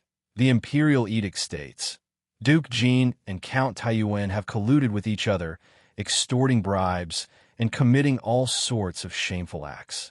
They should have been punished according to the law. But on account of their meager contributions, the imperial edict states that the two of you are to commit suicide. Eunuch Huang read it out loud, causing Duke Jean and Count Taiyuan's vision to darken. Following that, someone presented a black wooden tray with 2 cups filled with wine.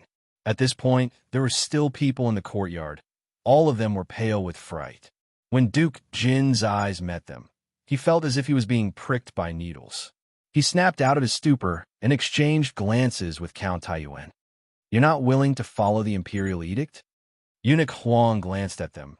His tone was cold as he scoffed. Thunder and rain are the benevolence of the emperor. As officials, how can you not understand this? Or perhaps you wish to resist. You have to know that the emperor only has the decree to bestow death upon you. If you resist, it will be considered treason. Not only will you be sentenced to suicide, but your entire clan will also be exterminated. Even if you resist, I have brought 500 armored soldiers with me.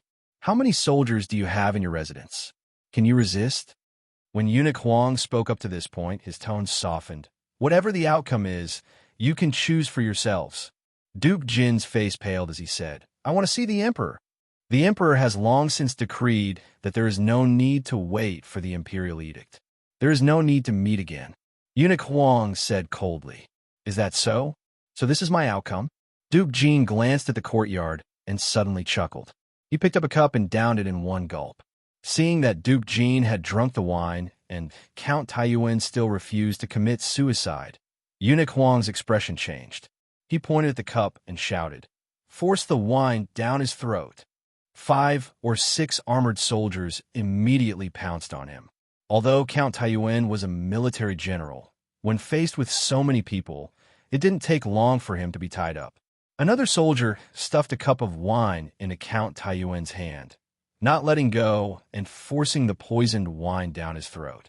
Count Taiyuan struggled with all his might, but his entire body was drenched in wine. In the end, he had to force another cup down his throat. The poison wine was very potent. The two of them rolled on the ground, moaning and struggling at first, but gradually stopped moving. Eunuch Huang looked at the 2 corpses and sighed. Examine the corpses.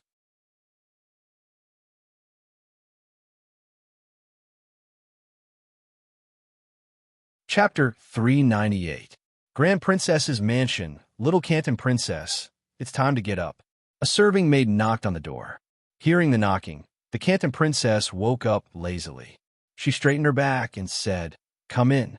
The serving maid entered and helped her dress and wash her face. After some time, she brought in a bowl of bird's nest soup for the Canton Princess as a snack. She followed the doctor's instructions and took a nap before eating. The lazy Canton Princess picked up a spoon and drank. The sky was dark and gloomy. Occasionally, a ray of sunlight shone through the clouds. The serving maid looked at her and said, Canton Princess, you've been feeling much better recently. The Canton Princess sat there in a daze as she looked out of the window. Canton Princess, what are you looking at? The serving maid asked when she saw the Canton Princess staring at the door. I wonder where Brother Pei is now. The Canton Princess mumbled to herself. When the serving maid heard this, she covered her mouth and laughed. Canton Princess, true Sovereign Pei's martial arts are extraordinary. Why are you worried about him? As long as you take good care of yourself and wait for him to return, everything will be fine. The Canton princess heard this and replied softly. All of a sudden, the sound of a flute could be heard. The melody was mellow and melancholic, as though it was filled with love and sorrow. Just by listening to it, the Canton princess closed her eyes. When she opened them again, she revealed a look of joy. It's Brother Pei. He's back. The Canton princess stood up and walked to the table. She stretched out her hands and placed them on the zither. She then started playing, as though she was playing the flute. The zither and the flute were playing together as the serving maid listened in a daze. When the song was finished, the Canton princess stood up and ran out of the room. The winding corridor led to a quiet and secluded place. In front of them was a bluestone passageway with lush pines and cypress trees. If it was summer, they would be able to blot out the sun. The small passageway in front of them turned into a cobblestone passageway and entered the parlor. There were sounds of people talking inside the reception hall. It was Pei Ziyun. I don't want to keep a mistress in a golden house. It's a little ominous, but I can keep her in a garden. He then heard the grand princess laugh. Such a huge garden. How many mistresses do you want to keep? For example, recently a famous scholar in the capital, Lin Shuyu. She is naturally intelligent, loves to read, and can comment on poems. She has always admired you. You might be able to meet her. The Canton princess slowed down her steps and listened attentively. She then heard Pei Ziyun say, "It's the nature of a man. When he sees a beautiful woman, he would feel a sense of loss and reluctance to part with her. But I'm just one person. How can I share my feelings? I already have Yi Su and Qi Qinya. Now that I think about it, I feel that the beauty's kindness is too great to be repaid. If I continue to split up, how am I different from strangers? Although there is a pearl, it is too late to meet it. It's better not to see him." Hearing this, the grand princess paused for a moment and said, "You created Xiao Lu just now, and it seemed to have this in mind. What name did you give it?" The Canton princess walked over and saw that the grand princess's forehead was dotted with cinnabar. Her phoenix eyes seemed to be deep in thought. She then heard Pei Ziyun reply, "This song is called Love Doesn't Get Tired, or It's Hard to Let Go." When the Canton princess heard this, she stumbled forward. Unknowingly, her eyes had turned red. This alerted the people inside who were looking at the painting. The two of them looked over, and the Canton princess hurriedly bowed. "Greetings, mother." She then wiped the tears from her eyes and looked at the painting. "This painting is really good. Who drew it? It doesn't even look like this." At first, the Canton princess was just trying to cover up her feelings. When she looked at the painting, she was taken aback. The painting depicted a garden. The elegance of it caused one's heart to flutter. It was like the peach blossom garden from the legends. It was like a dream. This garden is divided into the East Garden and the West Garden. If you don't leave the city, you can enjoy the scenery of the mountains and rivers. Pei Ziyun laughed. The Canton princess was a noble lady and was naturally influenced by her upbringing. When she looked closely, she could see the fake mountains, trees, pavilions, ponds, and bridges. All of these formed a natural world, harmoniously blending together. The mountains, the water, the grass, and the trees in the garden all seemed to have a deep and profound meaning to it. Seeing that the Canton princess was looking at the painting, the grand princess did not disturb her. Instead, she asked, "Count Zhongqin is dead. What do you think?" Pei Ziyun replied plainly, "To me, it's good that he's dead. This attitude of yours has caused many people to think that you're a suspect. They've even submitted a petition to investigate this matter. I'm afraid this isn't good for you. However, the crown prince still defended you." The grand princess stared at Pei Ziyun as she spoke. Pei Ziyun's heart skipped a beat as he nodded his head. "I'm a Taoist and have no interest in the imperial court. So what if there's slander? However, the crown prince has always protected me, and I'm grateful for that." At this point, the Canton princess looked over. "Mother, look. There's even a poem written on it. Your words are good, and his poems are good. The two of you are a match made in heaven. Is that enough?" The grand princess pointed a finger at the Canton princess's forehead. The The Canton princess raised her head and replied, "Of course." At this point, someone announced, "The crown prince has arrived." The crown prince saw that Pei Ziyun was about to kneel down and pay his respects. He then hurriedly held him up and said, "True sovereign, please rise." He then looked at Pei Ziyun and said, "I've heard that King Lu led an army of 10,000 men to besiege you. I've been worried about you. You look well now, just that you've lost some weight." As he spoke, he pulled Pei Ziyun into the room. "What poem are you talking about?" "Brother Crown Prince, we were talking about my garden." The Canton princess hurriedly replied as she led the crown prince to take a look. The crown prince's eyebrows were thick and his eyes were slightly dark. It was obvious that he was tired, but he looked even more energetic than before. Pei Ziyun looked at him silently and thought to himself, "The green energy is complete and the purple energy is present. The crown prince's authority has increased by several folds." The crown prince looked at the scroll and recited, "New autumn arrives, the bridge of magpies rides again, twice in the mortal world. The railings are slanted and the jade ropes are low. How many heavenly secrets do you seek? Female companions, banquets, all praying. Deities are nothing, and even if they exist, they should be old." As he finished reciting, the crown prince laughed out loud and pointed at Pei Ziyun. "This poem is wonderful, but you're a Taoist, and yet you dare to say that deities are nothing. You deserve a beating." As he finished laughing, he looked at the scroll again and frowned. After some time, he looked at Pei Ziyun with a strange expression. "For what I can see, these two gardens are the likes of which I've never seen before. They're exquisite, and yet they have their own differences. As for what the differences are, I can't tell you. Can you tell me a thing or two?" The art of gardens is just a small part of the Tao. But since the crown prince has asked, I shall explain a thing or two. The core of a garden is the beauty of the landscape. When one is immersed in it, one will be able to enjoy the ambience of the landscape and cultivate one's temperament. According to one's needs, the garden is different. Crown Prince, you should know that there are many beautiful sceneries under the heavens. However, it's not easy to see them all. Pei Ziyun bowed and spoke plainly. Hence, gardens are made by gathering the yin and yang of nature and combining them into a furnace. The entire garden is like a small world.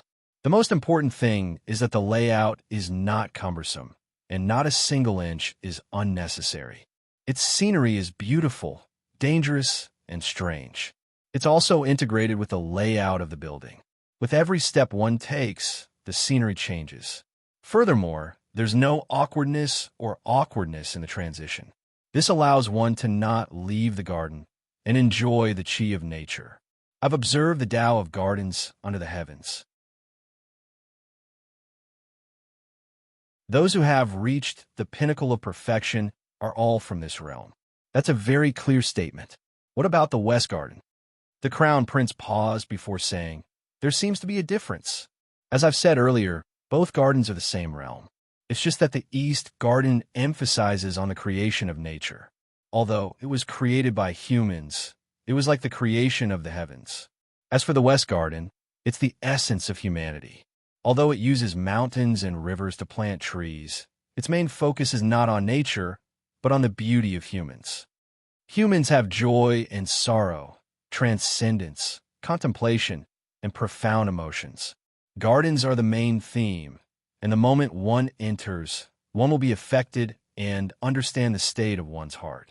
Of course, the two are not completely separated. Instead, they're like water and milk. I'm not mistaken. Both are present, but each has its own emphasis. What you've said is that one garden, one sky, one earth, one water, one heart. The Crown Prince's expression was complicated, as though he had lost something. I didn't expect you to be so talented in poetry, literature, and painting. Your garden design is even better. How many more talents do you have? The Taoist regards the Shao Yao Mountain Forest as the most important place, and this garden has many similarities. This is just a small insight to relieve the Crown Prince's tiredness. Crown Prince, please. The Crown Prince took a sip and looked at Pei Ziyun before saying, you've been out and about, and you've received many good reports. It's been hard on you these days." Hearing these words, Pei Ziyun bowed and replied, "Your Highness, this is what I should do." "Good." The crown prince complimented him before his face turned gloomy. "If everyone was like you, how good would that be? But there are so many people who aren't willing to do anything for the country. How hateful." As he spoke, he stretched out his hand and slapped it on the table. When Pei Ziyun saw this, he sighed in his heart. When one reached such a high position, one's personality would change. This was a natural phenomenon. Even Pei Ziyun, who had become an earth immortal or a true sovereign, was different when he was an elementary scholar. The crown prince then changed the topic and said, "It's been hard on you, but you're busy with the affairs of the country. I have something I would like you to do." "Your Highness, please speak." Pei Ziyun nodded his head as the crown prince laughed, as though he was thirsty. He then picked up his teacup and took a sip. After thinking for some time, he asked, "King Lu has invaded Chun Prefecture, and the situation is urgent. His Majesty wishes for you to take over as the commander. What do you think? If it were any ordinary official, he would only need to issue the decree. However, Pei Ziyun was a Taoist and an earth immortal. He had to ask for permission first. If he refused, the situation would be awkward." Hearing the crown prince's words, Pei Ziyun fell silent. Should he agree or not? As he thought about this, he thought of his own mission.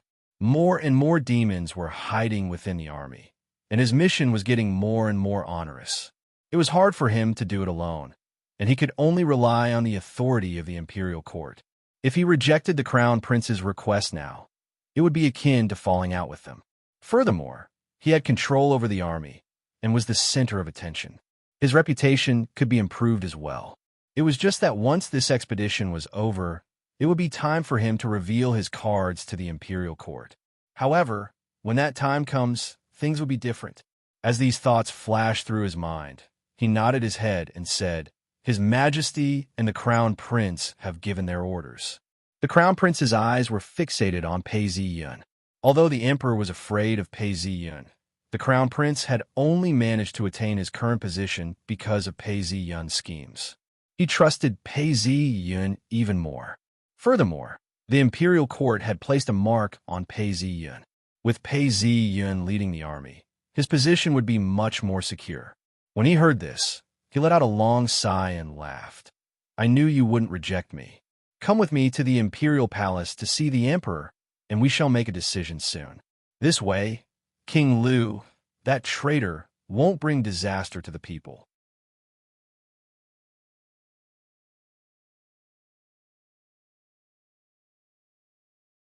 Chapter 399.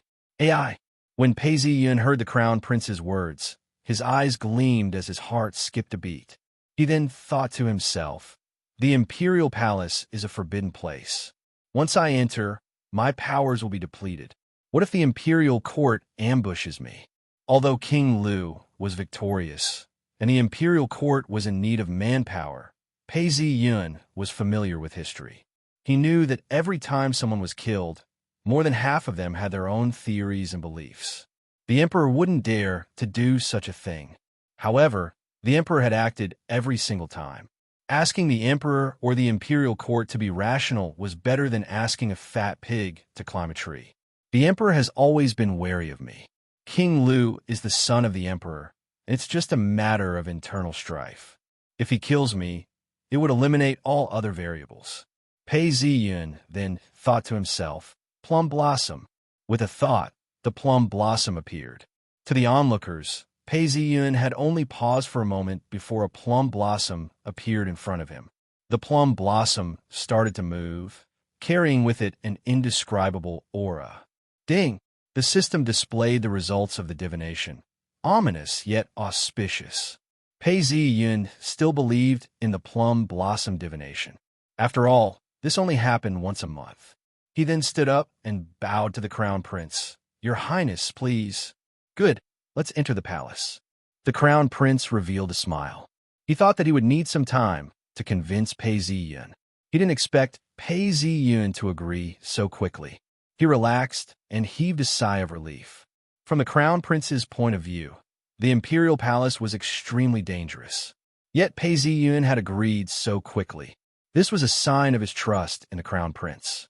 The crown prince then shouted out to the grand princess, "Aunt, true sovereign Pei, and I shall enter the imperial palace.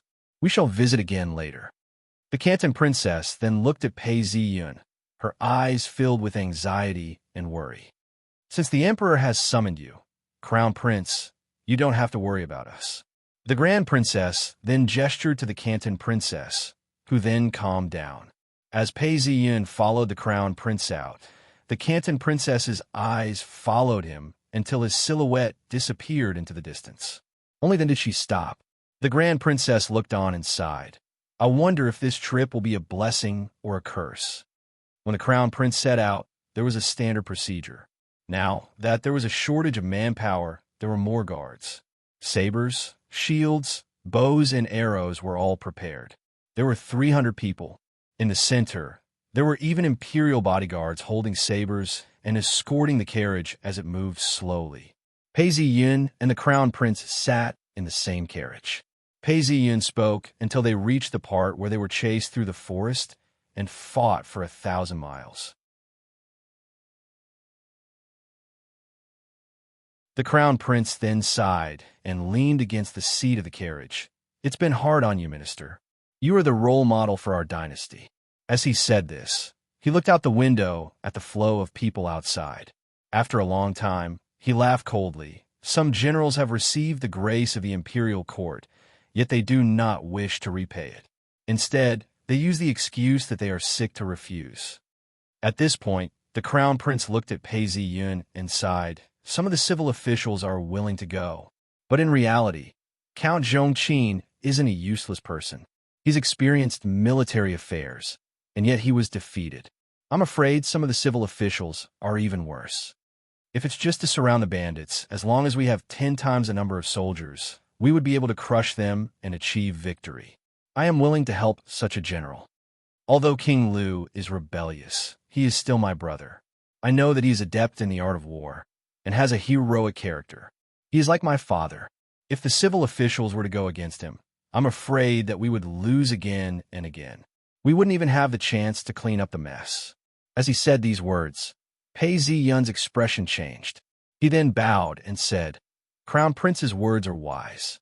There are precedents and there are specializations. War is fought by generals. Since ancient times, if you look closely, you would realize that they didn't have 10 times the number of soldiers in order to achieve victory. Instead, they had to deal with bandits. Although there might be 1 or 2 of them who are outstanding and can learn without learning, this isn't the norm." When the crown prince heard this, he laughed out. "If we're talking about not being the norm, then you are the model. You studied hard and passed the imperial examinations. This can be said to be the result of 10 years of hard work. When it comes to poetry, you can be said to be able to comprehend it by analogy. You're the seed of learning. As for the art of war, how did you comprehend it so quickly?" Pei Ziyun laughed. "This official has read a few books on the art of war. It's not like I just learned it out of thin air." The crown prince glanced at Pei Ziyun. How many books on the art of war did he read, and was able to command an army to fight against the most powerful generals in the world? Just as he was about to speak, he heard the sound of someone crying. He paused. This was the capital city of the Su dynasty, where the crown prince's carriage was located. Why would there be someone crying? He looked out the window and saw his carriage passing by Duke Jin's mansion. A large group of soldiers had charged into the mansion, and the sound of someone crying could be heard. What happened? Why would there be soldiers charging into Duke Jin's mansion? I was reading documents today and didn't see anything like this. The crown prince thought to himself as he waved his hand. "Stop the carriage." The carriage stopped as a eunuch ran over and bowed. "Crown Prince, what instructions do you have?" The crown prince swept a glance across Duke Jin's mansion and said, "Help me investigate who sent the soldiers to raid Duke Jin's mansion." "Yes, your highness." The eunuch turned around and left. After a while, he returned and bowed. "Your highness, I've already investigated. It was His Majesty who ordered Duke Jin's death and also ordered the confiscation of his property. What? The crown prince's expression changed. He was already in charge of the country and was in charge of everything. How could he receive such an order after being out of the country for so long? Besides, Duke Jin still had to address him as his uncle. Why would he be sentenced to death all of a sudden? He felt uneasy and asked, "Where is Duke Jin?" He was about to be sentenced to death, and the medicinal wine has been brought out. The eunuch replied respectfully. The crown prince was taken aback and said, "Pass down the order. Stop the execution for now. Wait for me to enter the palace and ask my father." "Yes, your highness." The eunuch was about to turn around when Pei Ziyan bowed. "What would the crown prince like to ask?" "I would like to ask my father why he suddenly ordered Duke Jin's death." Duke Jin didn't do anything wrong. Could it be that the crown prince doesn't understand? Pei Ziyan sighed and didn't speak further. The crown prince seemed to be deep in thought as he looked at Duke Jin's mansion. The mansion that used to be luxurious was now facing a life and death crisis. And this crisis came from his own father. After a long time, he sighed and spoke to the eunuch. "Cancel the order just now. Pass down the order, execute my father's orders. But don't touch the duke's wife and children." "Yes, your highness." The carriage continued moving forward, entering the palace. The walls of the palace stretched as far as the eye could see. The streets were swept clean and spotless. The palace doors were solemn and solemn. The guards stood like nails, giving off a desolate and solemn atmosphere. Seeing the crown prince's carriage enter the palace, several eunuchs welcomed him and reported, "Crown Prince, the emperor has an order. The moment you enter, you must go to the palace to see him." The crown prince paused for a moment before ordering the eunuchs to lead the way. They passed through 6 different halls. Every 5 steps, there would be a guard. When they arrived outside the palace, the bronze cauldron was lit with incense. The incense wafted into the air, adding a sense of holiness to the place. There were even rows of guards standing guard. The strangest thing was that the emperor's carriage was waiting outside. The crown prince was puzzled and walked straight in. Pei Ziyan remained outside the palace and looked at the guards. He could see that they were filled with killing intent. Their bodies were muscular and their temples were bulging out. Pei Ziyan's gaze landed on them, and they trembled as their muscles tensed up. Elite soldiers who have been through hundreds of battles. Pei Ziyan was speechless. After becoming an earth immortal, his senses had become much sharper. Just by standing there casually, he could feel the killing intent locking onto him. Even the chi of a real dragon had opened its eyes and was staring at him. After becoming an earth immortal, my treatment has indeed changed. Palace quarters, the crown prince entered and saw that the emperor was resting with his eyes closed. He then bowed. "Father Emperor, please wake up. Pei Ziyan, your son has arrived." The emperor opened his eyes and saw that the sky outside was dark and gloomy. He could see that the sun was setting in the west.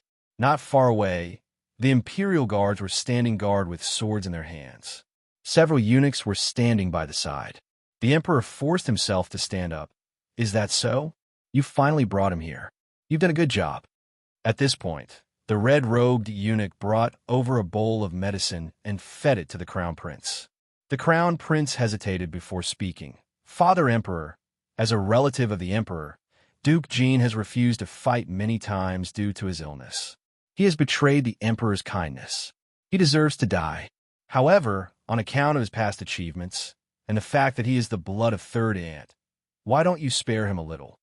When the emperor heard the crown prince's words, his expression was unreadable. He didn't speak for some time.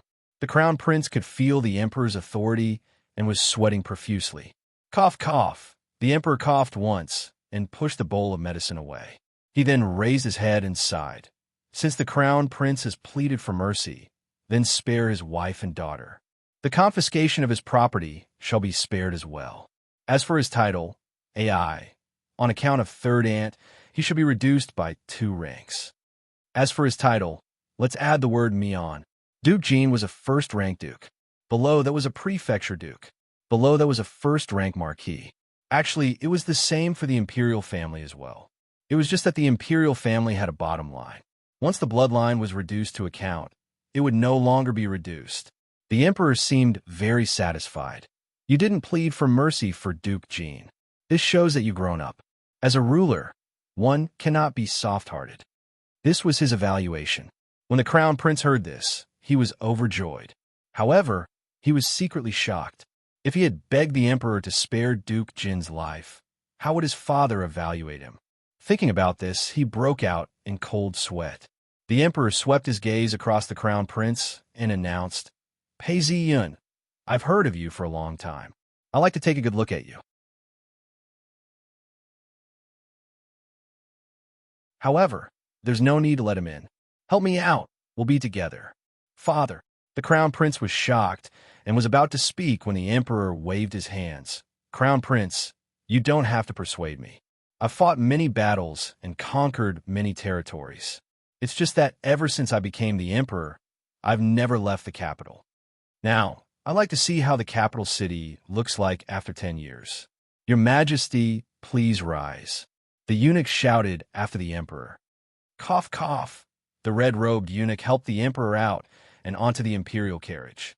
The emperor leaned back on his seat, looking extremely energetic.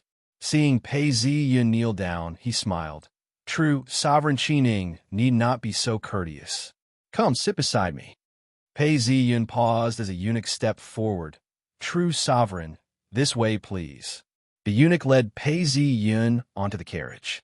The interior of the carriage was extremely spacious, and there were pearls on all four corners. There was a small table within the carriage, with a teapot and teacups placed on it.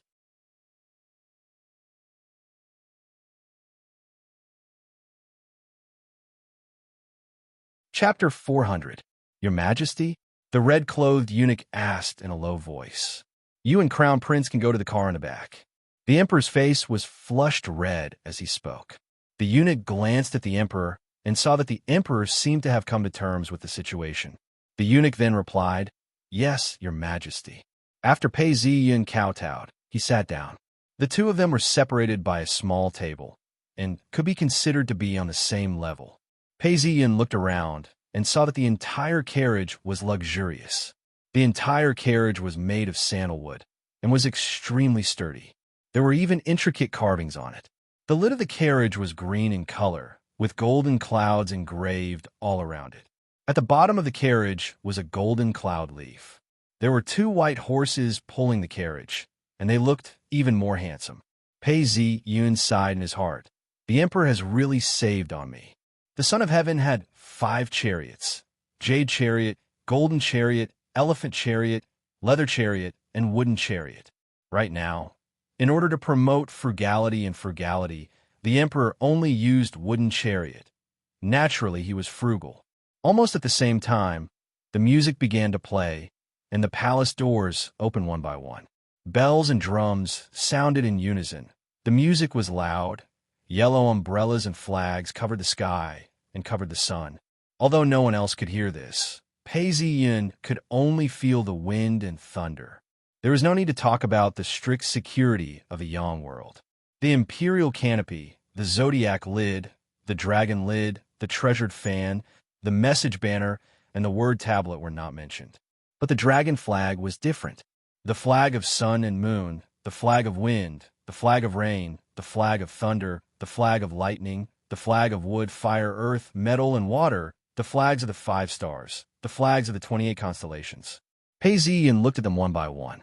Xian Nong, Tai Sui, Xing Chun, Feng Yun, Lei Yu, Yu Zhen, Haidu, Shan Chuan, Si Zhong, Si Ming, Si Min, Si Lu, Si Xing, Si Xing, Si Lu, Si Xing.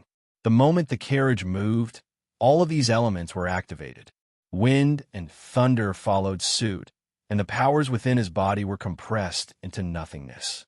When Pei Ziyun saw this, he thought to himself, "What the people say is that one can use Tao arts to harm a human master.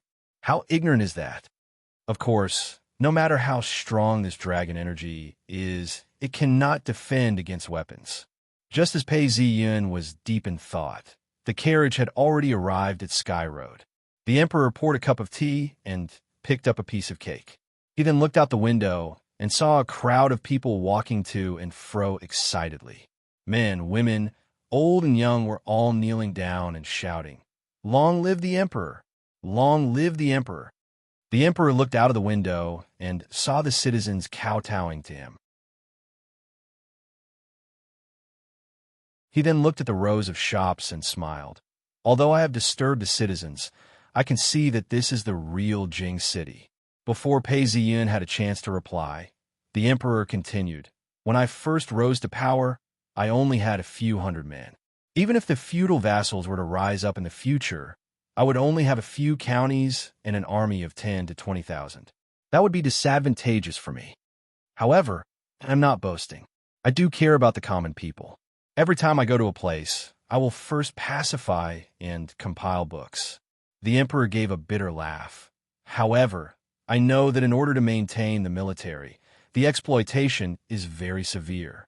I was just thinking, when I have conquered the lands, I can rest with the people." At this point, the carriage had passed half the city and reached the south end of the long street. Everywhere they passed were the residences of the nobles and officials. The emperor looked on. "AI, the past is past. I have been on the throne for 10 years. Although I dare not say that I have loved my people, I have done my best. Today, seeing the prosperity of the capital, I am relieved. It's just that yesterday, I dreamed of Jibei Ho. I drank wine and ate meat with him. Just like all those years ago, he said that I am a bastard son, and that the previous dynasty had killed the dragon was the legitimate son. He said that I was only opening the way for the true dragon, opening the way for the true dragon. It's just that before the founding of the country, I was too powerful and did not have a good ending. Even if the true dragon was killed and I was given the title of Duke or Marquis, it was a waste of time. To be able to live for 10 years is already a blessing. Hence, I did not prepare my lifespan for the world to be at peace. What do you think of this?" Pei Ziyun sat upright and listened to the emperor's words. He looked at the people walking to and fro on the streets and suddenly had an epiphany. This world was destined by the heavens. That made sense. However, there were always variables. Pei Ziyun did not reply directly.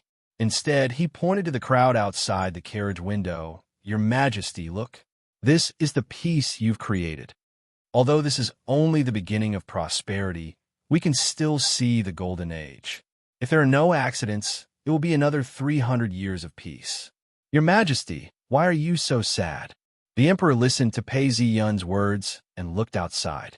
Although the carriage passed by, everyone was kneeling down in front of it.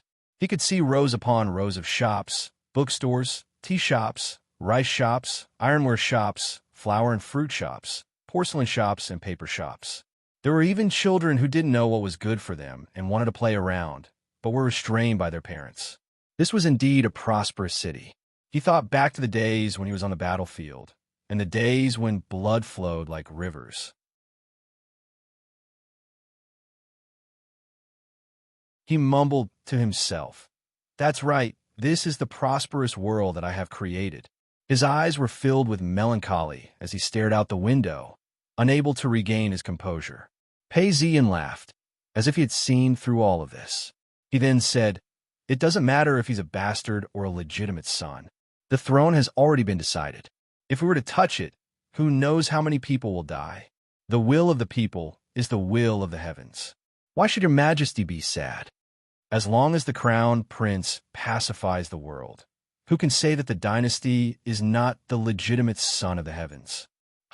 When the emperor heard Pei Ziyun's words, he laughed out. He then looked at Pei Ziyun, who was kneeling down and listening. He was young and full of vigor, and looked like a young master. Who would have thought that he was an earth immortal, and was skilled in both literature and martial arts? If it was anyone else, it would not have mattered. However, the emperor had already wanted to kill Pei Ziyun once.